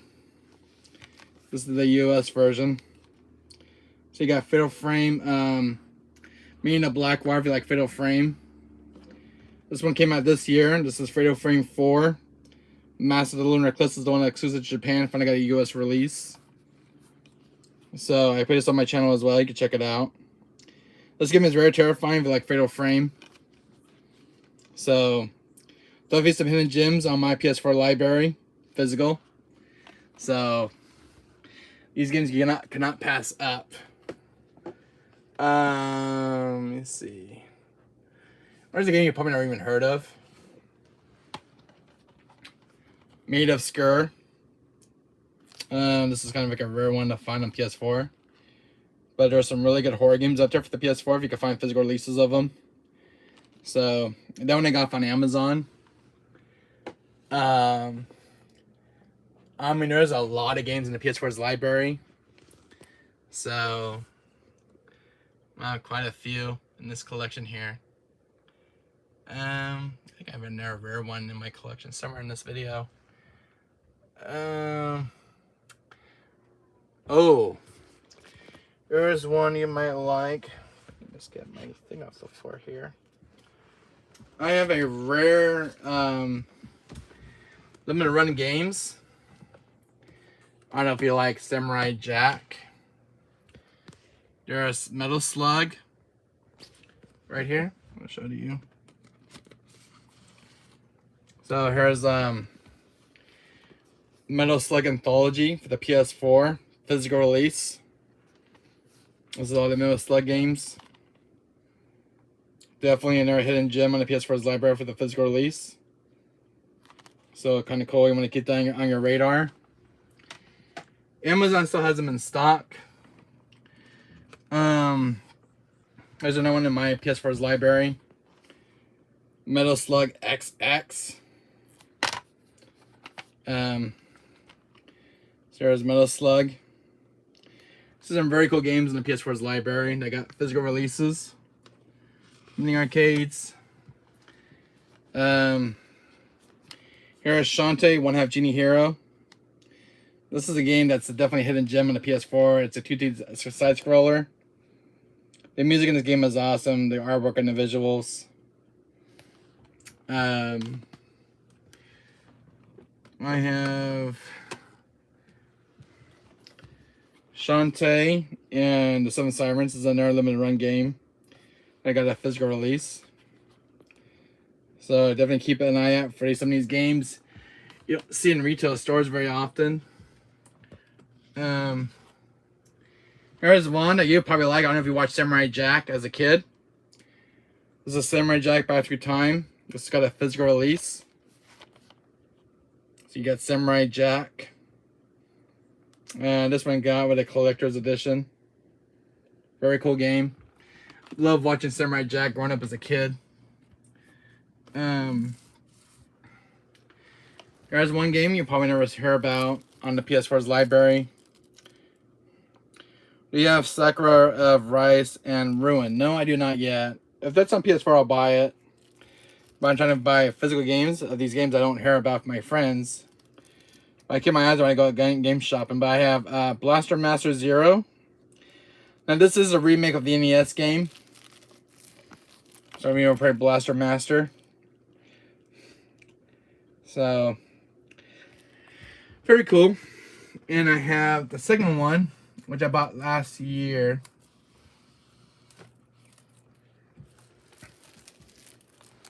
I have Blaster Master Zero 2. I'm missing the third one that just came out. So I'm missing the third one that just came out. So I need the third one to complete that collection of the trilogy. So I have a lot of good hidden gems right here. So if you see something, you can tell me about it.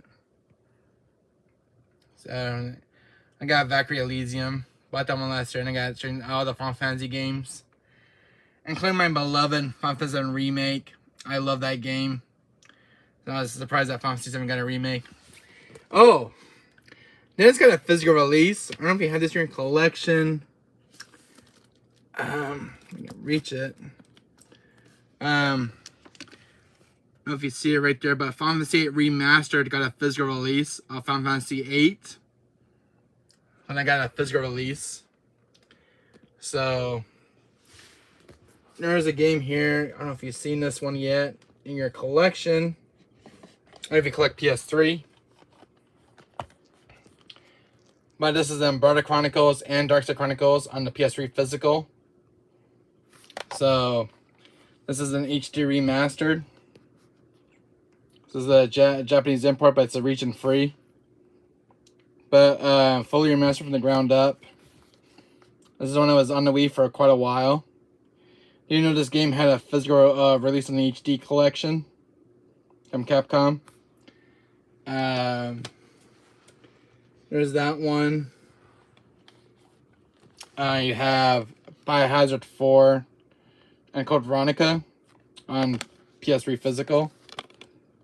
So you got these two beloved games. So I like about physical games. These are definitely obscure ones that you don't see. Don't laugh, but I just got hip to the Persona games. I bought all of them. Oh, I love Persona. I'm not laughing, but I love Persona, man. Persona 4 Golden is one of my favorite games. Persona 2 on the PS1. I love Persona. I don't have the dancing ones. Persona, the dancing all night ones. I don't have those yet in my PS4 collection. But I love Persona games. Kenneth, you're speaking my language, my man. So I am not laughing at all. I love Persona.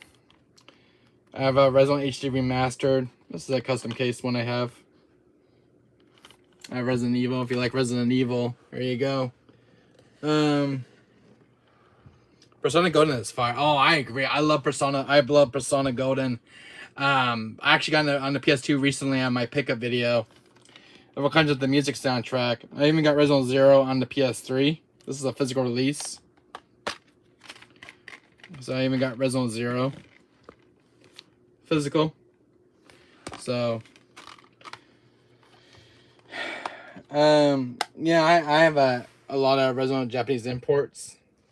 Cause I was missing 0 on 1, and this one has a manual with it, the English manual. You get the manual as well. So this is one from 2015 for the PS3. So I have some hidden gems in my collection as well. So I do have Persona 4 Golden on the PS2, and I have it on the PS Vita physically. And it's my favorite game I still play to this day and age. So what do you think of my game collection, Kenneth? I mean, this is 30 years of gaming, collecting physical games. This is 30 years of collecting. So I love stuff like this. You can have on bookcases, you know, show to your friends and stuff. So, I mean, this is not how it happened over the years. I mean, this takes a long time to spend, you know, money and so to get all the good stuff. But I like what I do. I like collecting stuff, and this is what I do. It's a hobby of mine. I love enjoying the most. I love your collection. Very impressive. Thank you so much, Kenneth. Thank you so much. I'm glad you love my collection. Thank you so much. The newest addition to the collection now is the Castlevania. So this is a new addition to the gaming collection. The big collector's edition of Castlevania Rondo of Blood and Season of the Night. So this is nice. I'll go in my gaming room. So that's pretty nice to have in the collection now. I have a ton of oh, did I ever show you my Dreamcast games, Kenneth? Did I ever show you my Dreamcast games? I don't know if you're into Dreamcast, but I have some Dreamcast games here, and I'll show you. I've been collecting for the system lately because I got a Dreamcast last year, and a Dreamcast is actually becoming a favorite system of mine. Did you play God of War Ragnarok? I did. I have a playlist of it. I'm not fully beating it yet, but I need to go back and play it. But I did play God of War Ragnarok, and it's an awesome game. I did play God of War 2018 first before I played Ragnarok. And I have both playlists on the channel. So I collect Dreamcast. Oh, really? My friend told me about Dreamcast, and I missed out on it when I was a kid. I grew up with ps1, so I missed out on the Dreamcast's legacy. So I got Dino Crisis for the Dreamcast. I don't know if you have this one in your collection, but I spent $175 for this one. Just to have the physical port. And they only made the first one on Dreamcast. They never made the second one. Second one was only exclusive to the PS1's library. Got a rare copy of Resident Evil 2 on the Dreamcast. This is another $175 game. Still going in price. It's got both discs complete with the manual. So I was happy to get this in my collection. Which I spent an arm and a leg to get my hands on, but I really want it for my collection. Dreamcast was before its time. It definitely was, I agree. This is the first game I ever bought, Kenneth, for my Dreamcast. I was at my retro store, and this is bundled with the Dreamcast I wanted with. Resident Evil 3 Nemesis. And this is the first game I bought with my Dreamcast, because I love Resident Evil 3 Nemesis. That's one of my favorite games in the original franchise. But I bought this for like $139. Let's look at the price tag. Very expensive game, but it's definitely a must collect if you're like a huge Resident Evil fan. And I have 2 copies of Code Veronica. 1 copy was won during a bundle deal, during a bidding, because it was bundled with this one, House of the Dead 2 on the Dreamcast. I played this recently on my Dreamcast, and I love this game. It looks so good. And this one looks superior on the Dreamcast compared to the Wii version, but this one looks more cleaner compared to the Wii version. When I was playing this on modern on HD TV, this one looks very good and holds up pretty well. So I love about older games. I was surprised how good this looked on the Dreamcast, and it looks very clean for a port of House of the Dead, because I remember playing my coins on this game. But mine's complete with the little white thing you get with this thing. The thing you get with this, so it's complete. So that was kind of cool. This was in the bidding I won, and I had 5 bears and I won it.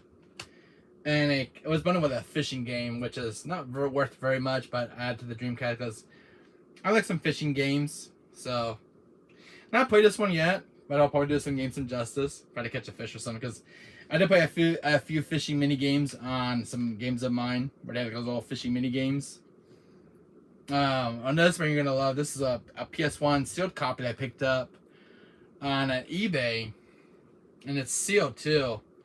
And you don't see a lot of factory sealed PS1 games anymore, but if you find one in the wilds, this one's kind of crazy. I had this one, I was ordered on eBay. Judge Dredd, and it's still sealed intact. $75 I spent for this one, still factory sealed. I see this game for like $1,000 and a sealed price one. But mine's if I get this one graded, it's probably worth a lot more. But it's sealed and it's intact. Judge Dredd. This is an arcade shooting game. I remember playing this as a kid. You definitely have a passion for this. I see the excitement you have. Oh, thank you so much, Ken. Thank you so much. So, Judge Dredd was a game I've been looking for many years. So I finally got Judge Dredd. I had a copy of this my dad gave me, and somebody stole the game from my collection. Unfortunately, this game was stolen from me a while back, and I had to get a copy of this game. So this game, I already played this already, so this one's gonna stay sealed. But if I ever find an open one out there in the wild, this is gonna be the sealed one for me. But I'm looking for another copy. I have that one as I could play on. This one I can't bring my heart to open because I like sealed PS1 games. You don't see this very often. So I was like, when I saw this sealed, I'm like, $75. I'm like, I don't see sealed PS1 games anymore, but when I see this is a kind of nostalgia thing for me. And I just having sealed PS1 games. They're just kind of cool because it's gaming legacy. I mean, seeing sealed PS1 games, how they used to look when they were shipped and sealed. And just kind of a nostalgia thing. Crazy Taxi? Didn't I? Oh, Crazy Taxi. Wait a minute. I bought Crazy Taxi recently. Oh. I have some games here I could show you. This is my last pickup video. So I have a Crazy Taxi game I just picked up. And I forgot to show it to you. But I go to the store that I go to, they have like a lot of crazy games that people trade in, Kenneth. And I bought it too. I bought it for my collection, and somebody traded this recently. I have a retro store over here, like a mom and pop shop, and I found Crazy Taxi in the display case, and it's not missing its manual or anything. It's all complete. And I got this for $29 at my retro store. And I have a lot of fond memories with the Crazy Taxi. It's one of my favorite games. But I love playing this though. Oh, you got it? Yeah, I did. I have like a mom and pop shop in my area that gets a lot of retro games. You don't know what they're gonna get in though. But they got a lot of Dreamcast games, and they had a Marvel vs. Capcom game for the Dreamcast, but it's missing its manual, and I passed that on it, and I don't know where I can get the manual at for those. But I might go back and get it next month. I get paid. So they had a Marvel vs. Capcom on Dreamcast. They had a second one over there, but someone bought the second one on Dreamcast, and I wish I would have got it. But it came at a bad time because it came out right before I got paid. You like retro gaming stuff? You could check out my channel. Oh, also check out Retro Gamer in the Dice channel. Kenneth Mullen. I'm a subscriber on his channel, but he's a dear friend of mine. Really check out his channel. He's got some really cool games that he does a lot of cool playthroughs of. Games I never even seen before. Kuon, Dynasty Warriors. I never played Dynasty Warriors, but he's got some very cool game playthroughs on his channel. You guys could check it out, his channel, guys. Subscribe to his channel. Huge shout out to Retro Gamer to Die. So subscribe to his channel, guys. He's a dear friend of mine. Check him out. Okay, I'm loving this. Oh, thank you so much. I also picked RE4 for my Xbox One. I need a new copy. But someone tried this in at my store. This is kind of I don't see a lot of RE4 copies out there anymore for Xbox. So I was kind of happy to get this again in my collection. I love Resident Evil 4. It's a masterpiece of a game. I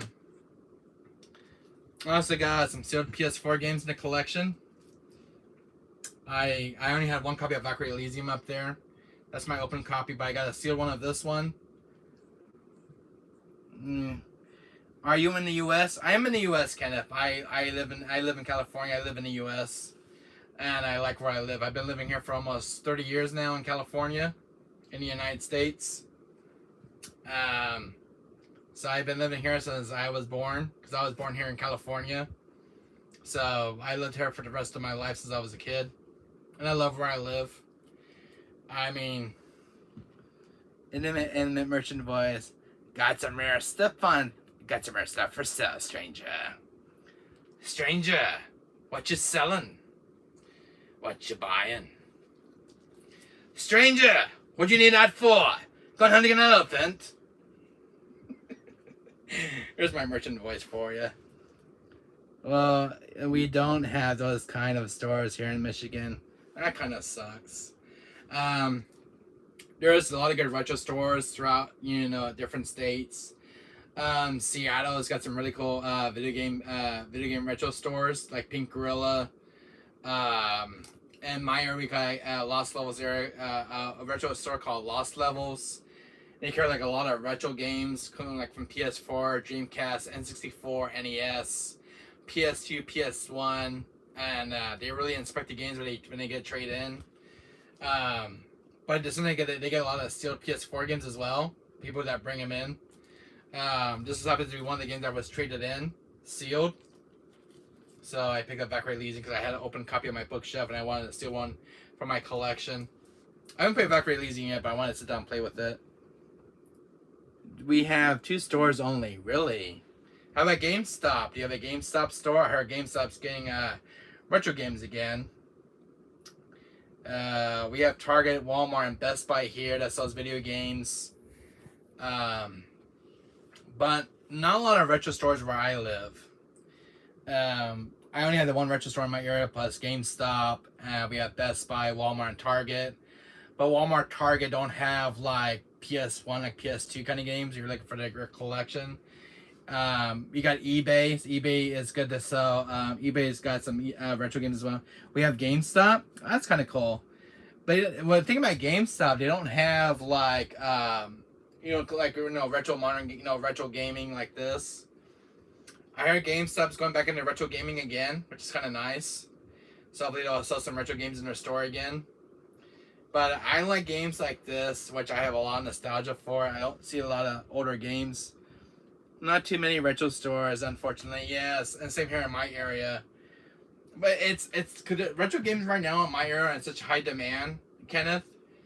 And I love retro games. I love their legacy. I love game preservation. Fun fact, there's a Magnum called Elephant Killer, which you could find hidden in the beginning of just Jake's scenario in RE6. Yeah, I know that, but that little Easter egg seltzer. And you have to go like up the stairs to get it. And if you miss it, if you miss it, it's not easy to get back.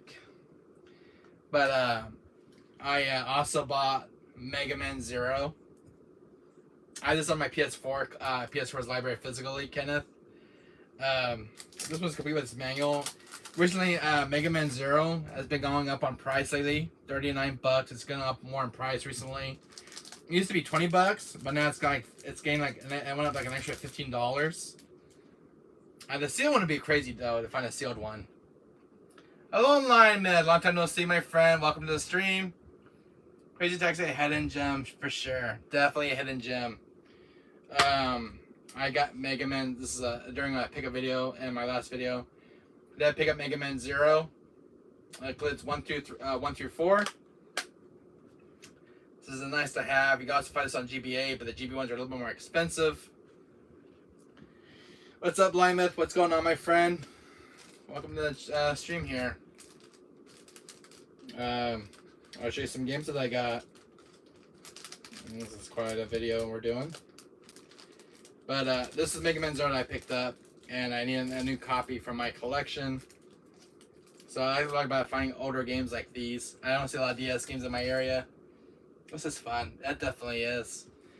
So if you guys see this, try to pick up Mega Man Zero. If you guys don't know, or you guys are still clicking for the PS4, Mega Man Zero did get an HD remastered. Which is Mega Man Zero.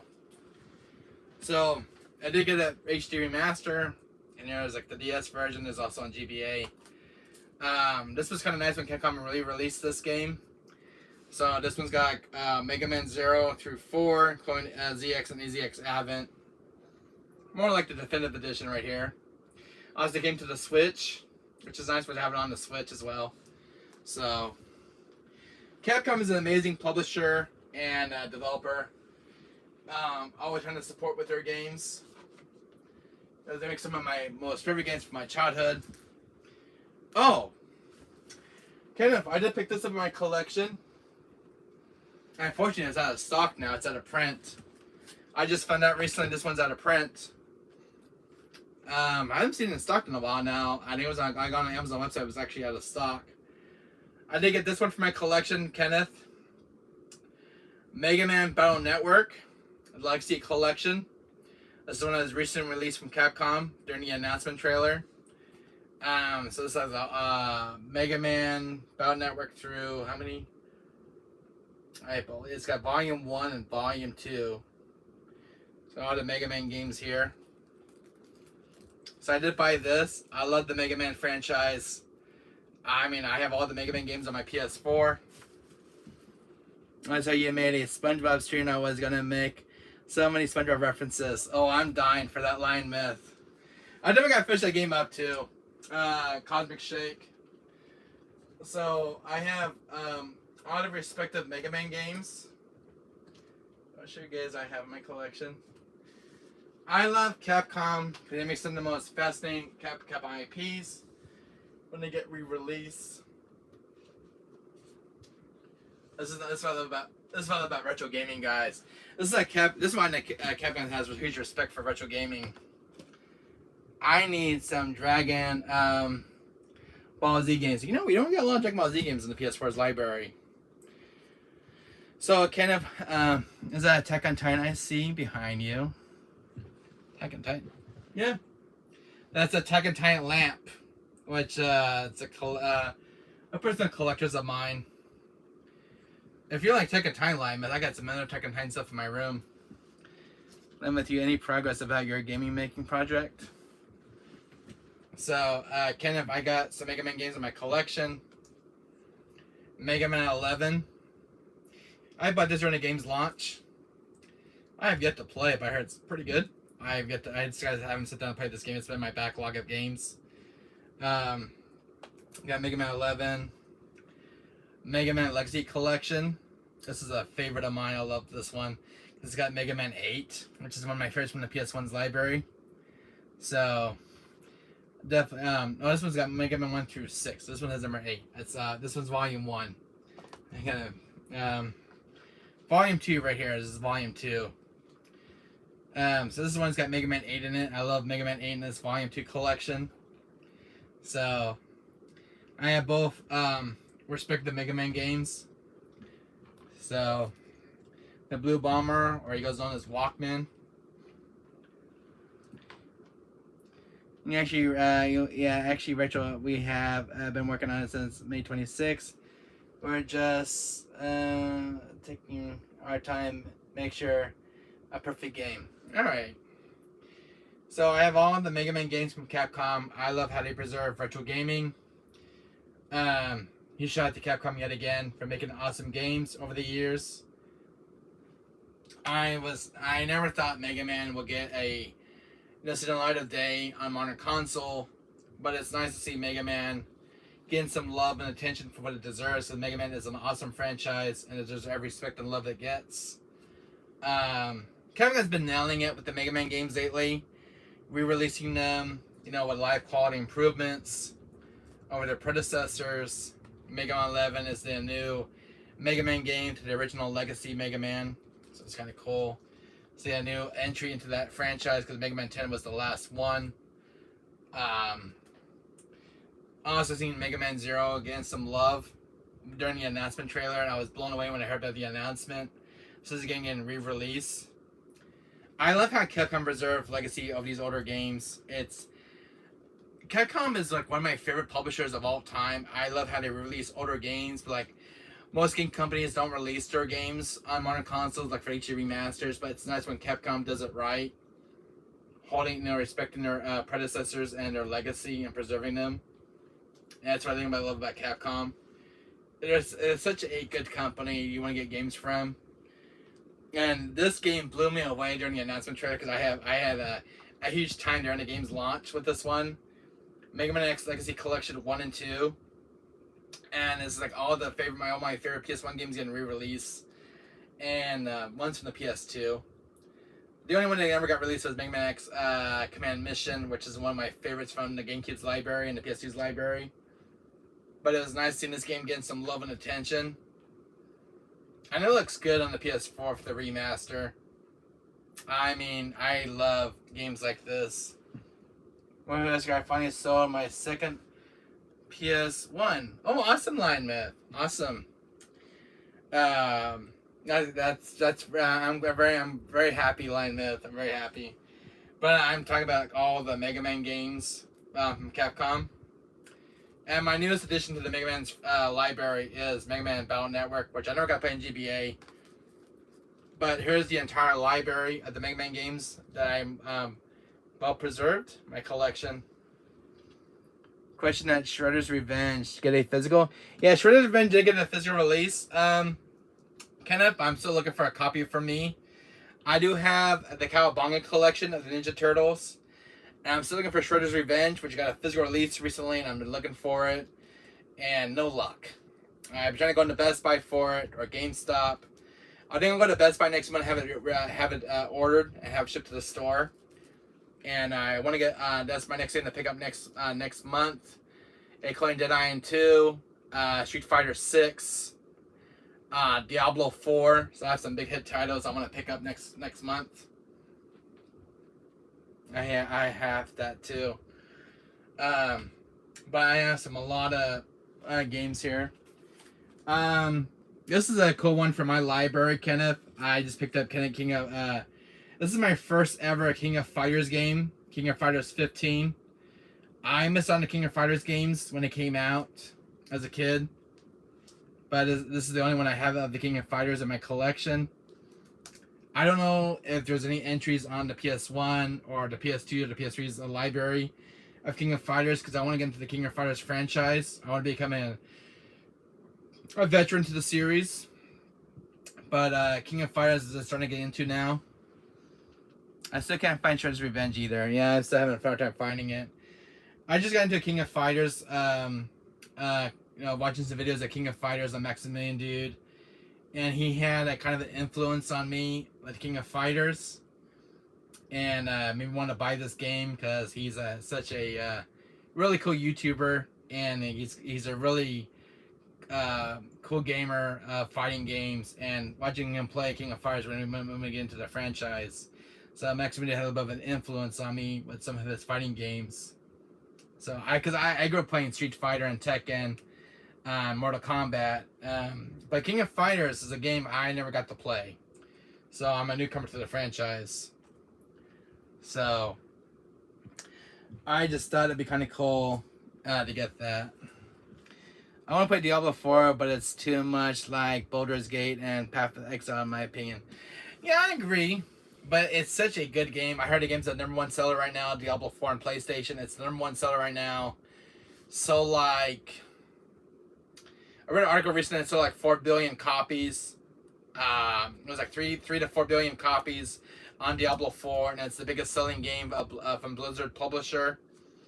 And I was astonished how many copies it sold. I hate to leave having so much fun. Gotta work in the morning.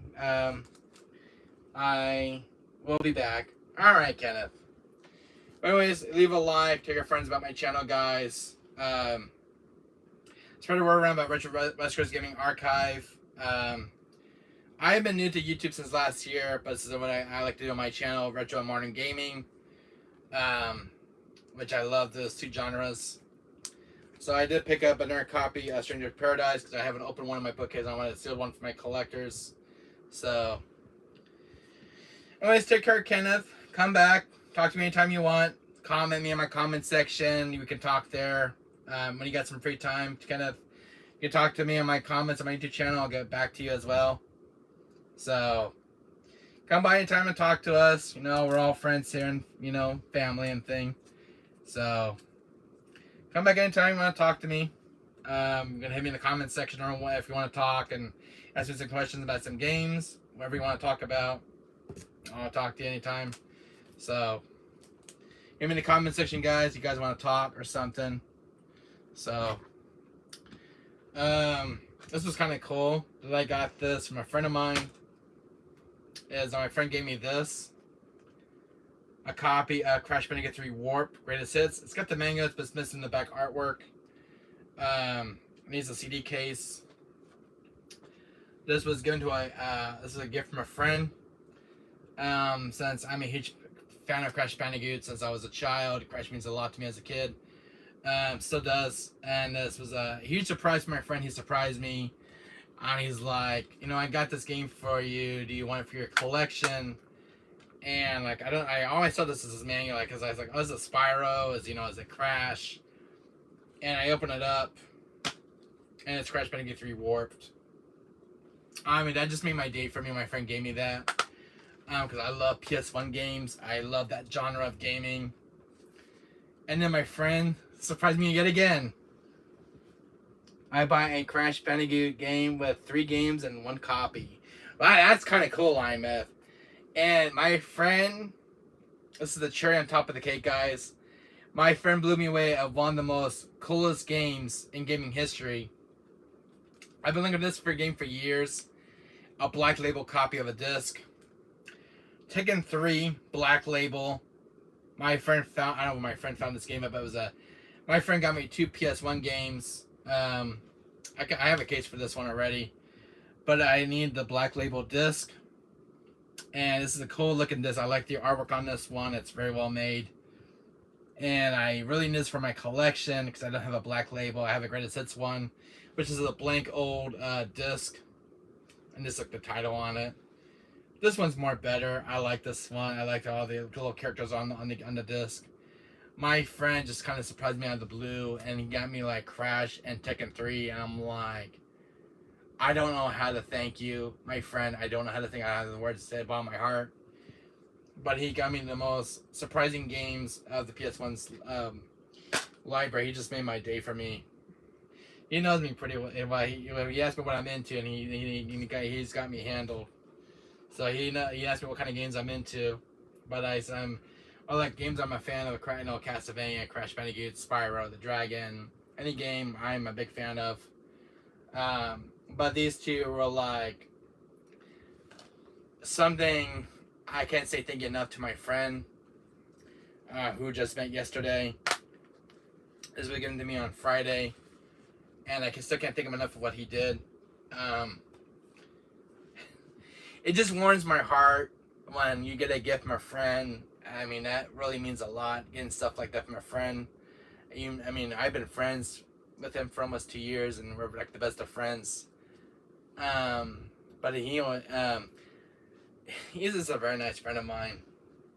Being surprised with the games from your childhood is the best thing, especially from a friend.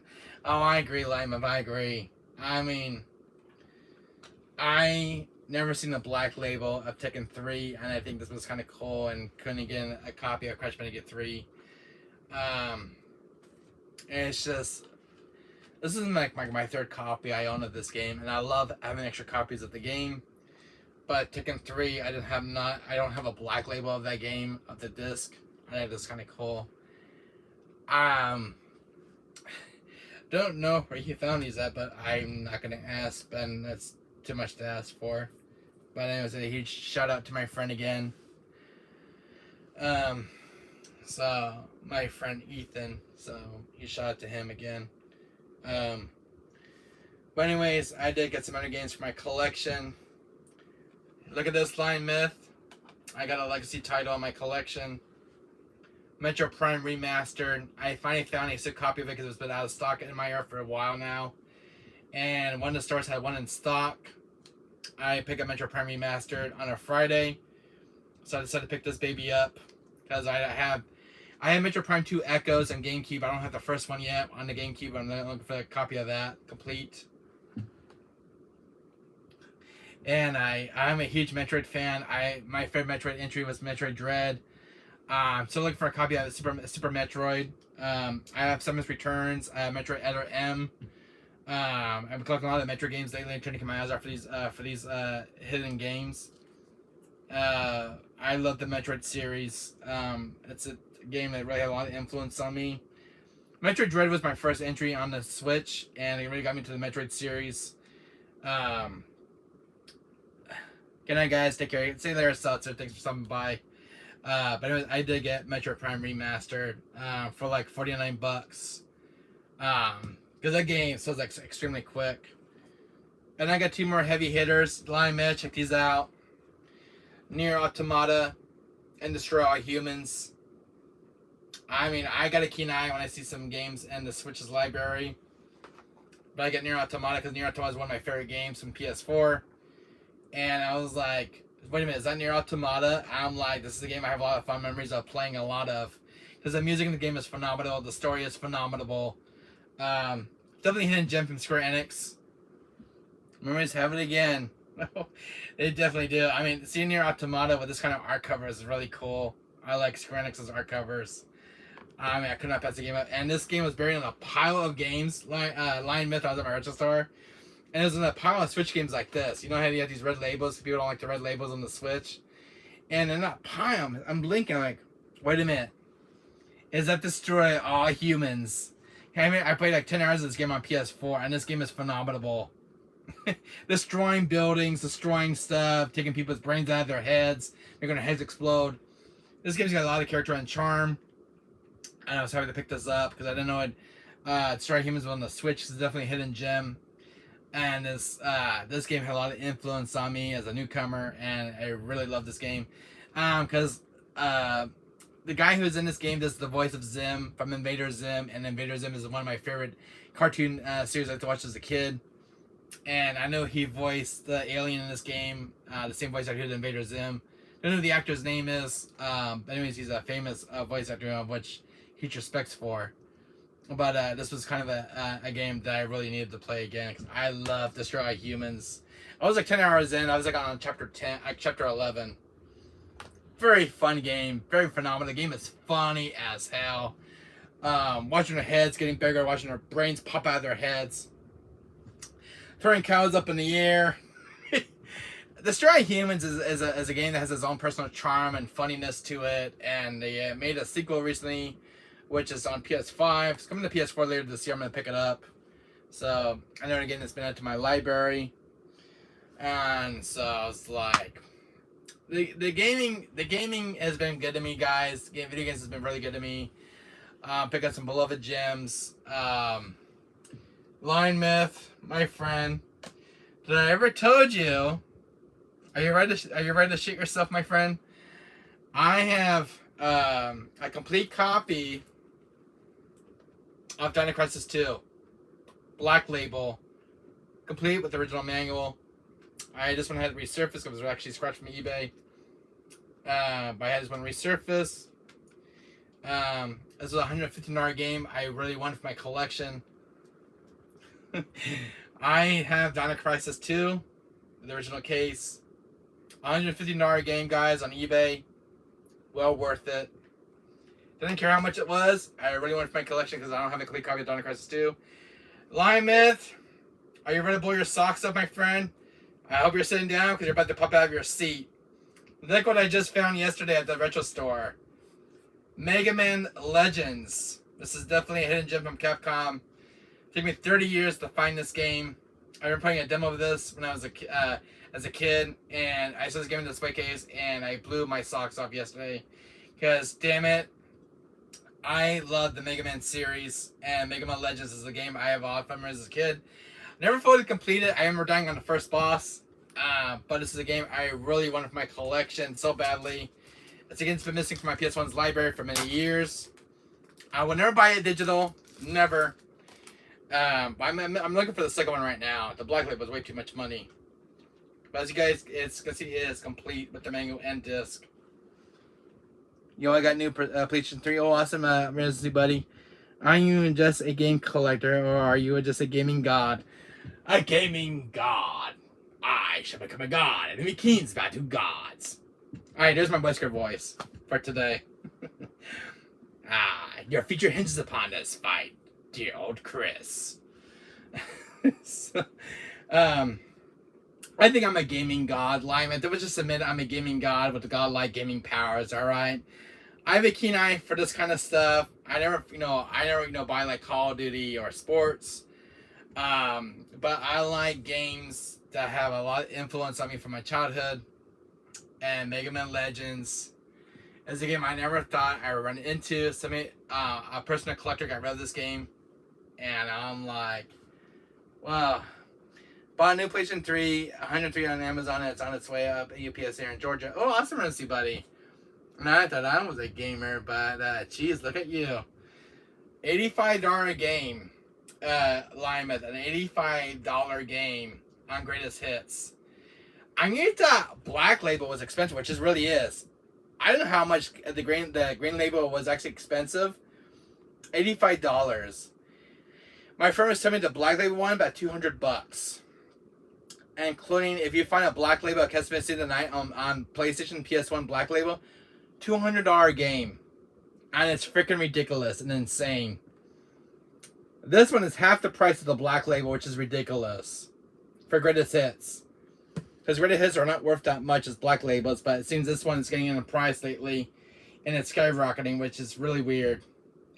Maybe because they never got a re-release or remastered or anything like that, but maybe it's something I should look into, release some modern gaming on the modern console. Be kind of cool to see Mega Man Legends get some love and attention it deserves, because we need a third entry to Mega Man Legends, guys. Listen a minute. Mega Man Legends needs a third entry, which there was one planned, got canceled.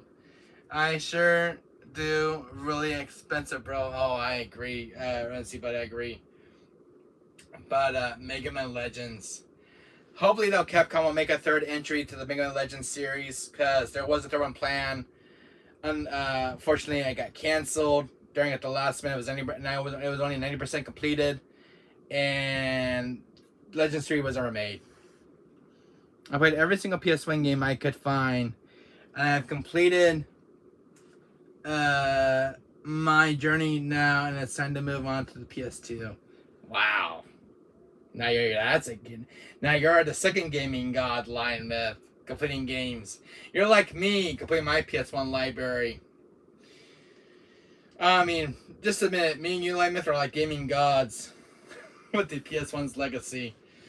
But this is a game that'll take me a while to finish, and I want to enjoy the story. Maybe I'll stream this for you guys. You guys want to see Mega Man Legends on this channel? Guys, I've been dying to play this game for years now, and I think it's time we should stream this game on this channel here, guys. And we should just give respect and see me play this game and see if I can beat it. What time is it again? Right now it's 7:19 p.m. in my area right now. Residency Buddy. If you guys want to get some huge requests for Mega Man Legends streaming on this channel, do what you gotta do. Yeah. Lion Myth, do you want to see this game on my channel? Because I had not played this game since I was a kid. I only got to the first part and I died. And because the boss that killed me was too hard. If you guys want to see this game in my channel, I've been dying to get some love and attention with this game. No, it's really night. Oh, that sucks. Yeah, but I'm glad I got Mega Man Legends. I ended up buying my friend a Sonic game that's a Mario clone. Oh, this and do Dino Crisis 2, please. Oh, I'll definitely do Dino Crisis 2. I have the first stream of Dino Crisis 1 on the channel, but I needed 2 more endings on the game. And Dino Crisis 2 and Mega Man Legends. Lion Myth, I wish you were my editor, my friend. I didn't edit my channel. I didn't like a schedule of games because I can't keep track of all these games in my head. I'm just that Markiplier's got an editor, and I don't have an editor to keep like a schedule of games. I mean, when you're by yourself being a YouTuber, it's not easy because you have this big schedule in hand. You got so many games here. Like, what do I want to stream? I'm like, I mean, I have this and this and this, and I'm like, there's so many games. I'm like, it's not easy to keep track of. But overall, Lion Myth, you know what I have here on... Oh, Lion Myth. Are you a Castlevania fan? And this is Dino Crisis 2. Oh, I will. Lion Myth, are you a Castlevania fan? Trust me, I can do editing. Alright. Lion Myth, are you a huge Castlevania fan? Are you ready to pop your socks up? Guess what came in my mailbox today? Do you know... My Castlevania Requiem video games have came in. Look at this, Lion Myth. Look at this beautiful beauty box. This is made from... I got this from Konami and Limited Run Games. This is the City of the Night Ultimate Collector's Edition box. And... this is my first unboxing video, Lion Myth. And I know you're a huge Castlevania fan like me. But I've been a diehard Castlevania fan since the 90s. Look at this beautiful box. You got Dracula, Alucard, Maria Menard, Richter Belmont. I'm jealous. This box right here, this beauty, Lion Myth, $175 to get my hands on it. And it came in my mailbox. Look at this beautiful box. Richter Belmont, Alucard. Tells you the contents on the inside. Yeah, you got more Richter and Belmont and Alucard on the other side. But look at that beautiful box. Look at the artwork. Oh, and there's more Lion Myth. There's more. We got more, guys. Do you know what this is, Lion Myth? This is the Save Data Icon box. You're probably, no freaking way. That big coffin? This is a Save Data Icon box. Where you would save your game. Oh, Jesus, my phone cut off. Oh, that sucks.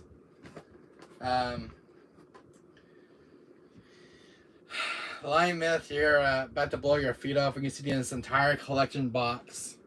Anyways, hit that like video, guys.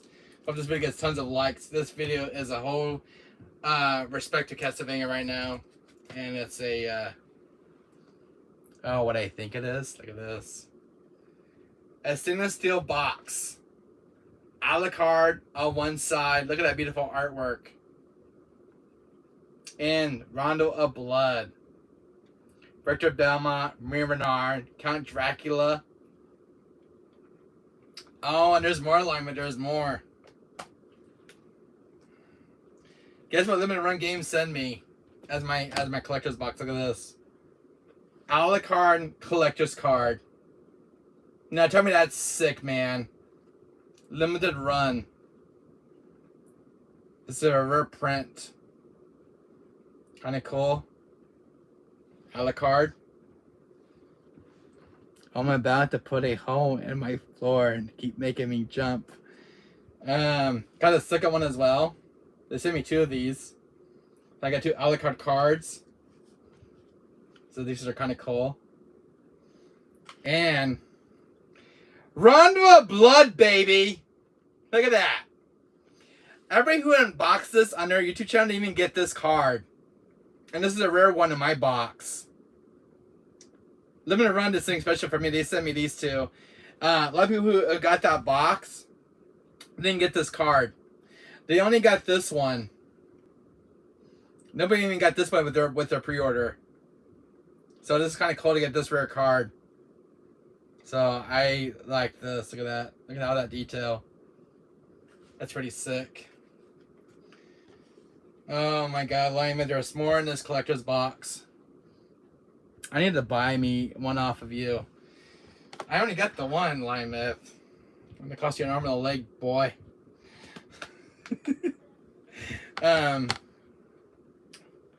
There is more Line Myth. There is more in this damn box.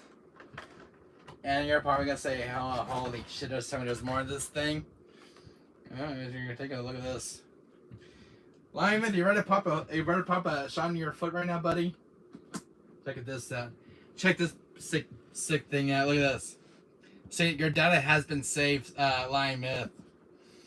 So, look at this. A save data icon chest. It's a big coffin box. Data saved. That's pretty sick. And a big coffin. They actually made this prop from the game. That's pretty sick for a collector's edition.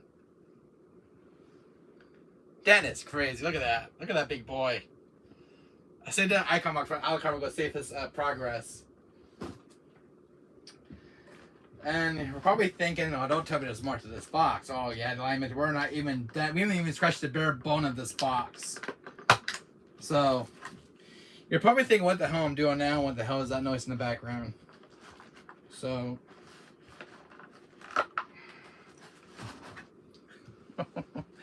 now you can save your data in real life. Yes, I can. Lion Myth, you know what this is? You know what this is? The Alucard's personal shield. Look at that. It's a replica of Alucard's shield.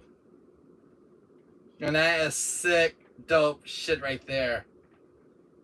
That's thing for any diehard Castlevania fan. Have the big shield of Alucard. Look at the detail on that thing. That's dope as shit.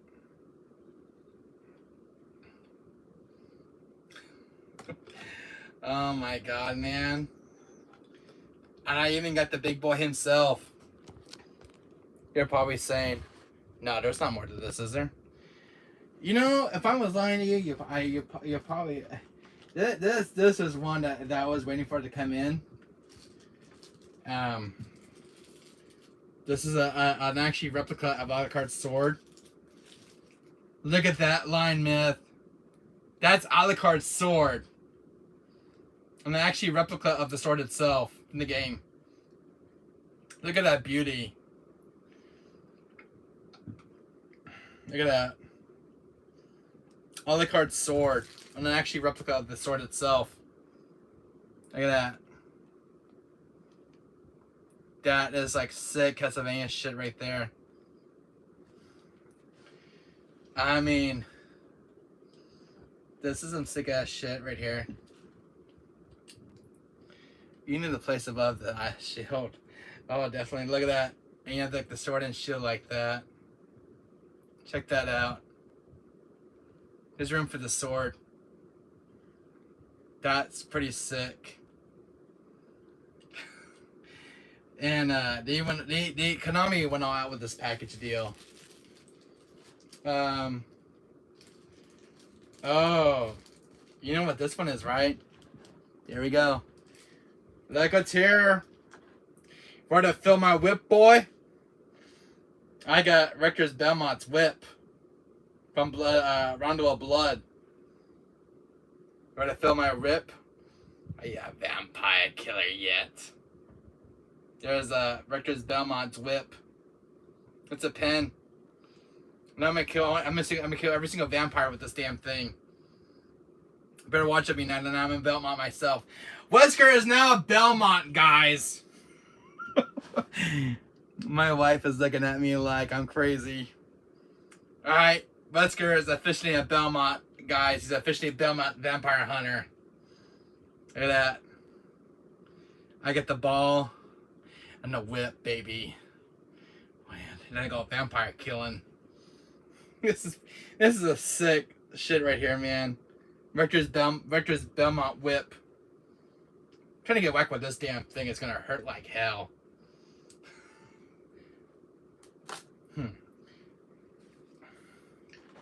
What is a man?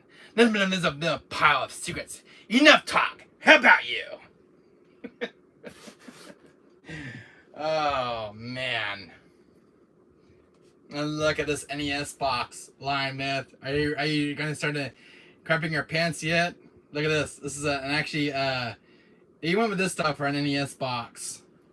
Imagine what's great in that game. Oh damn yeah, baby. My battery just froze because my battery's running low. Bastard. I mean by charging my things. Oh, a second. Charge, damn you! Alright.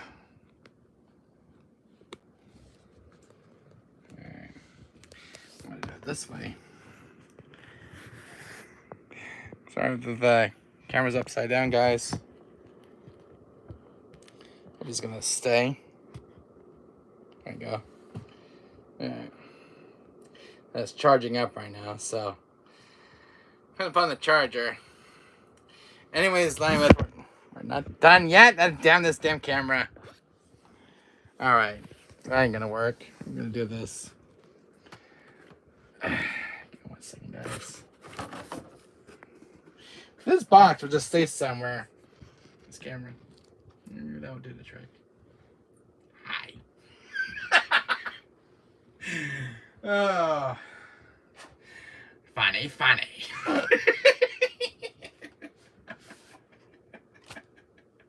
Trying to fix the camera here. Wesker's being a crazy buffoon. A buffoon, you say? Oh, Lion Man, what do I have for you now, my friend? We're still not even done yet. What's in this box? By the way, take a look at this box real quick before I show what's in the contents. Look at that beautiful Castlevania artwork. Look at that Lion Myth. They went for this NES box style. Check that out. It's like that little stamp that Nintendo will put on. Little Easter egg there. I see a poster behind you. Oh, that one right there? Alright, that's RE0 and RE5 posters. Chris Redfield. Damn you! Stop looking at me, you fool! Oh, Lion Myth. Oh, I don't know if I should rub this in your face right now, but you're gonna blow your socks off. You know what this is? This is a CD soundtrack of Castlevania of Symphony of the Night and Rondo Blood. It's got 2 tracks from both beloved games. Look at that. Vampire Killer's on that track. Look at that. They kind of would focus right there. You got Symphony of the Night. For Symphony of the Night, for Rondo Blood, you got 25 tracks. Symphony's got 12 tracks in the game. This is a CD soundtrack of Castlevania Symphony of the Night and Rondo Blood. A soundtrack? Yeah, look at that. That's God tier right there. But God-like music. And look at all those tracks from 2 games. Rondo Blood and Symphony of the Night. And there's your favorite right here. Vampire Killer. 2 of the most, those are the ones I actually heard first in the game. The Vampire Killer and Divine Bloodline are one of my favorite soundtracks from Rondo Blood. And which was the one? The Ghost Ship Painting is one of my favorite tracks. But we're not even done yet, Lion Myth. We're not done yet, buddy. We're not done yet by a long shot.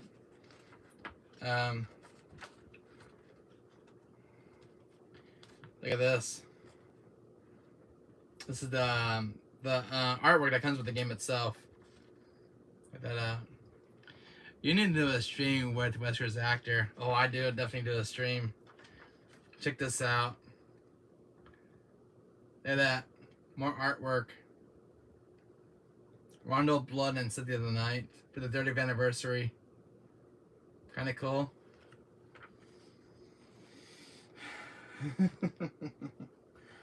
And look at this bad boy. It finally got a physical release, Line Myth. Castlevania Requiem with City of the Night and Rondo of Blood. Are you jealous now, my friend? It's got a physical release. Requiem has been a digital game for many years. And it finally came to a dream. This game finally seen the light of day.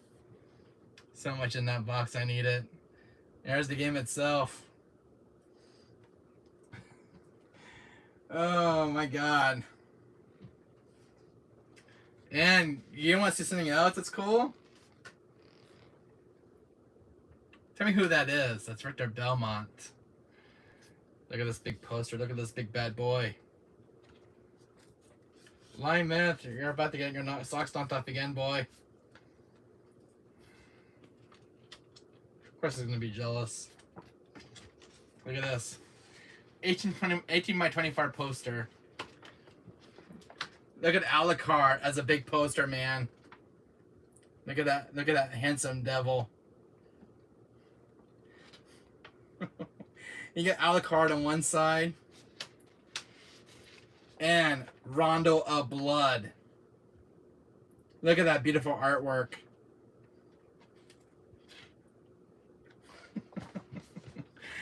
Oh my god. And there was one more poster, Line Myth. We didn't even scratch the bottom of this collector's edition. You're probably telling me, you said, oh shit, there's more, isn't there? Yes, there is. Now, I think I find the game itself. Oh, hell no. Oh, hell no. Now I really need it. Oh, Line Myth. What am I going to do, my friend? I have something else you're going to really love. You want to shoot me out or shoot me later, go ahead. This was, this is actually the original artwork. This is only exclusive to the collector's edition. This is the new, the original cover they released for the collector's edition, but is not included with the game itself. Line Myth, my friend, take a look at this. Rondo of Blood original artwork. And Cynthia of the Night, baby, with the original PS1's artwork. For PS4. So you're going to have two different artworks for the game. Rondo of Blood or Cynthia of the Night. With the original PS1's artwork re-updated and in all its glory. Are you jealous now, Line Myth? Oh, he's probably saying, Wesker, stop it, please. You're killing me. Stop it! No more! But wait. There's more. He's probably thinking, oh shit, not another one. Oh, Line Myth, my friend. Wesker's really outdone himself. I got a Rondo of Blood poster. You damn legend, Wesker. Check that beauty out, my friend. This is a little mini poster that comes with the game itself. Now you can get this at Best Buy, but you have a few in stock for 40 bucks. But you get a poster with the game. Rondo of Blood. The original artwork they use on the Super Nintendo's cartridge. Look at that. That's some dope shit right there. Now, there was one more thing that was in the box. Line Myth. The last but not least is the disc, how it looks. Look at that beautiful disc. You just torch me at this point. I know I am. Look at that beautiful disc. Look at the artwork on that disc. Konami went all out with this big budget. Look at this. Rondo of Blood, Instant in the Night on the disc. I mean, it's not your typical artwork they did for the game itself. But look at that beautiful disc of a Blu-ray. Richter Belmont. Alucard. That's some sick, dope shit right there.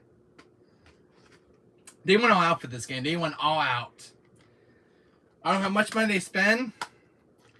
But you want? Oh, but Lion Man, there is more, buddy. There is more in this Castlevania video. He says no, I can't take it anymore. Well, as a send off to the Castlevania franchise, Castlevania Anniversary Collection. Oh, what usually is no much for you really are torturing me at this point. You have another Castlevania game that they got the Castlevania titles in the collection. Now this one I bought at the retro store. You got Castlevania, Simon's Quest, Dracula's Curse, Super Castlevania 4, Castlevania Bloodlines, Kid Dracula, Castlevania Belmont's Revenge, and Castlevania Adventures. There you go. Another Castlevania game. In my PS4 library. But Lion Myth, I have one more for you, buddy. You know what was in this box? You're probably thinking of, what the hell is he going to do now? I'm already terrified as is. He's always torturing me. What is Wesker planning here? Come on, tell me. Someone save me. Definitely. Wesker's torturing you, boy. He is definitely torturing you. Now, if you want to know how many copies were in this box,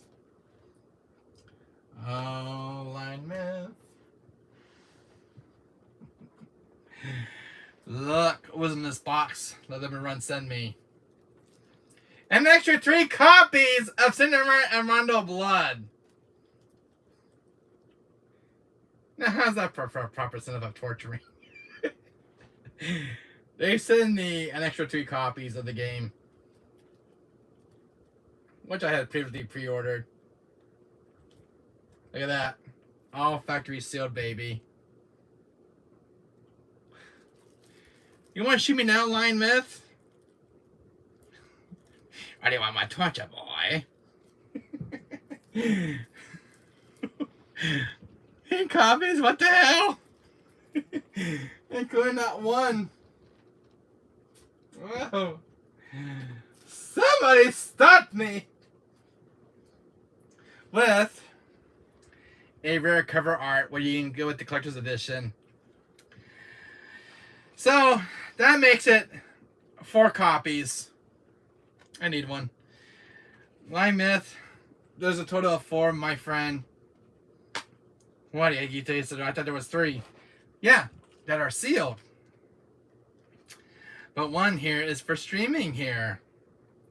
And you're probably thinking, what the hell is Wesker doing?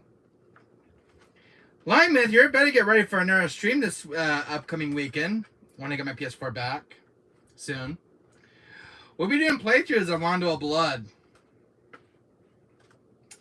So, why do you think this one was open for? I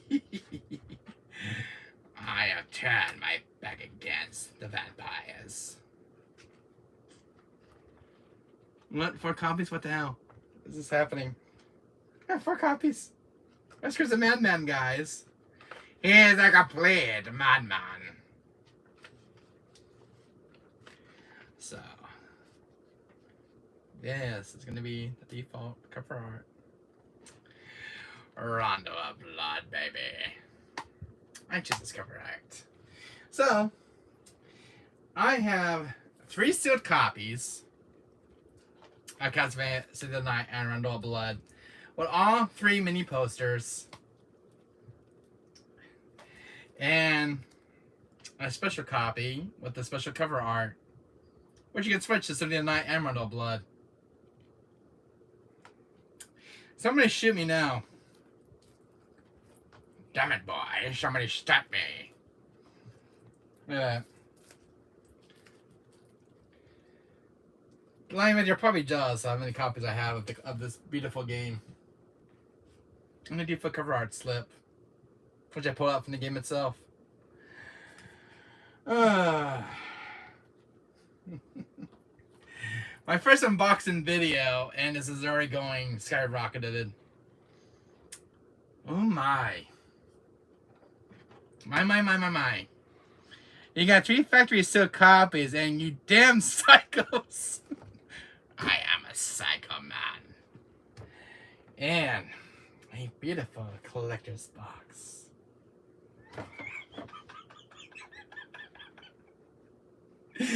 I'm doing that thing, alright, Line Myths? You want to stop me now?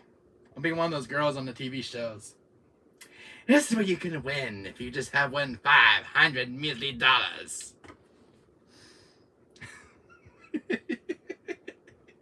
So, this big boy came in the mailbox today.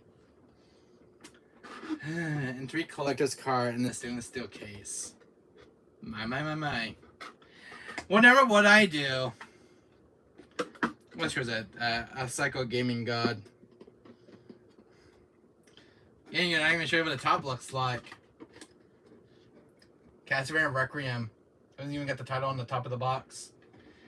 On the bottom. On the sides too. Seeing the Night Rondo Blood. I mean, this is probably one, if I ever got rid of my gaming collection, this is probably one people will fight over. Lord, what did I do to deserve this punishment? I waited for a year, and they sent me apology letters that this game has been delayed. And look at that. I mean, I probably a lot of people watching this right now very jealous of seeing this box. This beauty of a collector's item. And Dracula's looking right at you. He's like, why, boy? Why did you not buy me? Look at that card. I think he's really pissed. I think Richter Belmont's looking the other way. Oh. What is a man? And there's been a pile of secrets. How about you? Die, monster. You don't belong in this world. Okay, I got awfully personal with Dracula, alright? This guy might become Dracula in the next few days. I might turn into a vampire for whatever reason. So, that's my first unboxing video, Line Myth. I mean, the stuff I got for about $300. What did I spend for? It's, crazy. It's madness. I mean, you know what, Wesker? I'm going to go ahead and I'm going to do something special for you, for my support for you. Thank you so much, Line Myth. Thank you so much, my friend. I bet you were blown away by this video. You're probably thinking of, well, maybe this is one of Wesker's typical pickup videos that he does every month. This is not one of those videos. This is a special one, and special respect for Castlevania. Man, look at that beautiful box. It's a spicy meatball! Oh, man. That box is the most beautiful Castlevania box I've ever seen. And the Konami went all out for this box. I mean, Konami's been killing it now with the newer games they're releasing. But it did something special for Symphony of the Night and Rondo Blood. Two of the most biggest hits games in gaming history. And they did something special for the game as a proper send-off. That's a big, huge love there to the franchise. This is about developers, what special stuff they do. I pray to the gaming gods to bless me, and they like to they bless you. Oh, the gaming gods help Line Myth to get Castlevania Collector's Edition. Maybe you can get, well, I'll tell you a little secret. How about this, Line Myth? Since I'm a good friend of you, there were some copies at Best Buy on their website online for $40. They had some stuff. I was looking at Best Buy website. They had some in stock, and I know this game's out of print, but they had a few left at Best Buy's website online. So maybe you can get yourself one. It has a mini poster inside, but you get 2 games for $40. And there's one at Best Buy online that was on there. I was looking at Castlevania, and it seems that Best Buy got a few in their inventory. So maybe all hopes are not lost, Line Myth. May the gaming gods will bless you. Since Best Buy's got an extra few copies left of Symphony of the Night for your collection. So I will grab this right now, Line Myth and Best Buy, and have it ordered, have it shipped to your house. And so you can have one for your collection. So, and I believe this one's still available on their Best Buy's website. So, before it's out of print. So try to pick them up Lion Myth or some at Best Buy on their website online. So look it up, because Konami did make a few extra titles just in case where people didn't get their hands on them in the first place during pre-orders. So whatever's left is left of the printings of these games.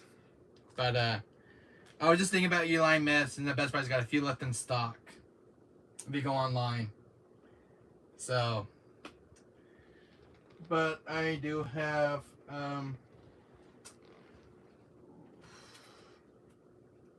see, mine was a special number Lion Myth by the Gaming Gods. Mine was number 740 out of 9,000 units that were made. So this box right here is number 740 because of the certain authenticity. So mine is number 740 out of 9,000. So, but the game you can find, but the box, only 9,000 of these were made in existence. So anybody who didn't order this missed out on this big beauty box they have in their gaming room. So, well, mine was number 740, Lion Myth. Only 740 out of 9,000. So, that's for this big special box of gaming history. This is for the Castlevania's 30th anniversary, though. For Sin Night and Rundle Blood. So, I mean, the stuff that you get in this box is enough for a diehard fan to pop their socks off and fall out their seats. So, I got emails on this that was on its way, and I didn't know this game was going to come in. I ordered this last year back in January, Lion Myth, and there was no updates, and I thought my order got lost. They were going to refund my game. But lucky enough, this year came by, the game did make it to the US, and I did get my physical copy as of today, so I had to wait like 4 or 5 days for it to come in. But I'm glad it came here because I passed inspection. So it was nice to get this in my mailbox. I waited a year for this. So now I can stream Rondo of Blood on my PS4 and City of the Night. And City of the Night, what you're not going to believe, Lion Myth, has the unreleased version of City of the Night. The one that was it's not the PS1 format, the one's on released on PS1. This one includes the unreleased version of City of the Night with the new recorded dialogue and stuff. Mostly I got director's cut. But Limited Run had to pay a lot of extra money to get this version from Konami's Vault, which was unreleased in the US. I think it was only seen once on PSP, that was about it. But it got re-released again for the PS4, the unreleased version of the City of the Night, the new recorded dialogue. So that's what's included in this version of the game. And you got Rundle of Blood. So that's kind of cool about this in the night version of that game. And it's not the PS1's format because this one's got different filters, life improvements, and you don't have to wear the compressed filter from the PS1. This is like more as like a soothing filter, where it smooths out the filter of the game, and it looks very high res, more like upscaled. So this game was in development for quite a while, so at Konami. So it was nice that Konami re-released this game for collectors. So, I mean, when I heard the announcements, and I saw City of the Night on the cover art, I blew my casket off, and I'm like, I had to go order it. Red Dead Redemption 2. Then I got corrupted, and I'm sad now. Ah, that sucks, Lion Myth. I haven't games get corrupted. I really hate that. Maybe it's time for a new hard drive to get replaced. You know, can be the hard drive going out. Probably needs a new hard drive because hard drives only last for so long. I ended up blowing an HD drive that had corrupted save files on it. So I ended up blowing that hard drive and replaced that. The second one of the HD drives go out. They don't last forever. So when I got my box line myth, I had these protective corners on the box itself for that big giant Castlevania box. So these were kind of cool. The way to protect the box when it came in. And that big boy came in this limited run box. That's what it came in. It was this big box right here. That's for that one big box I showed you. It came in like this. So this is the box that they came in. So yeah, and they pack it all nice and neat too. Line myth, I don't know if you noticed. Did you ever ask what's missing from over there? You probably never asked me. It's the beginning of the stream. That old PS5, it's been sold.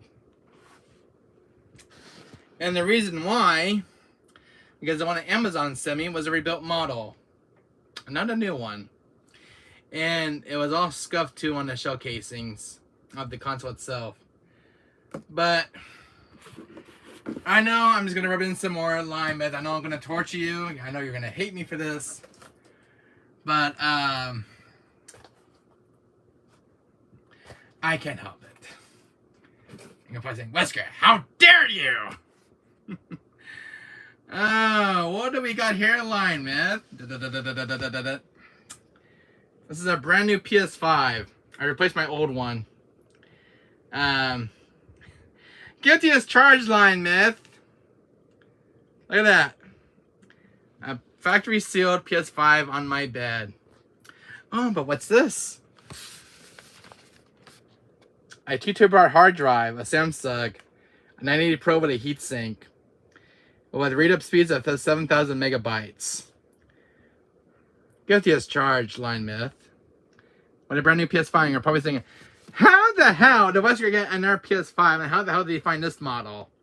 Well, I was at Best Buy on Friday, and they had PS5s in stock.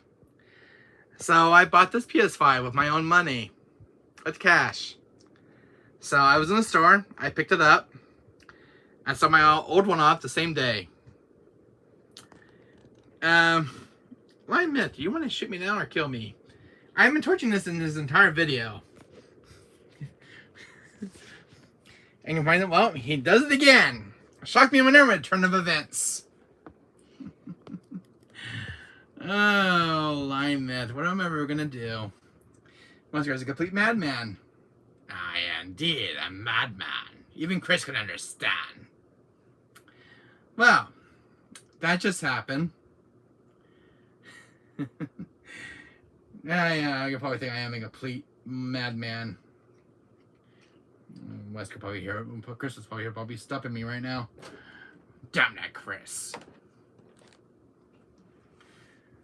Well, line myth, I got an Air PS5. And you probably think I wouldn't show that one to you, but I just did. Chris, help me! Make Wesker stop! Never. I will never make it stop, boy. I killed you in this entire video, line myth. I tortured you from beginning to end. And I do it again too, boy. I mean, I got Castlevania Collector's Edition, a new PS5 with a new hard drive. I mean, guilty as charged.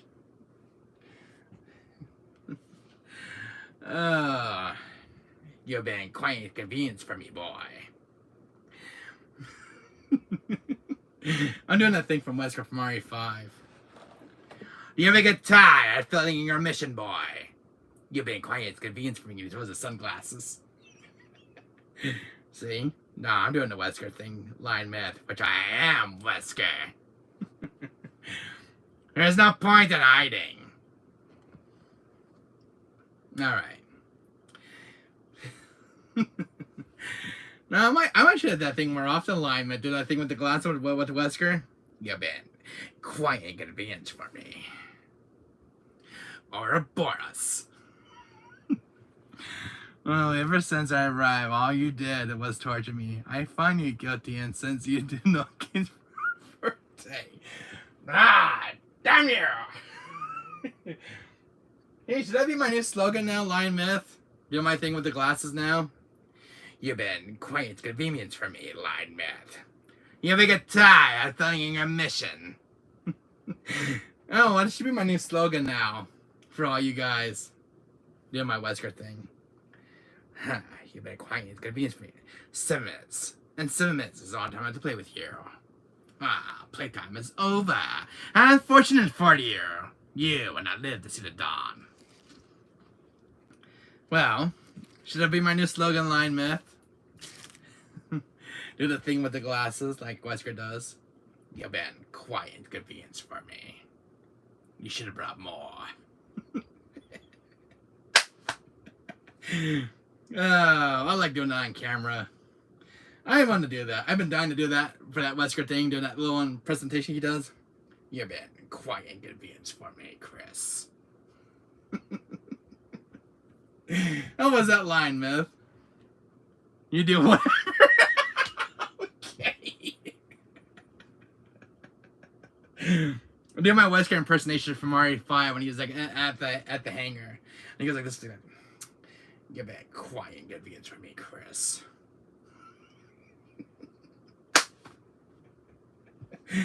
Oh, now you know why I have the little icon, a picture of Wesker with the glasses going like this.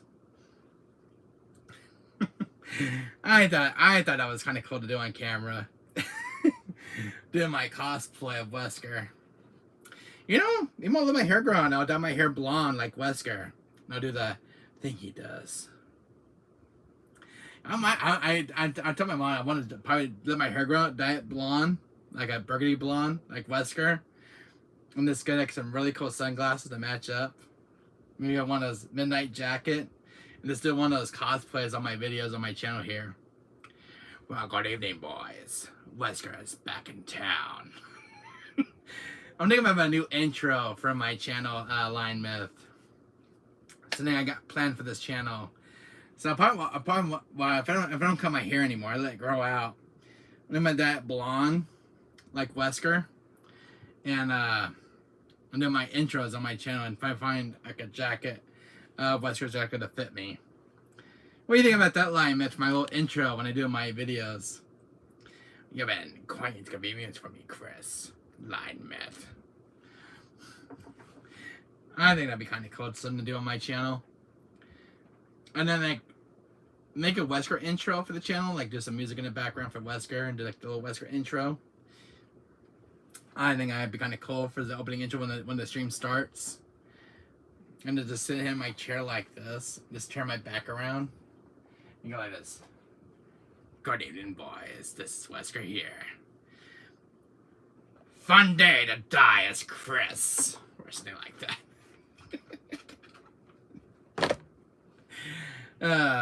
What do you think, Line Myth? Too over the top? How am I on the journey to watch every stream on your channel, Wesker? I don't know. But you've been quite inconvenience for me, boy. Thank you so much. I don't know. Should I dye my hair out blonde, Line Myth? Get like a leather jacket like Wesker, but all midnight. Get some dark sunshades. Maybe I should do that with my camera when I'm streaming my games. I'll put some of the dark shades on. Have my blonde hair in the background. What do you think about that, Line? Would that be kind of cool? No, you already hit those like buttons. Ah, shit. It's Wesker on the screen. But he's in real life! I think I'm gonna let my grow out soon if I don't cut it. That blonde, like Wesker's hair. I think that'd be kind of cool. You gotta take these dark sunshades. Cosplay at the finest. Yes, cosplay at the finest. I need to find some clothing of Wesker online for my birthday this year and get it ready for another intro for my channel. I just dye my hair blonde. Maybe I could buy like a blonde hair wig or something until my hair grows out. Like if I could buy a blonde wig and put some gel in it and just kind of comb it like this. You'll be quiet. It's convenient for me, Chris. So, There is a lot of stuff for cosplay, so I might add some for my channel because it's Wesker's Gaming Archive. I'm just sitting in my chair with my jacket and do like the sting of my intro. You've been quite convenient for me, viewers. How the hell have you been? Or something like that. Maybe read a script. And then when I leave the stream, I'll say, complete global saturation. And that's where you guys hit the deck within 5 minutes.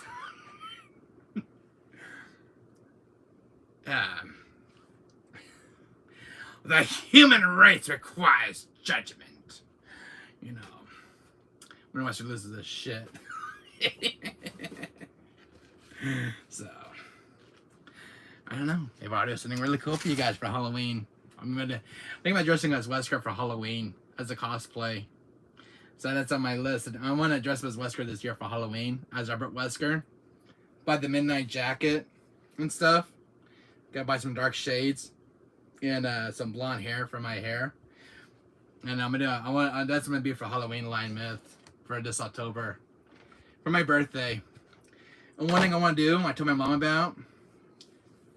See my arm here? I'm thinking about doing a Wesker tattoo. This is the Umbrella Corporation. And in one of his lines, it says, the human race requires judgment. And on top, 7 minutes. 7 minutes is all time to play with you. And then like a little PS. Playtime is over. How unfortunate for you. So I'm thinking about putting it on my arm. On my arm for a tattoo. And get an Albert Wesker tattoo. So that's one thing I want to get my tattoo for my birthday this year. I told my mom about it. So I'm thinking about doing that. I already got that tattoo? Oh, really? I'm thinking about doing one over here with the sunglasses. And then maybe have like a different one on here. And he's like, you better quiet. It's convenience for me, Chris. You're gonna get tired of failing your mission. And towards the sunglasses. So I'm gonna have one like a Stars one, as the captain of the Stars team, and then one his midnight outfit with the glasses on like this. Chris, you big quiet, inconvenience for me. Every guitar failing your mission. And then kind of throws the glasses off the screen. So I'm putting like 2 different Weskers on my arms. I'm becoming a gaming god. I could do one. Maybe you could do like I don't know how to do a feel on your back. Maybe you could do one of Regina and Gale from Dino Crisis. I don't even get slogans from Dino Crisis. But maybe put back on my back one is I'll put like a tattoo of Regina from Dino Crisis getting chased by the T-Rex. Kind of cool. Or is this? Maybe something else. Damn you, damn lizard. Or something. Maybe a slogan from Dino Crisis. Dr. Kirk. So I have some stuff planned for my my mom's thinking I'm too scared to get a tattoo. So maybe I want to get a tattoo of Wesker. I'm gonna get a tattoo of Wesker for many years. Maybe on my hand. I'll put the Umbrella logo on my hand. The Umbrella Corporation. And then maybe I got on the bottom pick up like a barcode. Like I'm a clone of Wesker. Everybody's sick. Or something.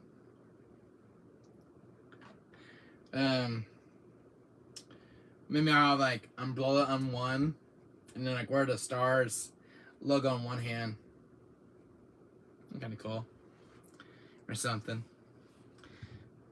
Or maybe I'd grab my whole arm out with Resident Evil, Tyrant, Chris, Jill, Claire, Barry. Barry! So that's something I'm thinking about doing something with my arm with Wesker and some other characters from the game. Maybe like William Birkin. Like that big giant eyeball on my arm. Oh my god, he's infected with the G virus. You should dress up as a cowboy when you stream Red Dead Redemption. Wesker style, baby. I'm going Western style. Yeah, I definitely should dress up as a cowboy. Yeah! Yo, come back now, you hear? That'd be a good one-line myth. Your name is Dirty Dan and Pinhead Larry. I'm gonna get you Dirty Dan and Pinhead Larry. So, how about this line myth? You be Dirty Dan, and I'll be Pinhead Larry. And then watch out for Sandy Cheeks. I'm gonna get you Dirty Dan and Pinhead Larry. No, that'd be bad, because Sandy Cheeks might be go after us. She might put both our hides in the ground. Let's say Texas is dumb. He cares about dumb old Texas. What'd you say about Texas? As I said, Texas is dumb. Don't need Texas in vain. I don't know if you watched that episode of where Patrick was insulting Sandy Cheeks about Texas. I think that was kind of funny, but he pushed the wrong buttons on that one. So, anyways, how was that boxing video line myth? I know that was torture for you.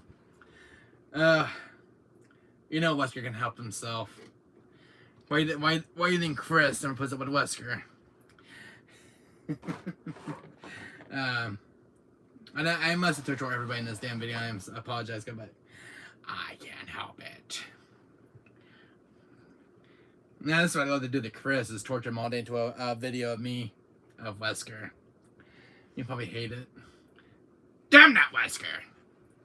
You killed me. I definitely did. Oh. Now, if I ever got one of those Resident Collection boxes, like maybe like RE7 Biohazard, that'd be a torture one for you to sit through of an unboxing video. If I ever find one line, Matthew, I might have to sit through one of those. You're probably saying, shit. Not again.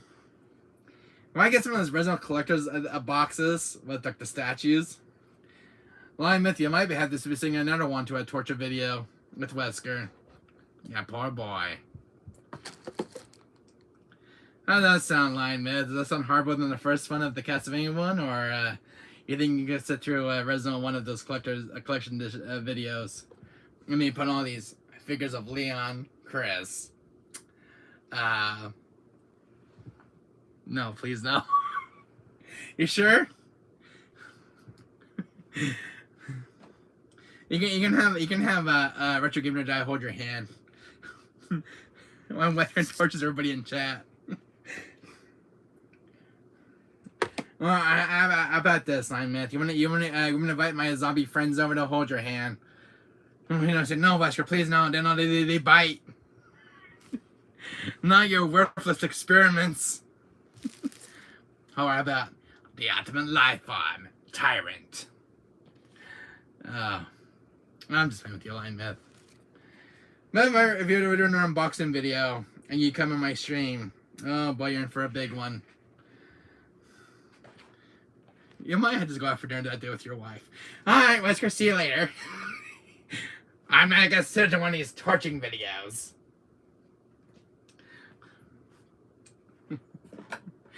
Oh. I'm glad I became a YouTuber. But man, torturing viewers. Wesker at his best. No, if Sephiroth is doing this with me, Sephiroth, that'd be really bad. Oh boy.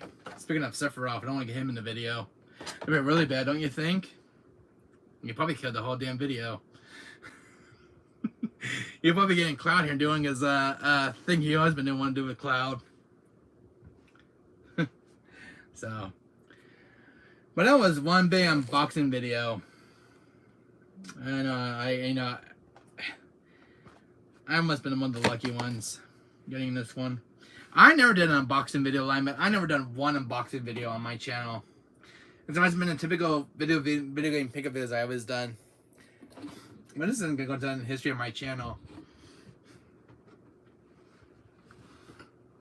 I never done unboxing videos. Never did. I only show off concepts, but everything major as this. And I'm using the stream together. They've been more content. Oh, definitely. Definitely. Oh. Should I torture you with something else? You're saying, Wesker, why don't you get that look on your face? Why? This is the thing you torture me with now, and I watch your stream, which I'm still here. Well, line myth. As I lie here, my PS4 is in the shop, by the way. Guilty as charged yet again. Alright, now you caught me again, alright? My PS4 is in the shop. So, that's 2. No, that's 3. 2 strikes you're out, right? I'm like, damn it, he puts a fast one on me yet again. Damn that, Wesker. Yeah, my PS4 is in the shop as of this month.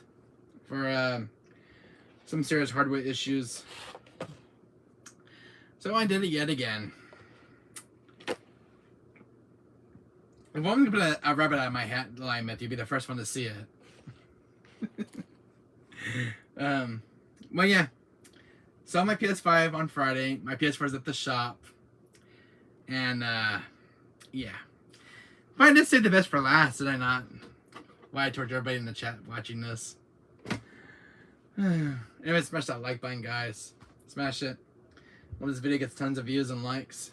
As, you won't see a rare Castlevania video on my channel unless I do one of my beloved streams. Oh, that's right. Rondo of Blood. There's another torture one for you. I'm gonna go to bed now, Wesker. I had fun, but see you next time, man, and be there for more torture and pain. Alright, Lion Myth, I'll see you later, my friend. I gotta check out of here. And put this stuff back. Anyways, Captain Wesker signing off, guys, yet again. I'll be back for more torture and pain in my next video. You be quiet, it's convenient me, viewers. I'll see y'all later. Captain Wesker signing off. See you guys.